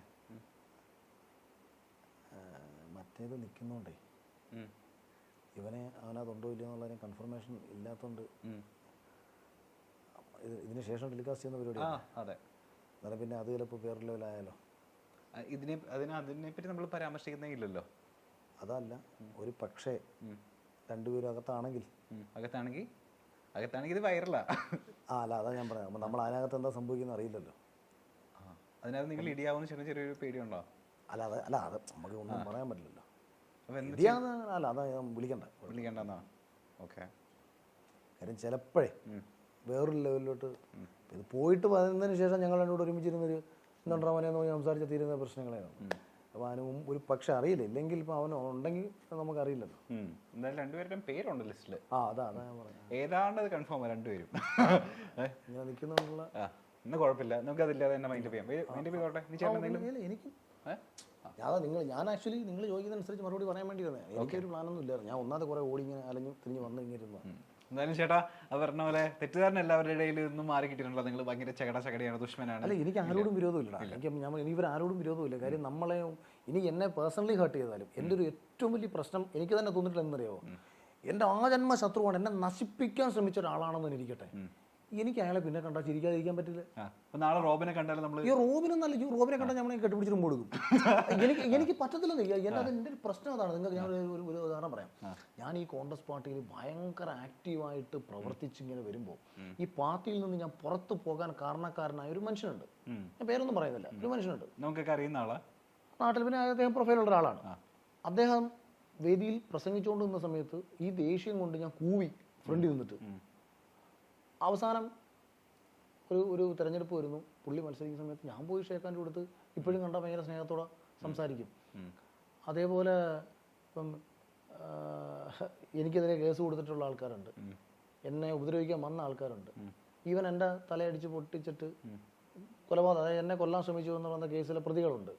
307 ഞാൻ വാദിയായ കേസ്, 307 ഞാൻ വാദിയായ എന്നെ കൊല്ലാൻ ശ്രമിച്ചു എന്നുള്ള കേസിലെ പ്രതികളുണ്ട്. അവരോട് നിങ്ങൾ ചോദിച്ചു നോക്കുക. അവർ വന്ന ഉടനെ ഇപ്പം സാധാരണ ഒരു കേസൊക്കെ സെറ്റിൽ ചെയ്യാൻ വേണ്ടിയിട്ട് കാശ് മേടിച്ച് സെറ്റിൽ ചെയ്യുന്ന കാലമാണിത്. പ്രത്യേകിച്ച് ഒരു കൊലപാതക ശ്രമമാണെന്ന് ആലോചിക്കണം. എൻ്റെ ഓപ്പോസിറ്റ് ഉള്ളതൊക്കെ CPM-ൻ്റെ പല നേതാക്കന്മാരാണ്. ഫസ്റ്റ് മീറ്റിങ്ങിൽ എനിക്ക് ഒരു പ്രശ്നവും ഇല്ല എന്ന് പറഞ്ഞ് ഞാനായിട്ട് അങ്ങോട്ട് പോയി, ചെന്നൈയിൽ നിന്ന് ഞാൻ അങ്ങോട്ട് ചെന്നിട്ട് കേസിൽ നിന്ന് സെറ്റിൽ ചെയ്ത് കൊടുത്ത ആളാണ് ഞാൻ. ഞാൻ അവരുടെ അടുത്ത് അവർ രണ്ടാമത് കോടതിയിൽ പോലും കയറണമെന്ന് എനിക്ക് ആഗ്രഹമില്ല. ഞാൻ അവരോട് അന്ന് പറഞ്ഞത് 14 ദിവസം നിങ്ങൾ എനിക്ക് വേണ്ടി ജയിലിൽ കിടന്നില്ല എന്നാണ് ഞാൻ പറഞ്ഞത്. CPM ഇടതുപക്ഷത്തിൻ്റെ ആൾക്കാരാണ്. DYFIയുടെ ഇന്ന് AYFിൻ്റെ സംസ്ഥാന സെക്രട്ടറിയാണ് അതിനകത്ത് ഒരാൾ. AYFിൻ്റെ ജില്ലാ പ്രസിഡന്റ് ആയിരുന്നു, കൊല്ലം ജില്ലാ പ്രസിഡന്റ് ആയിരുന്നു. ഇപ്പോൾ എനിക്ക് സംസ്ഥാന സെക്രട്ടറി, ജോയിന്റ് സെക്രട്ടറി ആരാണ് പുള്ളി. ആ പുള്ളി അവരുടെ അടുത്ത് ചോദിച്ചാൽ മതി. ഞാൻ ഇത്രയും ഉയർന്ന പദവിയിലിരിക്കുന്ന ആൾക്കാരെ കുറിച്ചാണ്. പോയിട്ട് എനിക്ക് വേണമെങ്കിൽ പറയാം, നിങ്ങളൊരു കാര്യം ചെയ്യും, സെറ്റിലൊക്കെ ചെയ്ത് തരാം, നിങ്ങൾ എനിക്കൊരു 5 ലക്ഷം രൂപയും കൊണ്ടുപോകാം. 5 ലക്ഷം പോയിട്ട് 5000 രൂപ ഞാൻ ചോദിച്ചിട്ടില്ല. ഫസ്റ്റ് സെറ്റിൽ, ഫസ്റ്റ് സിറ്റിംഗ്, ഫസ്റ്റ് കോടതി വിളിച്ച് ഞാൻ അപ്പോഴേ ഒഴിഞ്ഞു കൊടുത്തു. രണ്ടാമത് വീണ്ടും ഒരു കേസ് ഞാൻ ഇതുപോലെ ഞാൻ ഒഴിഞ്ഞു കൊടുത്തു. എനിക്കങ്ങനെ തോന്നുന്നു, എൻ്റെ മനസ്സിൽ അങ്ങനെ ഒരു പ്രശ്നം എനിക്ക് തോന്നത്തേ ഇല്ലെന്ന്. ഞാനിപ്പോൾ നിന്നെ ചീത്തയൊക്കെ വിടുന്നുണ്ട്, പെട്ടെന്ന് ദേഷ്യം വന്നിട്ട് ഞാൻ നല്ല തെറിയൊക്കെയും വിളിക്കും. പറയാൻ പറ്റത്തില്ല, ചിലപ്പോൾ വന്നൊരു അടിയും തരും. ഇതൊക്കെ അതെൻ്റെ ഈ തൈറോയ്ഡ് പ്രശ്നം ഉണ്ടായതുകൊണ്ട് ഞാൻ പെട്ടെന്ന് ഷൗട്ട് ചെയ്യും. എനിക്ക് പെട്ടെന്ന് ദേഷ്യം വരും. കാരണം ഞാൻ ഹെവി തൈറോയ്ഡ്, ഹൈപ്പോ തൈറോയിഡിസം ഉള്ളൊരു പേഷ്യൻ്റാണ് ഞാൻ. അതുകൊണ്ട് ഹോർമോൺസിൻ്റെ പ്രശ്നം കൊണ്ടാകാം ഞാൻ പെട്ടെന്ന് ദേഷ്യം വരും. ഇതുകൊണ്ട് ചിലപ്പം കയറി വൈകാരികമായിട്ട് റിയാക്ട് ചെയ്തിരിക്കും. പക്ഷേ ഒരു അരമണിക്കൂർ കഴിഞ്ഞാൽ ഞാൻ അതിനെക്കുറിച്ച് ആലോചിച്ച് ഭയങ്കരമായിട്ട് വിഷമിക്കും. മോശമായി പോയല്ലോ അവനെ എന്ന് വിചാരിക്കും. അവന് വിഷമമായി കാണത്തില്ലേ എന്ന് വിചാരിക്കും. അപ്പോൾ എനിക്ക് അങ്ങോട്ട് വിളിച്ചൊരു സോറി പറയണത്. പണ്ട് ഞാൻ ക്രിക്കറ്റ് കളിച്ചുകൊണ്ടിരുന്നപ്പോൾ ഞാൻ നല്ലവണ്ണം പേസ് ബോളറാണ്. അപ്പം ഞാൻ എൻ്റെ ഒരു കൂട്ടുകാരനെ, അവൻ നല്ല ഹൈറ്റ് ഉണ്ട്, അവനെ നിർത്തി ഞാൻ ബൗൺസർ കഴിഞ്ഞ് നെഞ്ചാമുടിക്കൊക്കെ കുറേ പന്ത് എറിഞ്ഞു കൊടുത്തു. പാമ്പ് പിടിച്ച നെറിയൊക്കെ കൊണ്ടിട്ട് ബൗൾ ചെയ്യാൻ വന്ന് ബൊമ്പ് എറിഞ്ഞ ഫസ്റ്റ് ബോൾ ഞാൻ 6 അടിച്ച്. 6 അടിക്കാൻ പറഞ്ഞ് പോടാ പോയി എടുത്തോണ്ട് പോടാന്ന് പറഞ്ഞ്. അപ്പോൾ ഇവൻ ദേഷ്യം വന്നിട്ട് ഇപ്പോൾ അവിടെ കിടന്ന് എന്നെ കുറേ ചീത്ത വിളിച്ചു. ആദ്യമൊക്കെ കുറേ വിളിച്ചപ്പോഴത്തേക്കൊക്കെ ഞാനിങ്ങനെ കേട്ടോണ്ടെങ്കിരുന്നു. പിന്നെ ഞാൻ ഈ പഠിപ്പിക്കുന്ന പിള്ളേരൊക്കെ ക്രിക്കറ്റൊക്കെ കളിക്കാൻ അവിടെയൊക്കെ ഉണ്ട്. കുറേ കഴിഞ്ഞപ്പോൾ എനിക്ക് തോന്നി ഇവനെ എൻ്റെ മുമ്പിൽ അങ്ങ് വലിയ ആൾ കളിക്കുവാണോ എന്ന് തോന്നിയപ്പോഴത്തേക്ക് എനിക്ക് പെട്ടെന്ന് ഞാൻ ഈ ബാറ്റ് അങ്ങോട്ട് തുടങ്ങിയിട്ട് വന്നിട്ട് പടാന്ന് ഒരു 3 അടി. ബാറ്റ് ഉണ്ടോ? കൈയുണ്ട്, ബാറ്റ് കളഞ്ഞിട്ട് കൈ കൊണ്ട് പിന്നെ ചെള്ളയ്ക്ക് 3 അടിയും കഴിച്ചു. എന്തോ പെട്ടെന്ന് ഞാൻ പോയി റിയാക്ട് ചെയ്തുകൊണ്ടും അടി കൊണ്ടതുകൊണ്ടും അവന് റിയാക്ട് ചെയ്യാനും പറ്റിയില്ല. അപ്പോഴത്തേക്ക് ഞങ്ങളെ വന്ന് എല്ലാവരും പിടിച്ചു മാറ്റി. പിന്നെ ബാറ്റ് ചെയ്യുമ്പോൾ നിന്നിട്ട് ഒരു 15 മിനിറ്റ് കഴിഞ്ഞപ്പോഴത്തേക്ക് എനിക്കങ്ങ് വിഷമം അവനെ നോക്കുമ്പോൾ. അവസാനം ഞാൻ അവിടെ ഇരുന്ന് കരഞ്ഞു. അവനെ ഇരുന്ന് അവിടെ ഇരുന്ന് കരഞ്ഞിട്ട് അവസാനം അവനെ പോയി കെട്ടിപ്പിടിച്ച് ഉമ്മയൊക്കെ കൊടുത്ത് പോട്ടറാന്നൊക്കെ പറഞ്ഞു. അന്ന് എനിക്ക് അതിൽ കൂടുതൽ ആ ദേഷ്യം നിൽക്കില്ല. അതാണ് ഞാൻ ബേസിക്കലി ഞാനതാണ്. എനിക്കങ്ങനെ വിരോധം ആരും തോന്നി. ഇപ്പം സായിയുടെ സത്യം പറയാലോട്ടോ, ഈ സായിയുടെ കാര്യം നീ പറഞ്ഞില്ലേ, ഈ പിറ്റേ ദിവസം ഈ സായിയെ ട്രോളിക്കൊണ്ട് കുറേ വീഡിയോസും അകകിൽമാരാണ് തേച്ചോട്ട് കണ്ടപ്പോഴത്തേക്കുണ്ടല്ലോ കഷ്ടമായി. അവൻ എന്ത് എന്നെ 4 തെറി വിളിക്കാൻ, അവൻ എന്നെ നല്ല തെറി വിളിക്കണ്ടായിരുന്നു എങ്കിലല്ലേ എനിക്ക്. കാരണം അവൻ റിയാക്ട് ചെയ്യാതിരുന്നപ്പോഴത്തേക്കുണ്ടല്ലോ എനിക്ക് അവനോടുള്ള എല്ലാ വിരോധമൊന്നും പോയി. അവർ റിയാക്ട് ചെയ്തിരുന്നെങ്കിൽ ഞാൻ കുറച്ചുകൂടെ സ്ട്രോങ് ആയിട്ട് വന്നേനെ.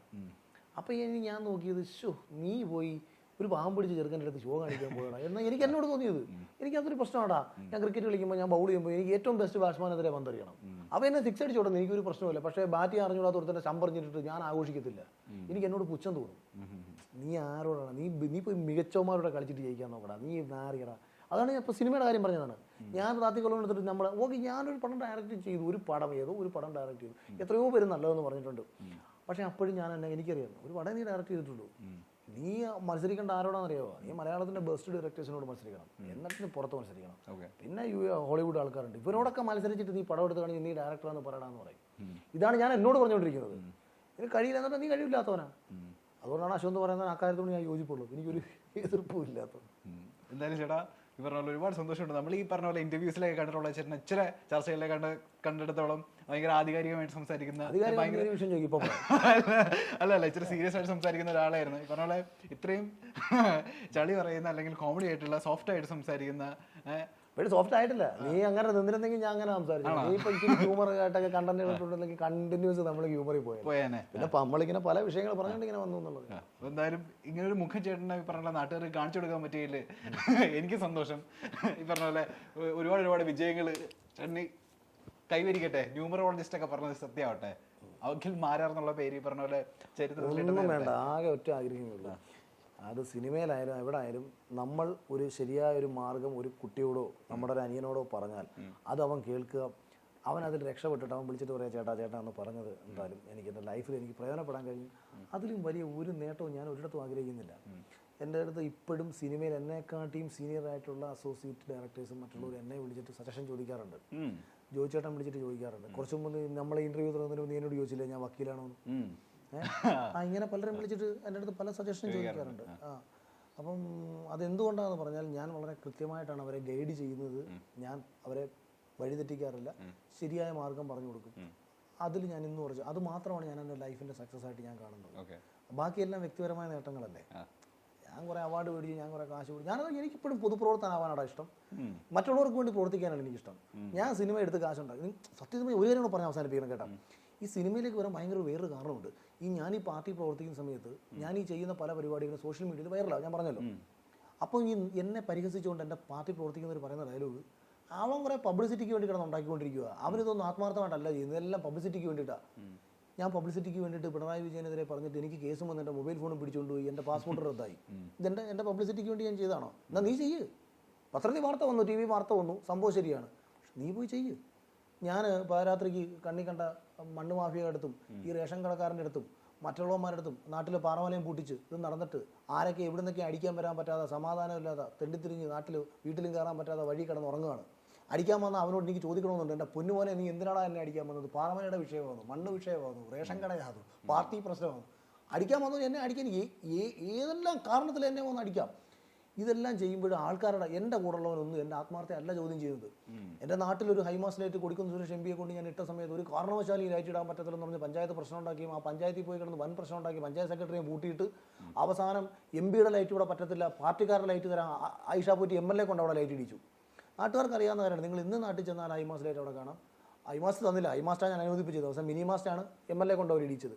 ഇങ്ങനെ നാടിന് വേണ്ടി സംസാരിച്ച് ശത്രുക്കളെ സമ്പാദിച്ച് നടന്ന ഞാൻ പബ്ലിസിറ്റിക്ക് വേണ്ടിയിട്ടാണെന്ന് പറഞ്ഞ സമയത്തൊക്കെ ഞാൻ ചിന്തിക്കും, ചേട്ടാ പൊട്ടന്മാരെ, എനിക്ക് പബ്ലിസിറ്റിക്ക് ഞാൻ സിനിമ എടുക്കാടാ, എനിക്ക് എഴുതാൻ കഴിവുണ്ടാ, ഞാൻ പോയില്ല. അവസാനം ഇത് കേട്ട് നമ്മുടെ എല്ലാ ആത്മാർത്ഥമായിട്ടുള്ള പ്രവർത്തനങ്ങളെയും ഇവർ പബ്ലിസിറ്റിക്ക് വേണ്ടിയിട്ടാണെന്ന് പറഞ്ഞപ്പോൾ ഞാൻ തീരുമാനമെടുത്തു, ഇനി എന്തെങ്കിലും ചെയ്യുന്നെങ്കിൽ പബ്ലിസിറ്റി ഉണ്ടാക്കിയിട്ടേ ചെയ്യുന്നുള്ളെന്ന് വെച്ചു. ഇപ്പം എനിക്ക് പബ്ലിസിറ്റി ഇട്ടില്ല, കേരളത്തിൽ ഒരുവിധപ്പെട്ട ലെവലിൽ. ഇനി ഞാൻ ചിലപ്പോൾ ഇതെല്ലാം കളഞ്ഞിട്ട് ഞാനങ്ങനെ രാഷ്ട്രീയത്തിൽ ഇറങ്ങും. പക്ഷെ ഒരു രാഷ്ട്രീയ പാർട്ടിയിൽ പ്രവർത്തിക്കാനൊന്നും പറ്റത്തില്ല കേട്ടോ. ഞാൻ രാഷ്ട്രീയ പാർട്ടി പ്രവർത്തിച്ചുകൊണ്ട് രാഷ്ട്രീയം അല്ല ഞാൻ പറഞ്ഞത്.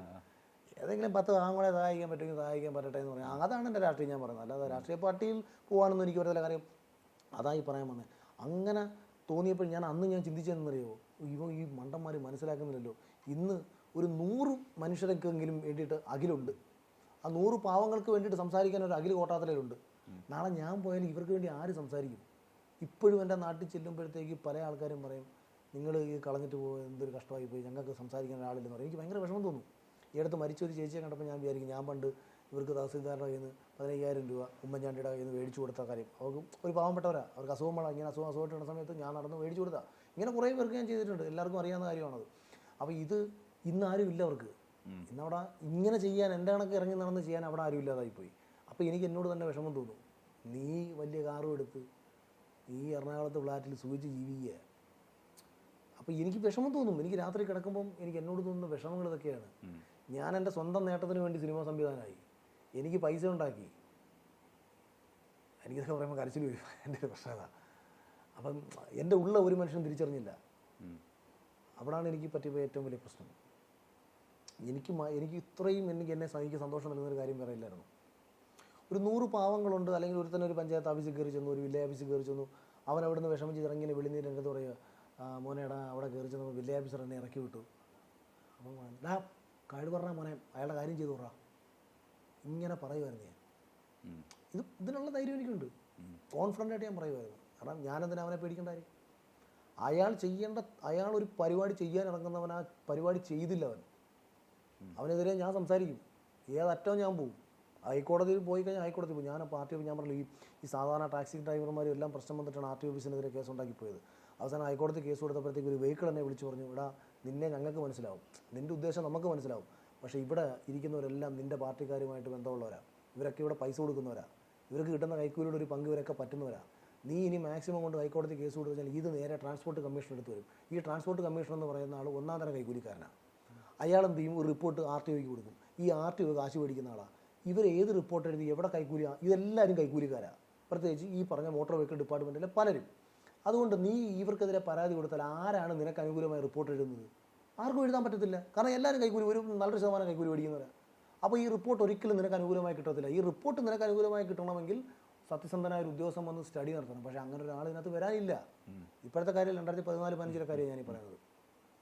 അങ്ങനെ അവസാനം അപ്പം നീ നാളെ വണ്ടി കൊണ്ടിറങ്ങേണ്ടതാണ്, നിനക്ക് നാളെ വണ്ടി ഉള്ളതാണ്, നീ കുറേയൊക്കെ ഡിപ്ലോമാറ്റിക് ആകും, ഇവരെ മൊത്തം വെറുപ്പിച്ചിട്ട് നീ എന്തിനാണ് ഈ നഷ്ടം ഉണ്ടാക്കി വെക്കുന്നത്? ഞാൻ ആരെയും സൂചിപ്പിക്കാനൊന്നും പിന്നീട് ഞാൻ പോയിട്ടില്ല. അങ്ങനെയൊക്കെ ഞാൻ ചിന്തിച്ച് ശരിയാ, ഇത് എന്തിനാണ് ഈ കുറേ ചെയ്തു, ഇത് ആർക്ക് വേണ്ടിയിട്ട് ചെയ്തു, ഓരോ കാര്യങ്ങൾ നമ്മൾ ചെയ്യുമ്പോഴും എന്താണ് എൻ്റെ നേട്ടം. ഞാൻ എപ്പോഴും ചിന്തിച്ചിട്ടുണ്ട് ഇത് എനിക്ക് നഷ്ടമല്ലാണ്ട് എനിക്ക് ഞാൻ പറഞ്ഞില്ല, ഞാൻ ഈ അശ്വന്ത് ഇവരൊക്കെ ആയിട്ടൊക്കെ ഓരോ വിഷയം ഉണ്ടാകുമ്പോൾ എനിക്ക് കോൺഫിഡൻ്റ് ആയിട്ട് എന്തുകൊണ്ട് എതിർക്കുന്നറിയോ. ഞാൻ കൊടിക്കുന്നിൽ സുരേഷ് കേന്ദ്രമന്ത്രിയായിരുന്ന സമയത്ത് ഞാൻ അദ്ദേഹത്തിൻ്റെ ഒരു റൈറ്റ് ഹാൻഡായിട്ട് കൊട്ടാരക്കര ഉണ്ടായിരുന്നൊരു ചെറുപ്പക്കാരനാണ്. എനിക്ക് വേണമെന്നുണ്ടെങ്കിൽ ആ സമയത്ത് ആർക്കെങ്കിലും ജോലി മേടിച്ച് കൊടുക്കാമെന്ന് പറഞ്ഞിട്ടോ മറ്റെന്തെങ്കിലും പറഞ്ഞിട്ടോ കാശ് വാങ്ങാം. ഞാൻ ഡൽഹിയിൽ പോയിട്ടുണ്ട്, അദ്ദേഹത്തിനൂടെ ഡൽഹിയിലുണ്ടായിരുന്ന ഒരു മാസം. ഈ സമയത്ത് എനിക്ക് പല രാഷ്ട്രീയക്കാർ കാണിക്കുന്ന പല ഉടായ്പും ജീവിക്കാൻ വേണ്ടി പല കള്ളത്തരങ്ങളും കാണിക്കാം. ഇതൊന്നും ഞാൻ ചെയ്തിട്ടില്ല. ഞാനൊരു പെൺകുട്ടിയോടും മോശമായി പെരുമാറിയിട്ടില്ല. ഞാൻ സിനിമയിൽ വന്നു എത്രയോ പേര് ചാൻസ് ചോദിച്ചു വന്നു, ഞാൻ ആരോടും മോശമായി പെരുമാറിയിട്ടില്ല. അപ്പോൾ എൻ്റെ കോൺഫിഡൻസ് എന്താണെന്നറിയോ, എൻ്റെ സത്യസന്ധതയാണ്. എൻ്റെ ലൈഫിൽ എനിക്കെതിരെ ഒരു ആരോപണങ്ങൾ വരില്ല എന്നുള്ളത് കൊണ്ട് തന്നെയാണ് എല്ലാവരും എതിർത്ത് എനിക്ക് സംസാരിക്കാൻ പറ്റുന്നത്. എനിക്കറിയാം ഒരു പോലീസ് ഉദ്യോഗസ്ഥൻ ഒരു രാഷ്ട്രീയക്കാരനോട് ഇറങ്ങിപ്പോടാ എന്ന് പറയണമെങ്കിൽ അവൻ മര്യാദക്കാരനായിരിക്കണം, അവൻ സ്ഥലമാറ്റത്തെ പേടിക്കാത്തവനായിരിക്കണം, കൈക്കൂലി പേടിക്കാത്തവനായിരിക്കണം. അതേസമയം രാഷ്ട്രീയക്കാരെ കാണുന്നുണ്ട് ആ കയറിയിരി ചേട്ടാ എന്നൊക്കെ പറഞ്ഞിട്ട് സൽക്കരിക്കുന്ന മിക്കവരുടെയും രീതി എന്ന് പറഞ്ഞാൽ അവരെന്തെങ്കിലുമൊക്കെ നേട്ടങ്ങൾ ആഗ്രഹിക്കുന്നുണ്ട്. ഞാനൊരു നേട്ടം ആഗ്രഹിച്ചിട്ടില്ല. നേട്ടങ്ങൾ ആഗ്രഹിക്കുന്ന ഒരുത്തൻ ആരെങ്കിലും എതിർത്ത് പറയുമോ? ഇപ്പം ഞാൻ മലയാള സിനിമയിൽ എല്ലാവരും ഇപ്പം ഇവരൊക്കെ സംസാരിക്കുന്നത് ഞാൻ ഈ സീനിയർ ആയിട്ടുള്ള ഡയറക്ടേഴ്സിൽ നിന്ന് എനിക്കെന്ത് നേട്ടം കിട്ടാനാണെന്നേ, എനിക്കൊരു നേട്ടവും കിട്ടാനില്ല. എനിക്ക് ശരിയെന്ന് തോന്നുന്ന വിഷയങ്ങളിലാണ് അഭിപ്രായം പറഞ്ഞുകൊണ്ടിരിക്കുന്നത്. അത് ഒരു വലിയ സമൂഹത്തിൻ്റെ ശരിയാണ്. എൻ്റെ മനസാക്ഷിക്ക് എനിക്ക് സമാധാനമായിട്ട് കിടന്നുറങ്ങാൻ എനിക്ക് കഴിയുന്നത് ഇത്തരം ചില കാര്യങ്ങളുണ്ടായതുകൊണ്ടാണ്. പക്ഷേ ഞാൻ എപ്പോഴും ചിന്തിക്കും, ഞാൻ പാർട്ടി പ്രവർത്തിച്ച് ഞാൻ എന്തെങ്കിലുമൊക്കെ ആയി മാറിയിരുന്നെങ്കിൽ ഒരു സിനിമയും എടുക്കേണ്ട, ഒന്നും വേണ്ട. എൻ്റെ ഫേസ്ബുക്കിൽ 2013 എഴുതിയ ഒരു പോസ്റ്റ് ഉണ്ടായിരുന്നു, ജനിച്ചത് ശൂന്യമായ കരങ്ങളുമായിട്ടാണ്, മരിക്കുന്നതും അങ്ങനെ ആയിരിക്കണം എന്ന് പറഞ്ഞിട്ട്. പക്ഷേ ഈ സമൂഹം എന്നെ ഇവിടെ കൊണ്ട് എത്തിച്ചേക്കുകയാണ്. പണമുള്ളവന് വില, അംഗീകാരമുള്ളവന് വില, വലിയ ബ്രാൻഡ് ഇടുന്നവന് വില. അപ്പം ഞാനും വിചാരിച്ചു അങ്ങനെ ആകാം. മാർഗ്ഗമില്ല, ഞാനും അങ്ങനെ ആവാൻ തീരുമാനിച്ചു. അങ്ങനെ ആയി മാറിപ്പോയി. നഷ്ടമാർക്കാണ്. എനിക്ക് ലാഭമേ ഉള്ളൂ. ഞാൻ സുഖമായിട്ട് ജീവിക്കുന്നു, അത്യാവശ്യം പൈസ ഉണ്ട്, വരുമാനമുണ്ട്, ജീവിക്കാനുള്ള മാർഗ്ഗങ്ങളുണ്ട്, പേരുണ്ട്, പ്രശസ്തിയുണ്ട്, എല്ലാം ഉണ്ട്. നഷ്ടം ഏതെങ്കിലുമൊക്കെ പാവം പിടിച്ചവന്മാർ എവിടെയെങ്കിലുമൊക്കെ ഇരുന്ന്, ഞാൻ പറഞ്ഞ ഓൾ കേരളമൊന്നും അല്ല കേട്ടോ, നമ്മൾ വലിയ ഇതൊന്നും പറയല്ല, ഒരു 10 പേര്, ഒരു 10 ചെറുപ്പക്കാരൻ ഒരു പോലീസ് സ്റ്റേഷനിൽ കയറുമ്പോൾ വിളിക്കാൻ ഒരാളില്ലാതായിപ്പോയി. ഇതൊക്കെ കഴിഞ്ഞിട്ട് കുറച്ച് വർഷങ്ങൾക്ക് ശേഷം ഉള്ളിൽ അങ്ങനെ ഒരാൾ ഭയങ്കരമായിട്ട് ഉറങ്ങി കിടപ്പുണ്ട്, ഉള്ളിൽ അങ്ങനെ ഒരാൾ കിടപ്പുണ്ട്, അതാണ് സത്യം. പക്ഷേ ഈ സിസ്റ്റത്തിൽ നമുക്കത് പറ്റില്ല. ഒരു പുതിയ സിസ്റ്റം കൊണ്ട് രൂപീകരിക്കപ്പെട്ടാൽ ചിലപ്പോൾ എനിക്കതിൻ്റെ ഭാഗമാകാൻ പറ്റും. ഈ സിസ്റ്റം തൊഴുമ്പായി പോയി, ഇതിന് പറ്റില്ല. ഇനി നമുക്ക് ഈ സിസ്റ്റത്തെ ഒന്നുകിൽ നമുക്ക് കണ്ടുകൊണ്ട് ഈ ഒഴുക്കിനൊപ്പം അങ്ങ് നീന്തിപ്പോയി പറയാനുള്ള അഭിപ്രായങ്ങളൊക്കെ അങ്ങ് പറഞ്ഞു പോകാം. അല്ലാന്നുണ്ടെങ്കിൽ ഇതെല്ലാം കണ്ടിട്ട് അവനവൻ്റെ കാര്യം നോക്കി ഞാൻ ചെയ്യുന്ന പണി, ഞാൻ പണ്ട് ഭാര്യയെ നോക്കിയിട്ടില്ല, മക്കളെ നോക്കിയിട്ടില്ല, അച്ഛനെ നോക്കിയിട്ടില്ല, അമ്മയെ നോക്കിയിട്ടില്ല, നാട്ടുകാർക്ക് വേണ്ടിയിട്ടും മറ്റുള്ളവർക്ക് വേണ്ടിയിട്ടും ആരെങ്കിലും വെട്ടിക്കൊല്ലുന്നെങ്കിൽ എവിടെയെങ്കിലും കിടന്ന് വെട്ടുകൊണ്ട് മരിക്കാമെന്ന് പറഞ്ഞിട്ടങ്ങ് നടന്നു. ഇപ്പോൾ എന്നെ വിശ്വസിക്കുന്ന, കാരണം എൻ്റെ ചിലവിൽ കഴിയുന്ന ഭാര്യയുണ്ട്, എനിക്ക് സംരക്ഷിക്കേണ്ട അച്ഛനുണ്ട്, അമ്മയുണ്ട്, മറ്റുള്ളവരുണ്ട്, എൻ്റെ മക്കളുണ്ട്. അപ്പോൾ അവരുടെ ഉത്തരവാദിത്തങ്ങൾ ഇപ്പോൾ എൻ്റെ തലയിലായിപ്പോയി. അപ്പം കുറച്ചുകൂടെ ഭയം വന്നുപോയി. പണ്ടുണ്ടായിരുന്ന ധൈര്യം എനിക്കിപ്പോൾ ഇല്ലാതായിപ്പോയി. ധൈര്യം ഇതാണ്, പണ്ട് ഞാൻ വിചാരിക്കും ഒരു ഭയങ്കര കോടീശ്വരനെ കണ്ട് വെല്ലുവിളിക്കുമ്പം നിൻ്റെ പാറമല പൂട്ടിക്കൂടാ എന്ന് പറഞ്ഞിട്ട് ഇറങ്ങി പോകുമ്പം ഇവൻ എന്നെ പേടിക്കുമ്പം അഖിലയുടെ നമ്മൾ അയൽക്കാരാണ് എന്ന് ഒരാൾ എന്നെ വിളിച്ച് പറയുമ്പോൾ ഇയാൾക്ക് ഇന്നലെ ഒരു അയൽക്കാരൊന്നും ഇല്ലായിരുന്നില്ല എന്നൊക്കെ അവനോട് വരട്ടുമ്പോൾ എൻ്റെ ധാരണ ഇവൻ എന്നെ പേടിച്ചെന്നാണ്. അവന് നഷ്ടപ്പെടാനുണ്ടായിരുന്നു, എനിക്കൊരു കൂടെ നഷ്ടപ്പെടാനില്ലായിരുന്നു. അതുകൊണ്ട് അവൻ എന്നെ പേടിയാണ്. അവൻ്റെ പേടി എന്താ, അവനെ നഷ്ടപ്പെടാനുള്ളതാണ് അവൻ്റെ പേടി. എൻ്റെ ധാരണ ഇവനൊക്കെ എന്നെ പേടിച്ച് കഴിയുന്നുണ്ടായിരുന്നു. അതായത് നമുക്കൊന്നും നഷ്ടപ്പെടാനില്ല എന്നുള്ളൊരു വലിയ ധൈര്യമായിരുന്നു അന്ന്. ഇന്നിപ്പം നഷ്ടപ്പെടാൻ കുറേ ഉണ്ട്. അപ്പം കുറച്ച് കുറേയൊക്കെ ഭയം വന്നു എന്ന് കരുതി എല്ലാം കളഞ്ഞിട്ടൊക്കെ പോകാം. പക്ഷേ അത് ഉൾക്കൊള്ളാൻ കുറേ മനുഷ്യരുണ്ടെങ്കിലേ നമുക്കത് പറ്റും. അപ്പം പിന്നെ പറഞ്ഞിട്ട് കാര്യമില്ല, അങ്ങനത്തെ ആരുമില്ല. നമ്മൾ എന്ത് ചെയ്താലും അതിനെ മറ്റൊരു ഡൈവേർഷനിൽ കണ്ടുകൊണ്ട് മറ്റൊരു പ്രശ്നങ്ങളാക്കി മാറ്റാൻ വേണ്ടിയിട്ടേ ആൾക്കാർ നിൽക്കത്തുള്ളൂ. ചങ്ക തുറന്ന് കാണിച്ചാലും ചമ്പരത്ത് പോവാണെന്ന് പറഞ്ഞാൽ ഇപ്പം ഞാനിപ്പോൾ ഈ പറഞ്ഞാലും ഇത് കേട്ടാലും എതിർക്കുന്നവരുണ്ടായേക്കാം. പക്ഷെ ഞാൻ ഇന്നും ഉറച്ച് വിശ്വസിക്കുന്നത്, എൻ്റെ ചുറ്റിനും ജീവിച്ച, ഞാൻ പാർട്ടി പ്രവർത്തിച്ച സമയത്ത് ഞാൻ സഹായിച്ചിട്ടുള്ള, എന്നെ അടുത്ത് തേടി വന്നിട്ടുള്ള ആൾക്കാർ കേൾക്കുമ്പോൾ അവരിന്നും ഉറച്ച് പറയും അഖിലുണ്ടായിരുന്നെങ്കിൽ എന്നവർ പറയും. അത് തന്നെയാണ് എൻ്റെ വിജയം. എന്തായാലും പറഞ്ഞ പോലെ ഈ സിസ്റ്റമൊക്കെ ഒന്ന് മാറി ചേട്ടൻ പിന്നെയും ആക്റ്റീവ് പൊളിറ്റിക്സിലേക്കൊക്കെ വരാൻ സാധിക്കട്ടെ. നമ്മൾ ഈ പറഞ്ഞ പോലെ സിനിമയിലും ശോഭിക്കാൻ സാധിക്കട്ടെ. ജോജു ചേട്ടൻ്റെ കൂടെയുള്ള മറ്റേ ഡ്രീം പ്രൊജക്ട്, ചേട്ടനോട് മാത്രമല്ല 2 പ്രോജക്റ്റ് ഉണ്ട്. അതൊക്കെ എനിക്ക് തൃപ്തിയെന്ന് തോന്നുന്ന സമയത്ത് നമ്മൾ പെട്ടെന്ന് ചാടും. പെട്ടെന്ന് നമുക്കിത് കാണാൻ സാധിക്കട്ടെ എന്നൊക്കെ വിശ്വസിക്കുന്നു, ആശംസിക്കുന്നു. താങ്ക് യു സോ മച്ച് ചേട്ടാ സംസാരിച്ചത്. ഓക്കെ, അപ്പം ബൈ.